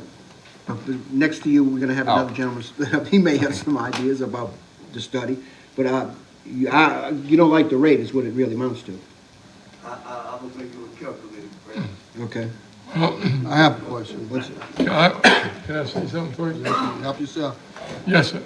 Well, the problem is the parish waited too long. 30 years is a long time to raise. Now, we're going to have to do something to bring some money in. And I know this is going to be hard on everybody. But we might not have to go as high as he predicts, but we're going to have to do something. And we do have a gentleman that knows the water and the sewer just as good as this gentleman, and he's sitting in the back, Mr. Lawrence. And I appreciate for everything you're doing to help us. But for the publics to understand that we're not doing this to be bad guys. We're doing this because we need the money. Thank you. Next. Mr. Chairman, may I ask the gentleman, where do we rank nationally and in statewide as far as rates? The rates that you have in place right now are way below the rates of neighboring communities. If the recommended rate structure were put in place, you'd be right in the middle of what we benchmarked against 4 others. There's a group of 5 local communities. You'd be third among the 5 with the proposed rates. Today, you're the cheapest of the 5. So the rate structure that we're recommending is not out of line with what other communities are doing. It's actually, you'd be in the middle of the pack. Thank you. And what parishes are those? I have those here for you. I can tell you in a moment. We benchmarked against Jefferson Parish, Ascension Parish, St. James Parish, and St. Charles Parish. We're fifth. What's the difference between fourth and fifth? I have a funny feeling that it's going to be a drastic difference. It is a significant difference. Let me just take a look here. So let me just, to the extent that you can see, this is the graphic here of where it would be. So you'd see these are Ascension Parish as the cheapest. They're at $15.64. The proposed rate for a consumption of 8,000 gallons would now be $29.64. The highest is $42.16. But your question was, where are you right now? And for that, let me just see. Yeah, you're at. I don't have the exact figure in front of me but it's below $10. So it's a significant, on a percentage-wise basis, it's significantly cheapest. And again, this is because you haven't raised rates since 1978, so the other parishes have by and large. The makeup of those parishes is quite, I think, a little more different than what our makeup is, and that's including population, infrastructure, and everything else. So I don't know how we can compete saying that we're trying to equalize the village. It's based on usage, from my understanding, and how much money it costs us to operate. Well, when we're benchmarking, we're not benchmarking against what's the total expenditure. We're just in terms of what's the price per 1,000 gallons being paid, or in this case, for 8,000, for a hypothetical customer of 8,000 gallons. So what is the price being paid? The larger systems, by and large, have they have larger revenues, but they also have larger operating costs to be able to support it. There's no question that one of the challenges in terms of a system that is smaller is to be able to, there's a certain amount of bare minimum fixed cost that you have to bear, and that has to be distributed across fewer customers. So as a result, you at times will have some scale inefficiencies that come into play. The storm that, when Katrina hit as well, that had a couple of effects as well. Number one is it put a tremendous amount of strain on the system, and capital that was going to go in did not go into the repairing the system, which of course drives up leakage and losses. At the same time, you lost a fair amount of population. So you're losing revenue and you're increasing costs. A lot of those same communities, that's why we benchmark against local communities that had other similar types of issues that they were facing. But you are right. I mean, those are things that have to be taken into account. But again, when we look at what the bill is for an 8,000 for a similar amount of consumption for a potential customer, you'd be in third among five. Mr. Lawrence? Yes, I know it's a budget situation and he's making a presentation. I would just like to say, and I've said this at the council meeting when he presented, was that actually my estimation that this was done out of order. The first thing we should have did was audit the system. Was what is the cost of producing the water? What do we collect for what we produce? We don't know those figures. We still haven't gotten those figures. They were not tasked to do this. I had come into the previous council, the previous past president and everything, have said there is no cost to get this audit done. You can call a company, and I have it prepared for next week if you want to hear them. They come in, they do the audit, they find out what you produce, what you sell. They go out and check the meters. They check if a customer is being billed for the right thing, if it's a commercial, being billed as a residential. They change it to commercial. If the customer is getting free water, they make that a fine and they make an account. There is a cost for it. The cost is that that company says that they can come in this parish and look at your accounts, do the surveys, do the testing. They test the meters. They don't have to go, you don't have to go buy your equipment. They are testing a meter. They find a meter registering 40%. You have to change the meter, or you can pay them to change the meter. But you've got to bring that meter up to 100%. This can be done within 6 months. You have your audit complete. No payment is made unless you approve what they find. But there's going to be a lot of people mashing their teeth. They just did this study in St. Bernard Parish. Call St. Bernard and see what they got out of it. One customer is now increased over $100,000 a month. They get $25,000 with that every month for 3 years. And that was on sewer only, no water quantity. I know I handled this in New Orleans, and we went from 60% unaccounted water. After this survey was completed, we had to spend money to get it back in line. We went down to 28% unaccounted for water. I can't find out in this parish who gets free water, because you got to know what you subsidize with free water. On my own, I took a trip to the Bureau's yacht hall and checked the meters down my own. 2 of the 6 meters have no registers on them. You don't know what it's using because there's no registration. I can't find billing. I guess it's free. But those are the things that, I agree. They looked at the figures on what it costs to do the operation. If you don't raise the fees, you got to keep supplementing the operation. So they raised the fees. Is there a rate increase going to be needed? Absolutely. This parish, when I moved in, is ridiculous. I went in and paid $42 a month in New Orleans, and I came here and I'm paying $7 a month. It's ridiculous. My meter was dead for a year, and I begged them to change it. I finally got it changed. and then I start paying for water that I was using. That's what these companies come out and do. I mean, I don't know if you're familiar with Water Company of America. You know, I can tell you, I have brochures here. I've given some of the councilmen brochures, and I don't care if you hire this or you hire another company. But that's the first step, is my recommendation. At the same time they're doing this, they're gonna go through the same computer run, and they're gonna look at the sanitation fees, the garbage fees. And you're gonna find that one person has one mode meter, and there's 3 units on that meter. There's 3 garbage cans come out, but you only have 1 sanitation fee that came discharged. That's gonna be increased to 3. Now, are they gonna get part of that money for you getting the revenue? Yes, they are. And those are the things, I mean, I just, I've spoken to Mr. Bird about it, and I've asked, I went through for 8 years now. I've been pushing. And for 8 years, I've been ignored. If I get ignored again, so be it. Thank you. Your feelings won't be hurt, huh? Never mind. Mr. Black.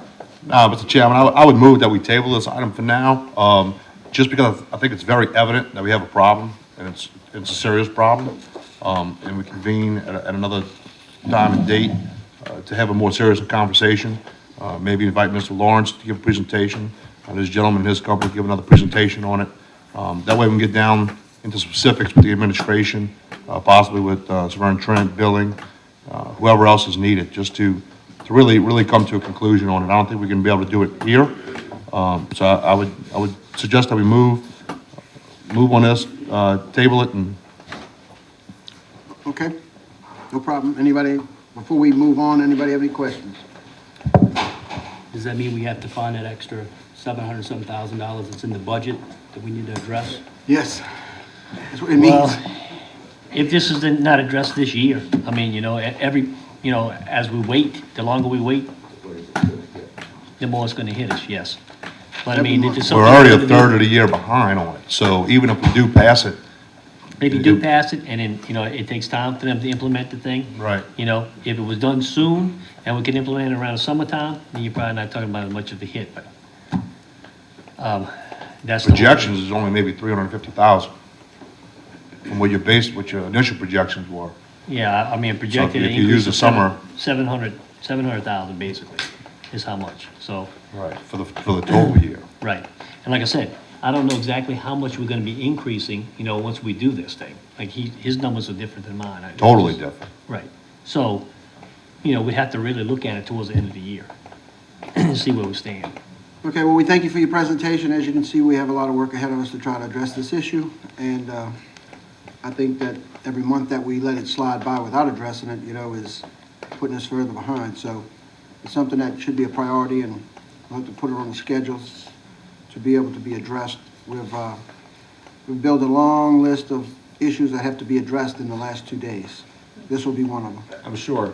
Our office, just so you know, our office in Baton Rouge, and to the extent that we can come down and have another discussion, whether it's in this format or to have a workshop to go through the numbers and reconcile some of the issues, we'd be more than happy to meet up and help in any way we can. Thank you. Next. Okay, I had the fire department ask them to come earlier today.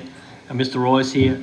Of course, that's not really gonna help you any. I don't know if there's something you wanna go through, or if y'all just wanna bypass that, or what.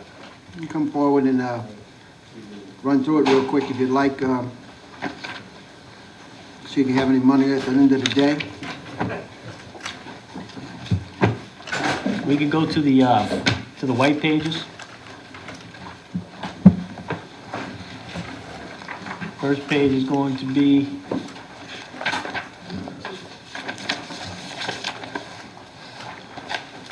$437.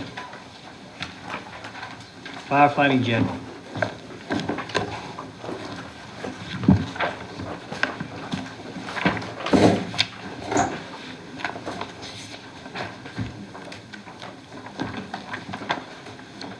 Thank you, Mr. Robichaud, for coming. I think we're aware that your revenue stream would not help our general fund unless we increase your intergovernmental service charge. And he has a fund balance already of around $6 million, so really. Yeah, we were informed about that by people that we met with last night that definitely read the audit and are interested in that $6 million surplus that we tried to discuss about what direction we're going to go with as far as the parish as compared to outside other agency in the parish that would love to get their hands on that money. I think that what we have to do is we have to come to some decision soon about our original discussions of EMS and fire coming together and see how, if we can make that work, that would help us relieve the general fund of some money. But having said that, I mean, this is probably not the time we're going to be able to solve that problem, but we'll go ahead and let you present it. And the only thing I'll say about the fund balance is that the fund balance is needed to continue the progress of the fire department. There's still a number of stations that are needed, and there's still some apparatus that needs to be replaced. And the fund balance is there for those reasons. Knowing the condition the parish is in, I even asked Tommy about a couple of projects that were pre-sales tax to see if we couldn't give that money back to the general fund. And Tommy don't think we can, but we will continue to pursue that. Anything that we can do to offset cost, we've done that. We try in this budget to pick up as much cost as we could from other departments. Where the cost was being paid for out of other departments, we tried to include it in this budget. We would like to reduce the inter-office fees someday. I know we're not going to do it this year or next year, but if the price all comes up, we would like to reduce those fees where we could be more self-sufficient and continue to grow to provide better service. I don't know what services that we could pick up in addition to what we're already paying, but I'm more than willing to discuss that.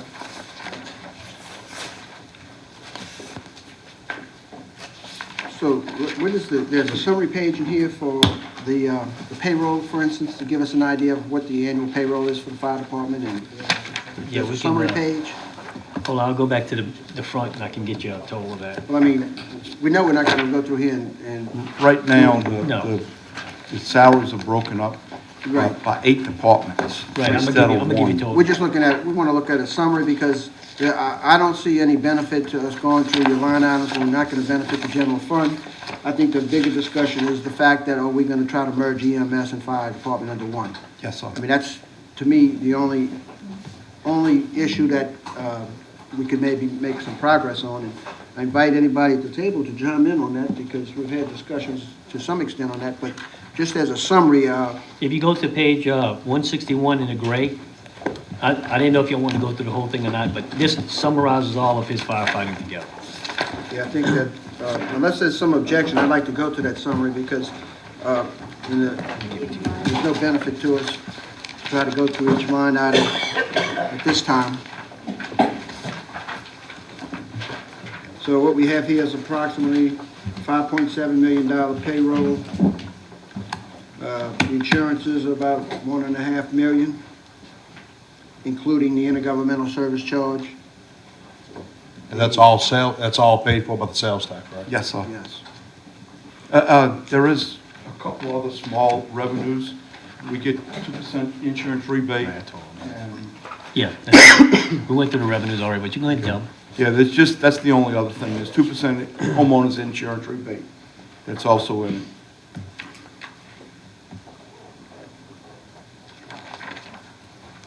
So does everybody have any comments or questions on this? I mean, We've had meetings, Mr. Chairman, about that merger. I'm not sure where the administration's at on it. We haven't really had any follow-up discussions. But from our perspective, that's the only way I can see us relieving the $1.4 million that you guys pay currently to the government for the admin cost, et cetera. That's where we're at on that. I think you've heard the pitch from the council.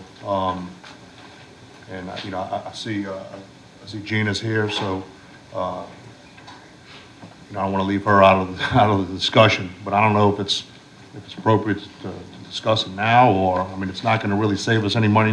Basically, for the public's information, if The proposal was to potentially merge fire and EMS. Fire, right now, obviously has their own budget of just over $9 million, and that's paid for by the sales tax. That's was voted on a few years back. The proposal was to take EMS, who basically we pay out, I don't have the numbers on me right now, but I don't know, $3.5 million a year that we pay out to EMS, and they return about $500,000. So we're taking a loss of about $3 million a year on those services. The idea was to merge fire and EMS together, which is done in other jurisdictions. It's not, there is precedent that's been set on it. With that, they would then fall under fire department's budget, which would be paid for by the sales tax. The thing with that was at that point we would then relieve the fire department of paying $1.4 million to the parish government for administration fees by encumbering the EMS. And that wouldn't do away with the director of EMS. You still have the director of EMS or equivalent. That position would report directly to the chief, the fire chief. And I mean, those are kind of some of the small items that need to be worked through, but that's the basic gist of it. It would be pretty much saving the parish government right around $2.5 to $3 million a year. It would also be giving the fire department an increase of their spending about, I don't know, $2 million, $2.5 million, with the hopes of maybe getting some of that revenue back from EMS services, insurance, things like that. That's just the basic background of it for the public's knowledge. We've had some discussions amongst the council and the administration, so that's the update on that. Mr. Chairman, the administration did follow up on the council's request. We have our legal department that wrote a letter to the Attorney General to seek an opinion. As you know, there's some issues when you transfer the two departments as to some of the workers, and so that's what we're waiting on to try and get back that information, whether or not it's possible. Thank you. Question. Councilmember Dowd. Yes, I have what impact would that have on your budget if that comes to pass? According to Mr. Black's, Well, you tell me. it's $1.4 million. So that'd be taking out your operational budget once you accept them. It would be an additional cost if we were relieved of the 1.4 we pay now, and the figures that are provided to us from EMS of being 2.8 deficit, then yeah, we would have a new expense of $1.4 million. So you have 1.4 million and it costing us 3.7 million. But because of the fact you get $1 million back from us, you'll only absorb the rest of that. Right. 2 million. Yes, sir. Now, what will happen to the other firehouses that you're supposed to build, you ain't gonna be able to build? We would have to be. That's my point, see, because We'd have to taxes wait for pass. revenues or come to the council to Yeah. ask for additional funds. So we're back at square one again. We tried to get away from that by giving you your own money so that you can build those needed throughout the parish itself. And by circumventing a lot of that, we're gonna cause problems, I believe. That's just my opinion, that's what I see. Thank you. Thank you. And I guess I might as well chime in. The way I see it is that it's been brought to our attention by many entities looking for this other part of your money, because the fact that in today's time, no one goes out and builds fire stations cash like we're doing. So they look at that as a lot of revenue coming in and an opportunity to share that revenue, which we have said that, at least I have said, that, you know, there's no opportunity to share it unless it's shared with the local government. If there was a different time when the price of oil was at 100 and we were rolling and didn't need any resources, we probably wouldn't even be having this discussion about trying to merge EMS and fire department. And besides having the cost savings, we would hope to improve the service at the bottom line. But let me just, a couple of things just going through the budget here. I'm not saying we don't build firehouses. Okay, But I do want to address Councilman Bartholomew's concern with that, because that figure is not an inaccurate figure. You know, when I say that EMS costs us $3.5 million today and only returns $500,000, we think that a merger doesn't only help us with the budget. It helps with the efficiency of the fire department and EMS, which then in return maybe provides us some revenue. So we're hoping that with that merger, that consolidated effort, we have a bigger return in revenue. So that's gonna lessen that gap as well. You know, completed comment? Just a couple of questions, and I know that this budget has been craftily put together to be able to show all the revenues and all the expenditures. For instance, the maintenance of buildings and grounds went from $65,000 to $382,000. I mean, what I'm interested in is, I understand y'all are operating independently, so to speak, under your own revenue. My only concern is that the expenditures are prudent, and I would hope that they are. And for instance, the increase to 382, is there a reason for that? In what number? I'm sorry. I'm on 528610. Actual budget, 65,000, then we have an increase of 328,000 to 382,000 for buildings, maintenance, grounds. When I look at that, if there's not a good explanation for that, it makes it look like we're parking money in budgets. The largest part of the increase is due to the roof on the Buras Fire Station needs to be replaced, and that's going to be almost $300,000, and that's why it was added to the budget.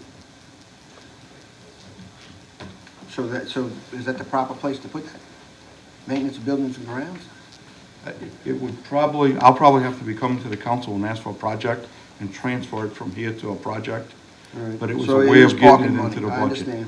That's what I was kind of wondering.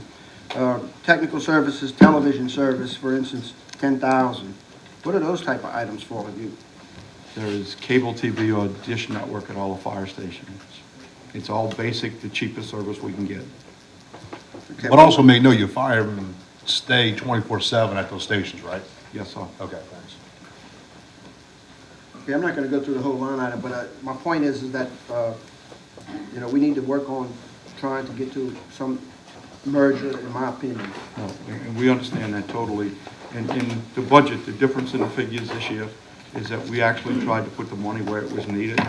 Some of the things, and as far as balancing the budget, the finance department did that because they took some items out that we need, that sometime in the future we'll be coming and ask to spend it out of the reserves. Right. Well, but when I look at the budget, I know you get about 9 million in, and the budget shows 9 million out. And I know you got plenty of cash to be building fire stations, so it's really parking money in line items in my mind. It's just the opposite, and Tommy can do it. Well, explain that to me. They took some items out of the budget to make it balanced. There's no vehicles in the budget at all. No, I'm not talking about vehicles, I'm just saying, when I say parking money, I mean just putting it in a line item as a placeholder, because it's hard, I know you're not, so your operation of the fire department right now is running, 9.2 million? I'd have to go back and look at it. but No, that's what the last budget year- is. Yes, sir. Well, I that's understand the that, total, is personal services are 5.7 million by themselves. So with that, you know, if I just look at this as a layman, someone's telling me you don't have money to build fire station now. I understand your question, and. Well, but, I mean, that's what makes me ask the question, because, you know, I mean, he did ask for more. We did take some funding out of about $1 million, $1.1 million, and that goes, out of what he requested. and that goes into the reserve? No, we were asking to take money out of the reserve, and when they presented the budget, they balanced the budget based on the projected. We had to present based on revenues and expenses. We had, expenses had to be under the revenues. So in order to do that, we had to take these items out. He actually had asked for more expenses. That's even scarier. Anyway, let's not belabor it, because it's not going to benefit the general fund, but you understand where my position is, looking at a $9 million inflow, a $9 million outflow, and we're supposed to be building fire stations cash. I need to know where the cash is. Yes, I understand that, and what we've done, what we hope to do even in this budget, is that that's what we projected to spend. We will look at saving to see whether we can increase that $5 million to get the money we need for the fire stations. An example of that is we're still constantly going after grants to get additional money in.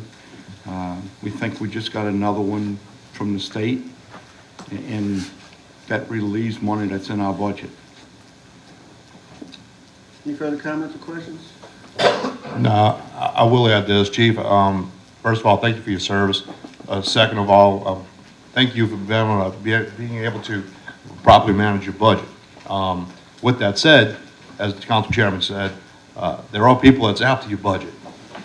As long as I think you're being directly forthcoming with us, I think you have been. We'll protect you on that. I know I will at least. And Councilman Tholome will get his firehouses and insurance rates will go down and everything will be good. So just continue on that path. You have my support. And once again, thank you. Thank you. Any other comments? Hearing none, thank you again.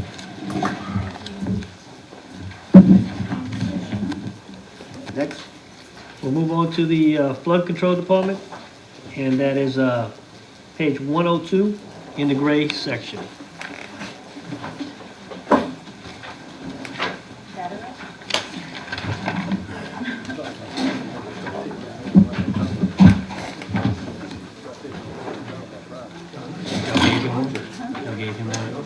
Good afternoon. Good afternoon. You've been here long enough to hear the drill? Oh, yes, heard the drill more times than one. Good. So we're looking to see what operational expenses out of the general fund we might be able to be relieved of. Okay. Basically, line item 521110, we can give you that 800. Thank you. 521510, 250.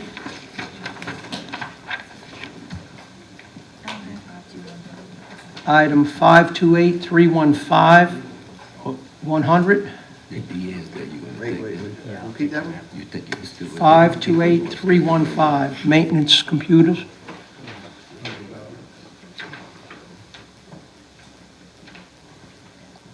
$528,610, maintenance buildings and grounds, 3,000.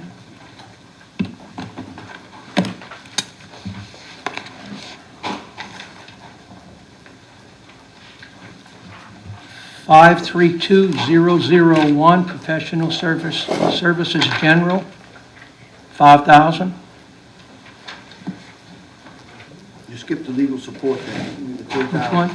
You skipped the legal support, 531.001, legal support general, 3,000. That, we got billed $2,778 last year from either finance or someone. It came out of my department. Tommy, you have a, We can try to find that out for you. it's an intergovernmental service charge from the legal department? No. So that's why we put the 3 in there. We'll try to find out what it is. Okay.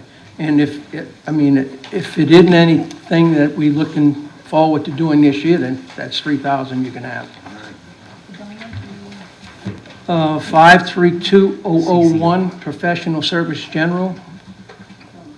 You can have that 5,000. Okay. Okay. 532190, professional services extermination, 200. 532220, professional services messenger and delivery, 300.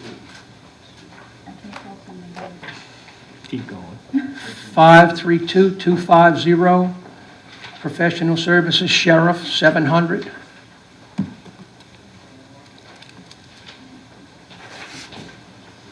541020, supplies postage, 100.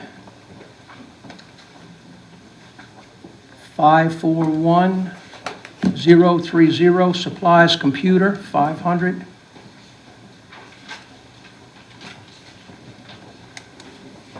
541040, supplies computer machine, 500.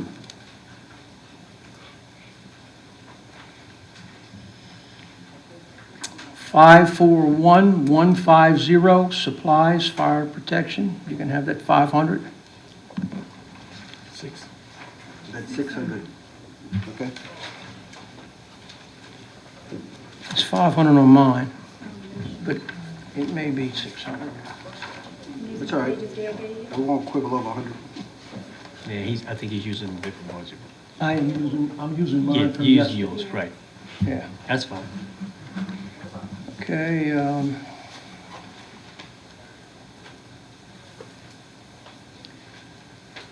item, and I don't know if I need to bring that up with y'all or bring it up with my director, but I actually had in 532165, professional services, floodgate maintenance. I originally budgeted 544,200. They cut that out completely. I don't see that on here.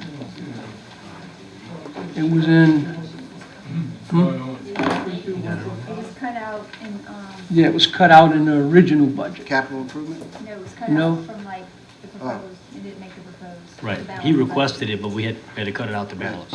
Well, that is some of the money we're gonna need, like for just general maintenance on like closing Highway 23 Railroad Gate Bridge, doing our maintenance and closure.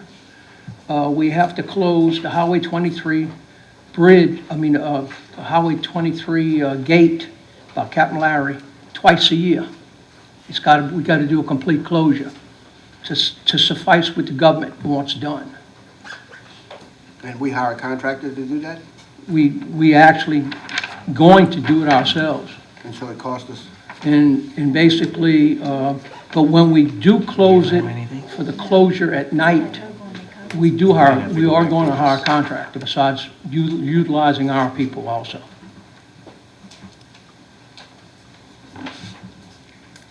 So that's basically, it's $5,000 per closing. We got the Hero stop log. We have 2 closures per year on that, and that's $5,000 per closure also. And I didn't know whether that needs to be brought up now or brought up with the directors and then brought to the finance department or whatever.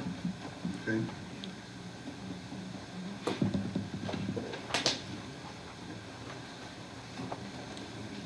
Okay? Let's see where we were. 541, DOTD's not gonna help you when you close that? Do not. We've been given those gates, that's ours. That's actually our gates now. We should have left them broke. Well, no, you know, when we discussed capital improvements yesterday, we discussed that drop log gate, Okay? Hero Canal, and was 86,313 was budgeted for item 38. Now, how does that? Same thing. Is that the one that Blair? Yeah, I think Blair went over that. Okay. So is that the same? Is that funding? That's yeah. That 86,000, is that funding for the I don't know if 15,000 you're that's asking part for? of my maintenance, no. I don't know if it is or it isn't. Because we asked him the question yesterday, we asked Blair the question yesterday, how much was needed, and if we were gonna hire somebody to come out and do it, or we had the manpower to do it. He said he did, but it was gonna cost us 86,000. I don't think we cut anything from line item 38 of capital improvements. Well, what it is, see, it requires a 100-ton. Right. Right, It requires a 100-ton But operation. Blair, It requires a flatboat, but what I'm saying is he's budgeting it, and so is Blair. okay? And we like your figure better because it's 5,000, Yeah. Blair's 86, so we gotta figure out who's right. Well, his is 5,000 per time, and you're saying 3 times a year? The stop log gate, You'll have to do the stop log gate, 2 times at 5,000, and then, 1 closure at 20,000. It's 10 per closure. All right, And so that's that's- hiring Couvion. So that's still or whomever we hire to $57,000 do that. difference. Yeah, it's still we need to find a new $57,000. contractor And then, or somebody just with a license that we can hire. well, that's, I mean, that's the bottom line. If we're gonna pay a contractor $5,000 because he has a license to go out there and close the gate, we need to get a licensed employee. but Mr. Chairman, it takes a little bit more than that. It actually takes a flatboat with a crew to get over, to be able to go and unconnect the shackles and, I understand there's a process. All I'm saying is that if we getting into those type of dollars, we should look at an alternative maybe. sure, okay. Well, let's decide what we're gonna do, if we're gonna leave Mr. Burris's budget, or we're gonna take Blair's budget. I would say leave Blair's in for now. Leave Blair's in and cut out Goose, yeah. Until I talk to him. Let me talk to him and then I'll get back. Tommy, we did leave that in, right? Yes, sir. Okay, So we can take this one out, I would take it all out. Which one is that? 5, whatever it is. Yeah. It's not in there, that's. No, I never No, put that in we there. didn't This is put- something I brought up. Yeah, it's not in it. Well, yeah, okay, well, then you have the money. We took it out already. All They right. already took it out. Well, you have the money then, Thank Mr. you. Burris, yeah. Okay. He doesn't have it, no. Where were we? On what number? I think 541, 150. Is that right? 541150. Supplies, Okay. fire protection. 541, 260, supplies, photographic, 300. Parts, 543,110, parts and supply, light vehicles. I'll give you all 10,000 on that one.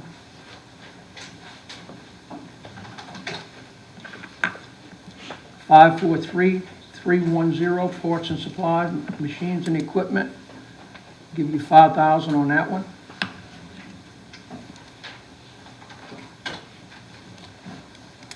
543,710, air condition, 250.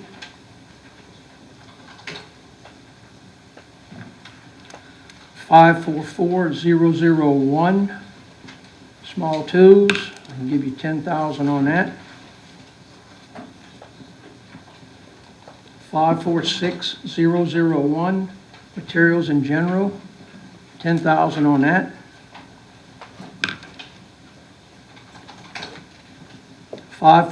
546,310, that's just for projects, I'm sorry, I'm going down my list. Take out 5200. 551,105, travel entertainment, 500. 554,001, official fees, 150.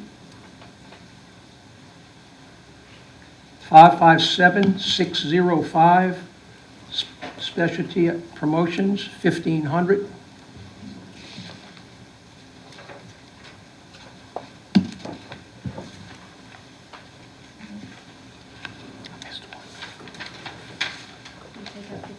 And that's all I have.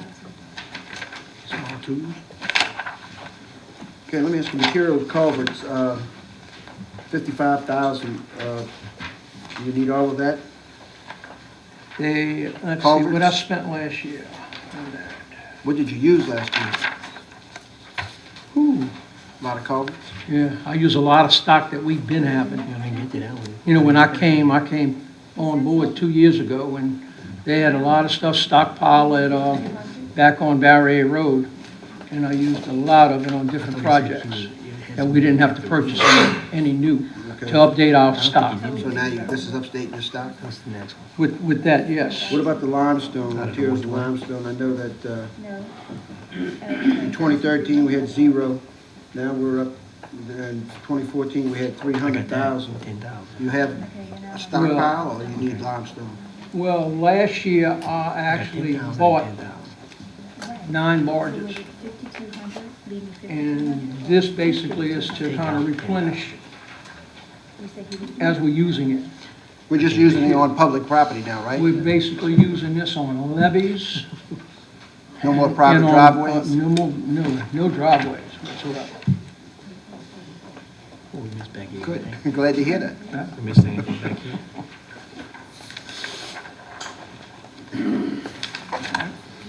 Any other comments on this item? Mr. Booth, what did you do on 521? We need to go back through these just to make sure we got everything, because I Okay. think we missed a couple things. 521,110, the very first one you did? 521-110, We didn't have that number. The whole 800? 800, yeah. then 250 on the next one. Then 100 and then what? 3,000 is on that 528-610. Okay, so the 3,000. Yeah, 3,000. Okay, anybody have any other comments or questions? None? Give the total right now.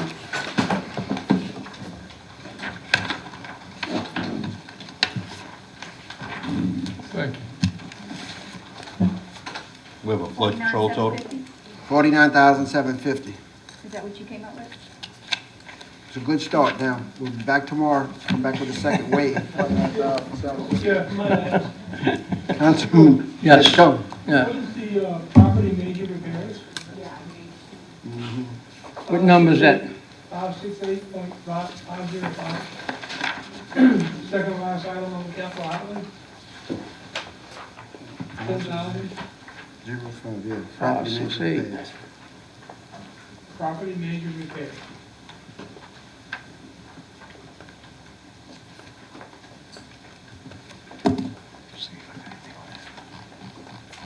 Oh, I'll see if I have anything on that also.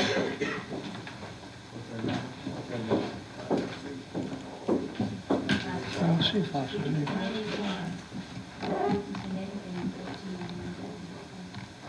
See, it's not on my budget. You got that 568? I'm looking. Wait, 568, 505? Right. That's, I'm not sure.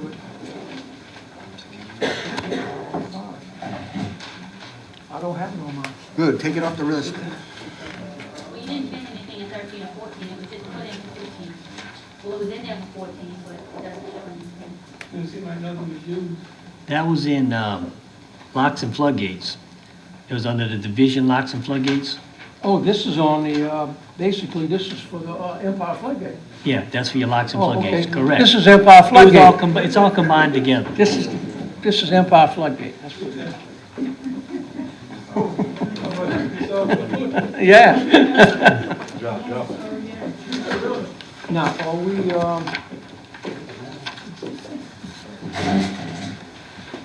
now, again, I don't know if Blair brought up anything yesterday on the Empire Floodgate. Do you know if he brought up any in regards to expenditures or expenses for the Empire Floodgate? I don't remember, or we didn't have a whole lot of comments about expenditures yesterday. This is all about looking for $15 million. Well, I understand. And he didn't mention a whole lot about that to us. Okay. So I don't know if anybody else remembers anybody mentioning that, but I don't remember. Yeah, because it's cut to, basically, it's cut to about 44,000 or 42,000. And if we get one chain that breaks, that's 50,000 by itself. So we have nothing for repairs. 60,000 remaining in the project. How many? 60. There's 60,000. So you got enough to buy a chain, man. A You're in good chain. shape. Good. Anybody else have any comments or questions? Just hope for something doesn't happen, everybody. Oh, yeah. Pitches in. We just trying to do what we can from the departments within. Sure. I understand. Next will be, thank you. If y'all want to move to, I know the district attorney's here, if y'all want The district attorney, that's where we're gonna get our million, right there. Yeah, we'll move to Brooks has that. been here a long time, too. Yeah, let me say this, for those individual supervisors who are sitting in the audience, I guess by now you've kind of gotten comfortable with what we're doing, so if you have your budgets prepared when you come to the table, that'd be helpful. That way we can go through a little quickly. So I encourage you to look at them a couple of times, 3 times, and make sure you don't miss anything that you're willing to contribute to the overall effort.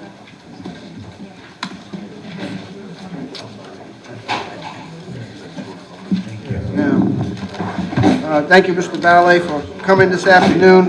Before we start, yesterday we had one of the judges here, and he was shocked to learn that we were here talking about reductions. So up front, we'd like to tell you that that's what this is all about, and That conversation lasted about 1 minute, and he was thanked for coming. So the idea here is to see if there's any efficiencies, any items in the budgets that can be reduced, and that's basically what we're looking for. $15 million is the goal to balance our budget. How many millions go? 15 millions is our goal. We're getting close, but no cigar yet. So we encourage you to help in any way you might be able to. Mr. Chairman, before the DA gets started, I just want to add, you had mentioned the Judge Clement yesterday. Judge Connor was on the schedule for today. Tommy at 11 o'clock. Judge Connor's obviously called. They're picking a jury today, so that's why they didn't make it at 11. Okay, and I did tell him, I said, if he couldn't make it, just, we'd fit him in whenever we could. Okay. Thank you. Okay, what page are we on there? We're on page 13. Of the gray? Of the gray, he actually has two departments, the District Attorney's Department and the DA Domestic Violence Department, which is right behind it. Thank you, Mr. Belle, for coming today. Thank you, Mr. Chairman and council members and administration, Mr. President. I guess I'd say I have bad news as well. We went through and have a few items where there was professional services, medical, and extermination, a few things which can be, but at the same time, we just found out we had 2 added expenses this year due to our move recently to the Farm Engineering Permits building. We have now an internet charge we didn't have before where we could connect to a system we shared with the judges, and now we don't. So we have a $2,400 a year bill that's not in our budget that we've now with New Wave we had to do. And we also are finding a big need right now to hire a new IT company to help us with some of our programming work, which is $25,000 a year, and we've been spending probably about $4,000 a year, roughly, maybe $5,000 or so a year. So we have really added expenses, which we're not going to, of course, burden you with those or get into that. I mean, so, you know, I mean, on a small item type thing like 528.510, maintenance, property, and equipment, $300, you know, and 532.040, $500, and the next line right below it, the next item below it, I'm sorry, 532.190, extermination, $500. Those we could eliminate, but at the same time, I know we're gonna have some added expenses, but we could, every year, let me just say, historically, we've been under, since at least the numbers we could pull from the system today. 2010, we didn't use 56,000, I'm rounding the numbers off of our budget. In 2011, 33,000, 12, 30,000, 13, 23,000, 14, 22,000, and for 14, yeah. So every year, we're under as far as where we are with our expenses. And, I mean, I'd actually turned in some cars when I took office. We eliminated some vehicle expenses and vehicles themselves. And in our recent move, as y'all know, we had to move out of the triple wide trail that we're in due to termites and mold and many issues, and into the permit engineering building, as I said, which is great. And I had a few pictures just to show when we did that, the inside to get it in shape for us, everything, the painting and all that kind of stuff. You know, pictures here of my wife and our employees, our staff, everybody doing the work. Didn't hire a painter, didn't do anything on the thing. We got the paint ourselves and did it. And luckily for the trustees too, anyone here from the sheriff's office I want to thank, because the trustees helped us a lot with the move. We had zero cost to the parish for our move. Having to move pretty fast, we did it in about 3 weeks or so, and it's working out. We're thankful for having an office and, you know, still continuing an operation, despite the fact that we have mud about, looks like it almost wants to cover our building. Some people think maybe that was a plan or something, but I don't think so. I think it's just the way work goes. So I wish I could say more. We don't have, we did put in our budget request earlier for a replacement vehicle, because we have one vehicle that's in the shop more than out of the shop. But I think no capital improvements were allowed, so we don't have that. And so we don't have a capital budget. We don't have projects, and ours is operating with, you know, staff salaries, and then paper and photocopy, you know, copy machines, et cetera, et cetera. That's what it is. I could, just to show you how things change in that, and I know with you guys it really does, and even with Goo a moment ago and doing machinery stuff with the parish, just learned just recently that we have a lot of sex crimes today, okay? That's pretty rampant across America. And we had one recently at the high school with some sexting of nude pictures and sex acts and all, and it went viral. Somebody sent it to a friend, and you can imagine how it goes, and of course, that's wrong, and that's a crime. And the videos and things we get on those things that we now have to get which is not a big expense item, is just to show you what we have to do. We have to get a standalone computer just for that, cannot be connected to the internet, can't be connected to our system in any way, shape, or form. It can go outside of that computer, and it has to be in that. And yet we have to, of course, get one that's capable when we go to the courtroom. If we have to go to trial with it, we can plug it into the monitor to play things for the judge and the jury and all to show folks. So that's an added expense that we're having to do right now, because we might be having that case. We'll probably have it with it before a grand jury in about a month, and then trial whenever.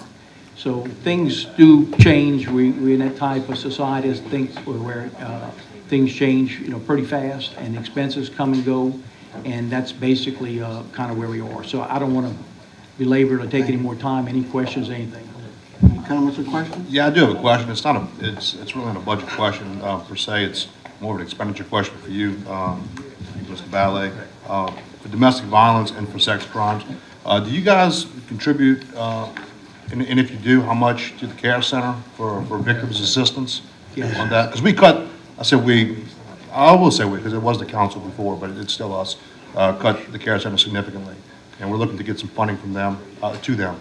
It was $12,000 last year, $1,000 a month that we had budgeted, we paid, and Julie's doing a great job, and we get a statement from them each month. And this year we upped it in our budget to $20,000, which will be for the January payment, which has not been made yet, but should be made shortly.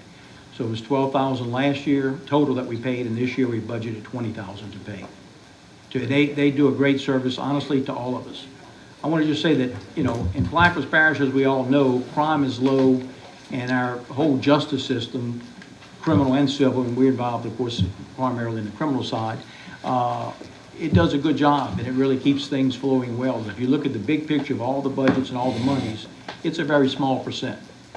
I know it's less than 5% of the monies that are spent in Plaquemines Parish on all things government spends monies on, like this is for that. And what are we noted for? Our low crime. People move here a lot because of low crime like this. And in Orleans, they don't have as much probably a coastal restoration issue. I'm sure their big issue is crime. And we're very fortunate where we are with that. Well, thank you for your contribution. Thank you. Anything else? Thank you, guys. Ready? Thank you.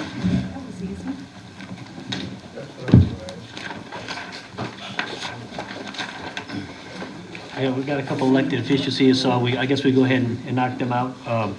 I think the coroner was next at 2:15. Yeah, right? right. I got Mrs. Marie here. She can step up.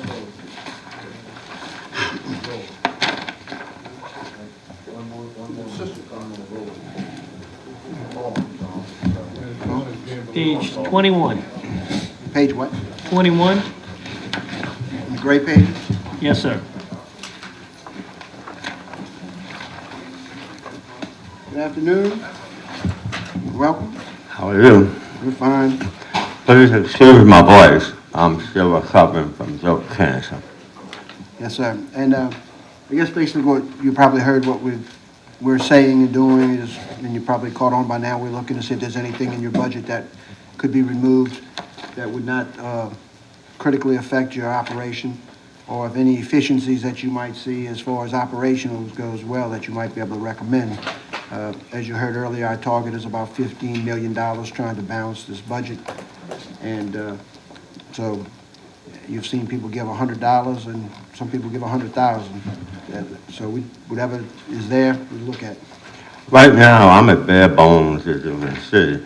I've had some increases, but man, that was due to expense increase.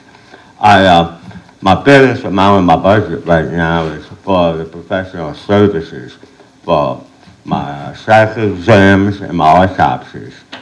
And, if I had a hotline to God, I'd be able to know how many people would die in Plaquemines this year, but I don't have anything like that. So I have to base it on statistical data that was collected over the years to estimate how much money I need. And that wouldn't even account for one hurricane. If we had a bad hurricane and let's say 2 dozen people died, I'd be begging them for money. Let me, have any comments or questions?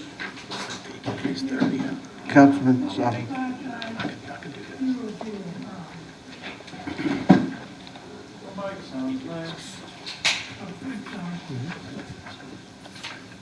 Uh, 55005. Right.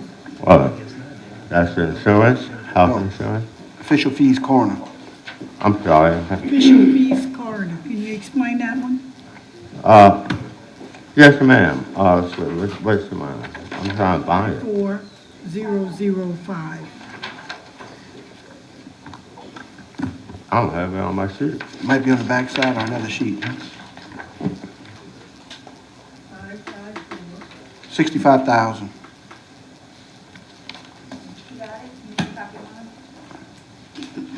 I don't have it. It's official fees Oh, coroner. I see it. This is corner. Those are what I have to pay for out of town. In other words, let's say someone from Plaquemines Parish is in cattle and they need psychiatric exams. I have to pay for that. That's state law. So that money is budgeted just for that purpose. And also, we pay for rape exams too. And as you heard the DA say, we're having a lot of sex crimes, so we're paying for that too. Most of, in my office, I personally pay for all the decorations. I'm down a car. My secretary is not just a secretary, she's an investigator, but she's classified as a secretary, and she's really underpaid for what she's doing. And I let the investigators use my car, and I'll go out and invest in my personal car just to save money, because we just don't have it right now. Right. Any further comments or discussion? Any questions? Thank you. You're welcome.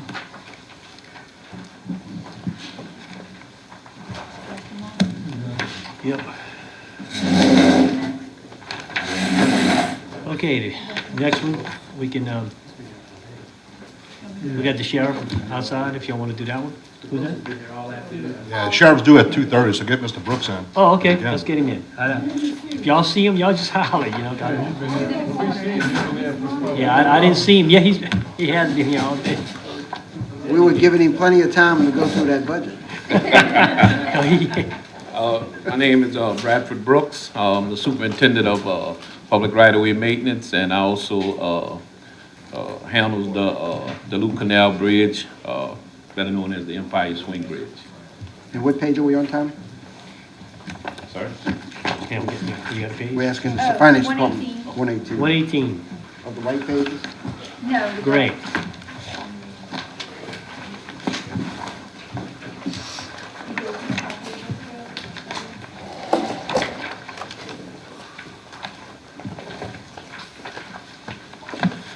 Well, thank you for coming, and you've been here long enough to know what the drill is. So, All right, well, we can get started at 521110. Advertising for employment, $1,000. Just take all of that out. okay. 527310, rental lease machinery and equipment, 2,500. We could take that out. 527710, post office box, $100. We put up a mailbox, so we can take that out. 528315, maintenance of computers. We could give 500 out of that. We have a couple problems with one of our computers, and I don't anticipate it costs a whole lot for us to fix it, so we can get 500 out of that.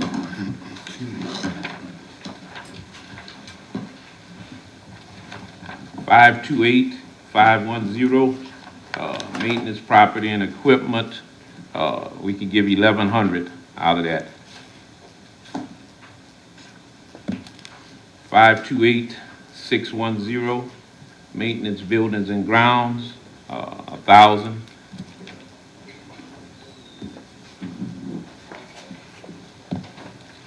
$541,120, supplies and chemicals, 4,000. We could give out of that 5,500 that we have in there.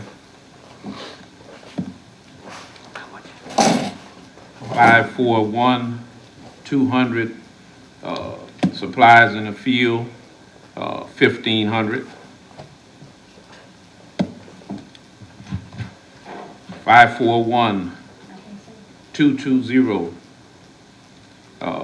safety supplies equipment. We have a pretty good stock on our equipment. I don't anticipate buying a whole lot this year, so we could give 4,000 out of that. And 546,001, materials general, we could give 2,000 out of that.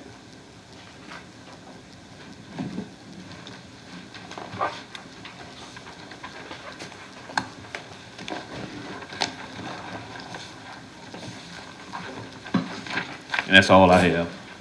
If y'all have any questions. Biggest item you have is off-road diesel. Off-road diesel. We've been over budget the last few years on it. We've been cutting pretty regular on the maintenance schedule, the river levees and the highways. With the fuel price down, I'm assuming I'm not gonna need all that money, but I'm assuming. I know it's creeping back up slowly, but I wouldn't want to give anything out there at this point, and then coming back trying to ask for it later on And during the year. you cut all the levies? We cut all the levees, Highway 23, we maintain the parish property that's vacant, the state school, some of the parks that we acquired, oxidation ponds for Severn Trent. We take care of all of that. Let me ask you this. In a recent meeting we had with the U.S. Army Corps of Engineers, one of the Corps of Engineer employees suggested that we ought to look at leasing out some of our levee areas for baling hay. And it came from them. We were under the impression that we had to manicure these levees throughout the year. At least that's what we heard over the last couple of years. But now when the Army Corps of Engineers stepped up and offered that as an option to lease those levees out for baling hay, what are your thoughts on that? Well, on the East Bank, we had one gentleman, I don't remember his name. CJ, we actually used to leave a portion of the levee we wouldn't cut. He actually would bale the hay. But from the last few years, from the previous administration, I was under the understanding from the Corps of Engineers that the grass on the river levee cannot exceed 8 inches. So that increased the frequency of our mowing from roughly once a month to twice a month. So this news to me, far as from hearing from the Corps on, leasing some of it out to baling, when I was under the impression that we had to maintain it under 8 inches. Mm-hmm. It was news to me as well, but when she offered it up, I thought it was worth pursuing. So perhaps we can put this on that long list that's growing over there of possible meetings that we can have with the Corps of Engineers again and see if it's indeed a reality that we could possibly do that. I mean, do you see any downside to us? I don't see a downside to it. As long as they maintenance. From my understanding, the grass got to get roughly somewhere 15 inches for baling or taller. So as long as they're maintaining, not letting it get 2-3 foot tall, and then expect us to come back in and get it under control for them to start baling again, I don't have an issue with it. Okay. Chairman, Eric, there was a little insight on that. They used to they would cut the back levee on the back side. Correct. They never would cut the front side from a beautification standpoint, but they had the back side towards the marsh side. They would take care of all of that all the way up to Phoenix, well, Belle pumping station from Point White to Bohemian. And it was pretty good the way they did it. And I don't know, administration stopped it or whatever, but it was going on for years. But they used to maintain the backside of the back highway levee, never the front levee, just the back. Even though the back levee on the east bank from Phoenix to Bohemian is a federal levee, which need to be elevated, but they still cut the grass. They just cut the grass back there. So I think that'd be a good idea if you can reactivate that, and that'll help them out as well. And that'll fatten the cattle up. We might be able to get us a cow or half for the council one day.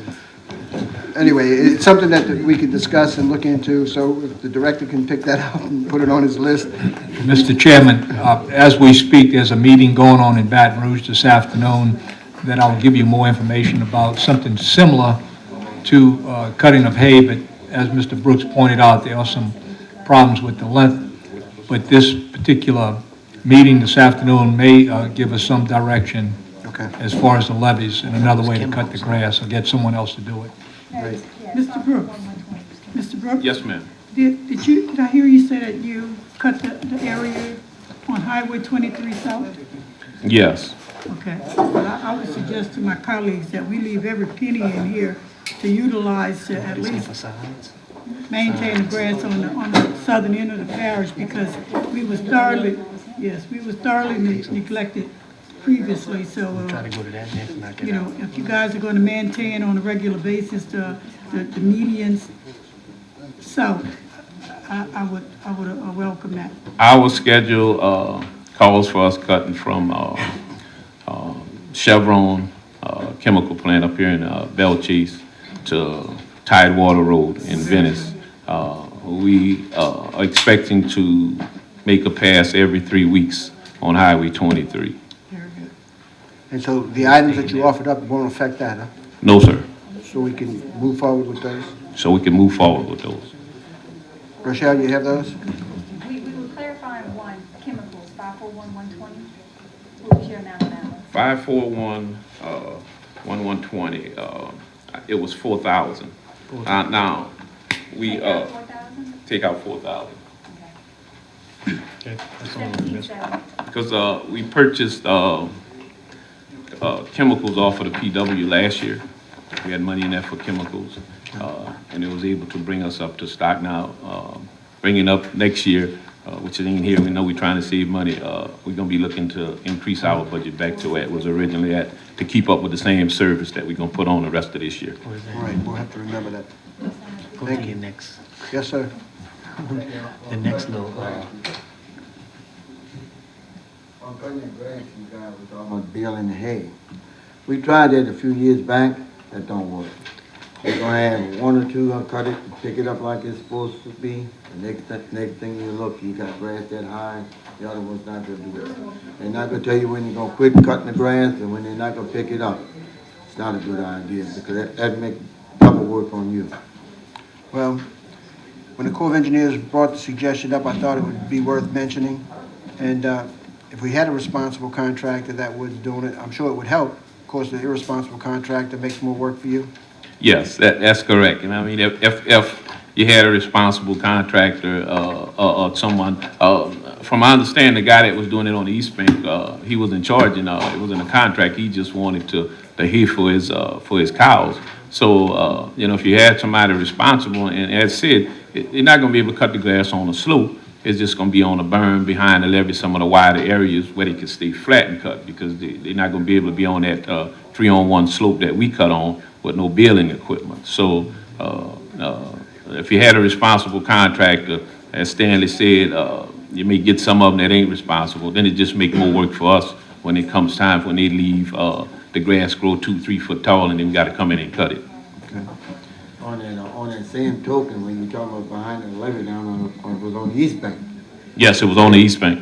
On the East Bank, they didn't check it as much as they would do on this side. That was down there in the middle of nowhere. Can't believe you said that, man. John ain't here. All right. Thank you. You're saying no. I want to thank you, Mr. Brooks. I want to thank you, Mr. Brooks, because I heard you have been doing an excellent job, and I appreciate it. Thank you very much. I appreciate that, Mr. Juno. As everybody know, I'm a lifelong resident of Plaquemines Parish, and I want to do whatever we need to do to keep our parish looking beautiful and to keep it financially sound in the same sense. Thank you very much. Okay. Another cut. Yeah, 17,700. We got a long way to go, gentlemen, ladies. The next one I have is signs, road maintenance signs. I'm not sure if anybody's here for that. I was just gonna try to knock these out while I got them small. Well, the sheriff's on the agenda. I hate to keep them waiting since they're Okay, on we the can do- agenda for a we can time. revert to them. Yeah, no problem. Oh, no. I don't think anybody's here for signs anyway. No, the lady, she just retired yesterday. Okay. Well, I guess She did. Is there any money in there? not much. She don't have that much of nothing to No, give. It's been requested that we take a 5-minute recess.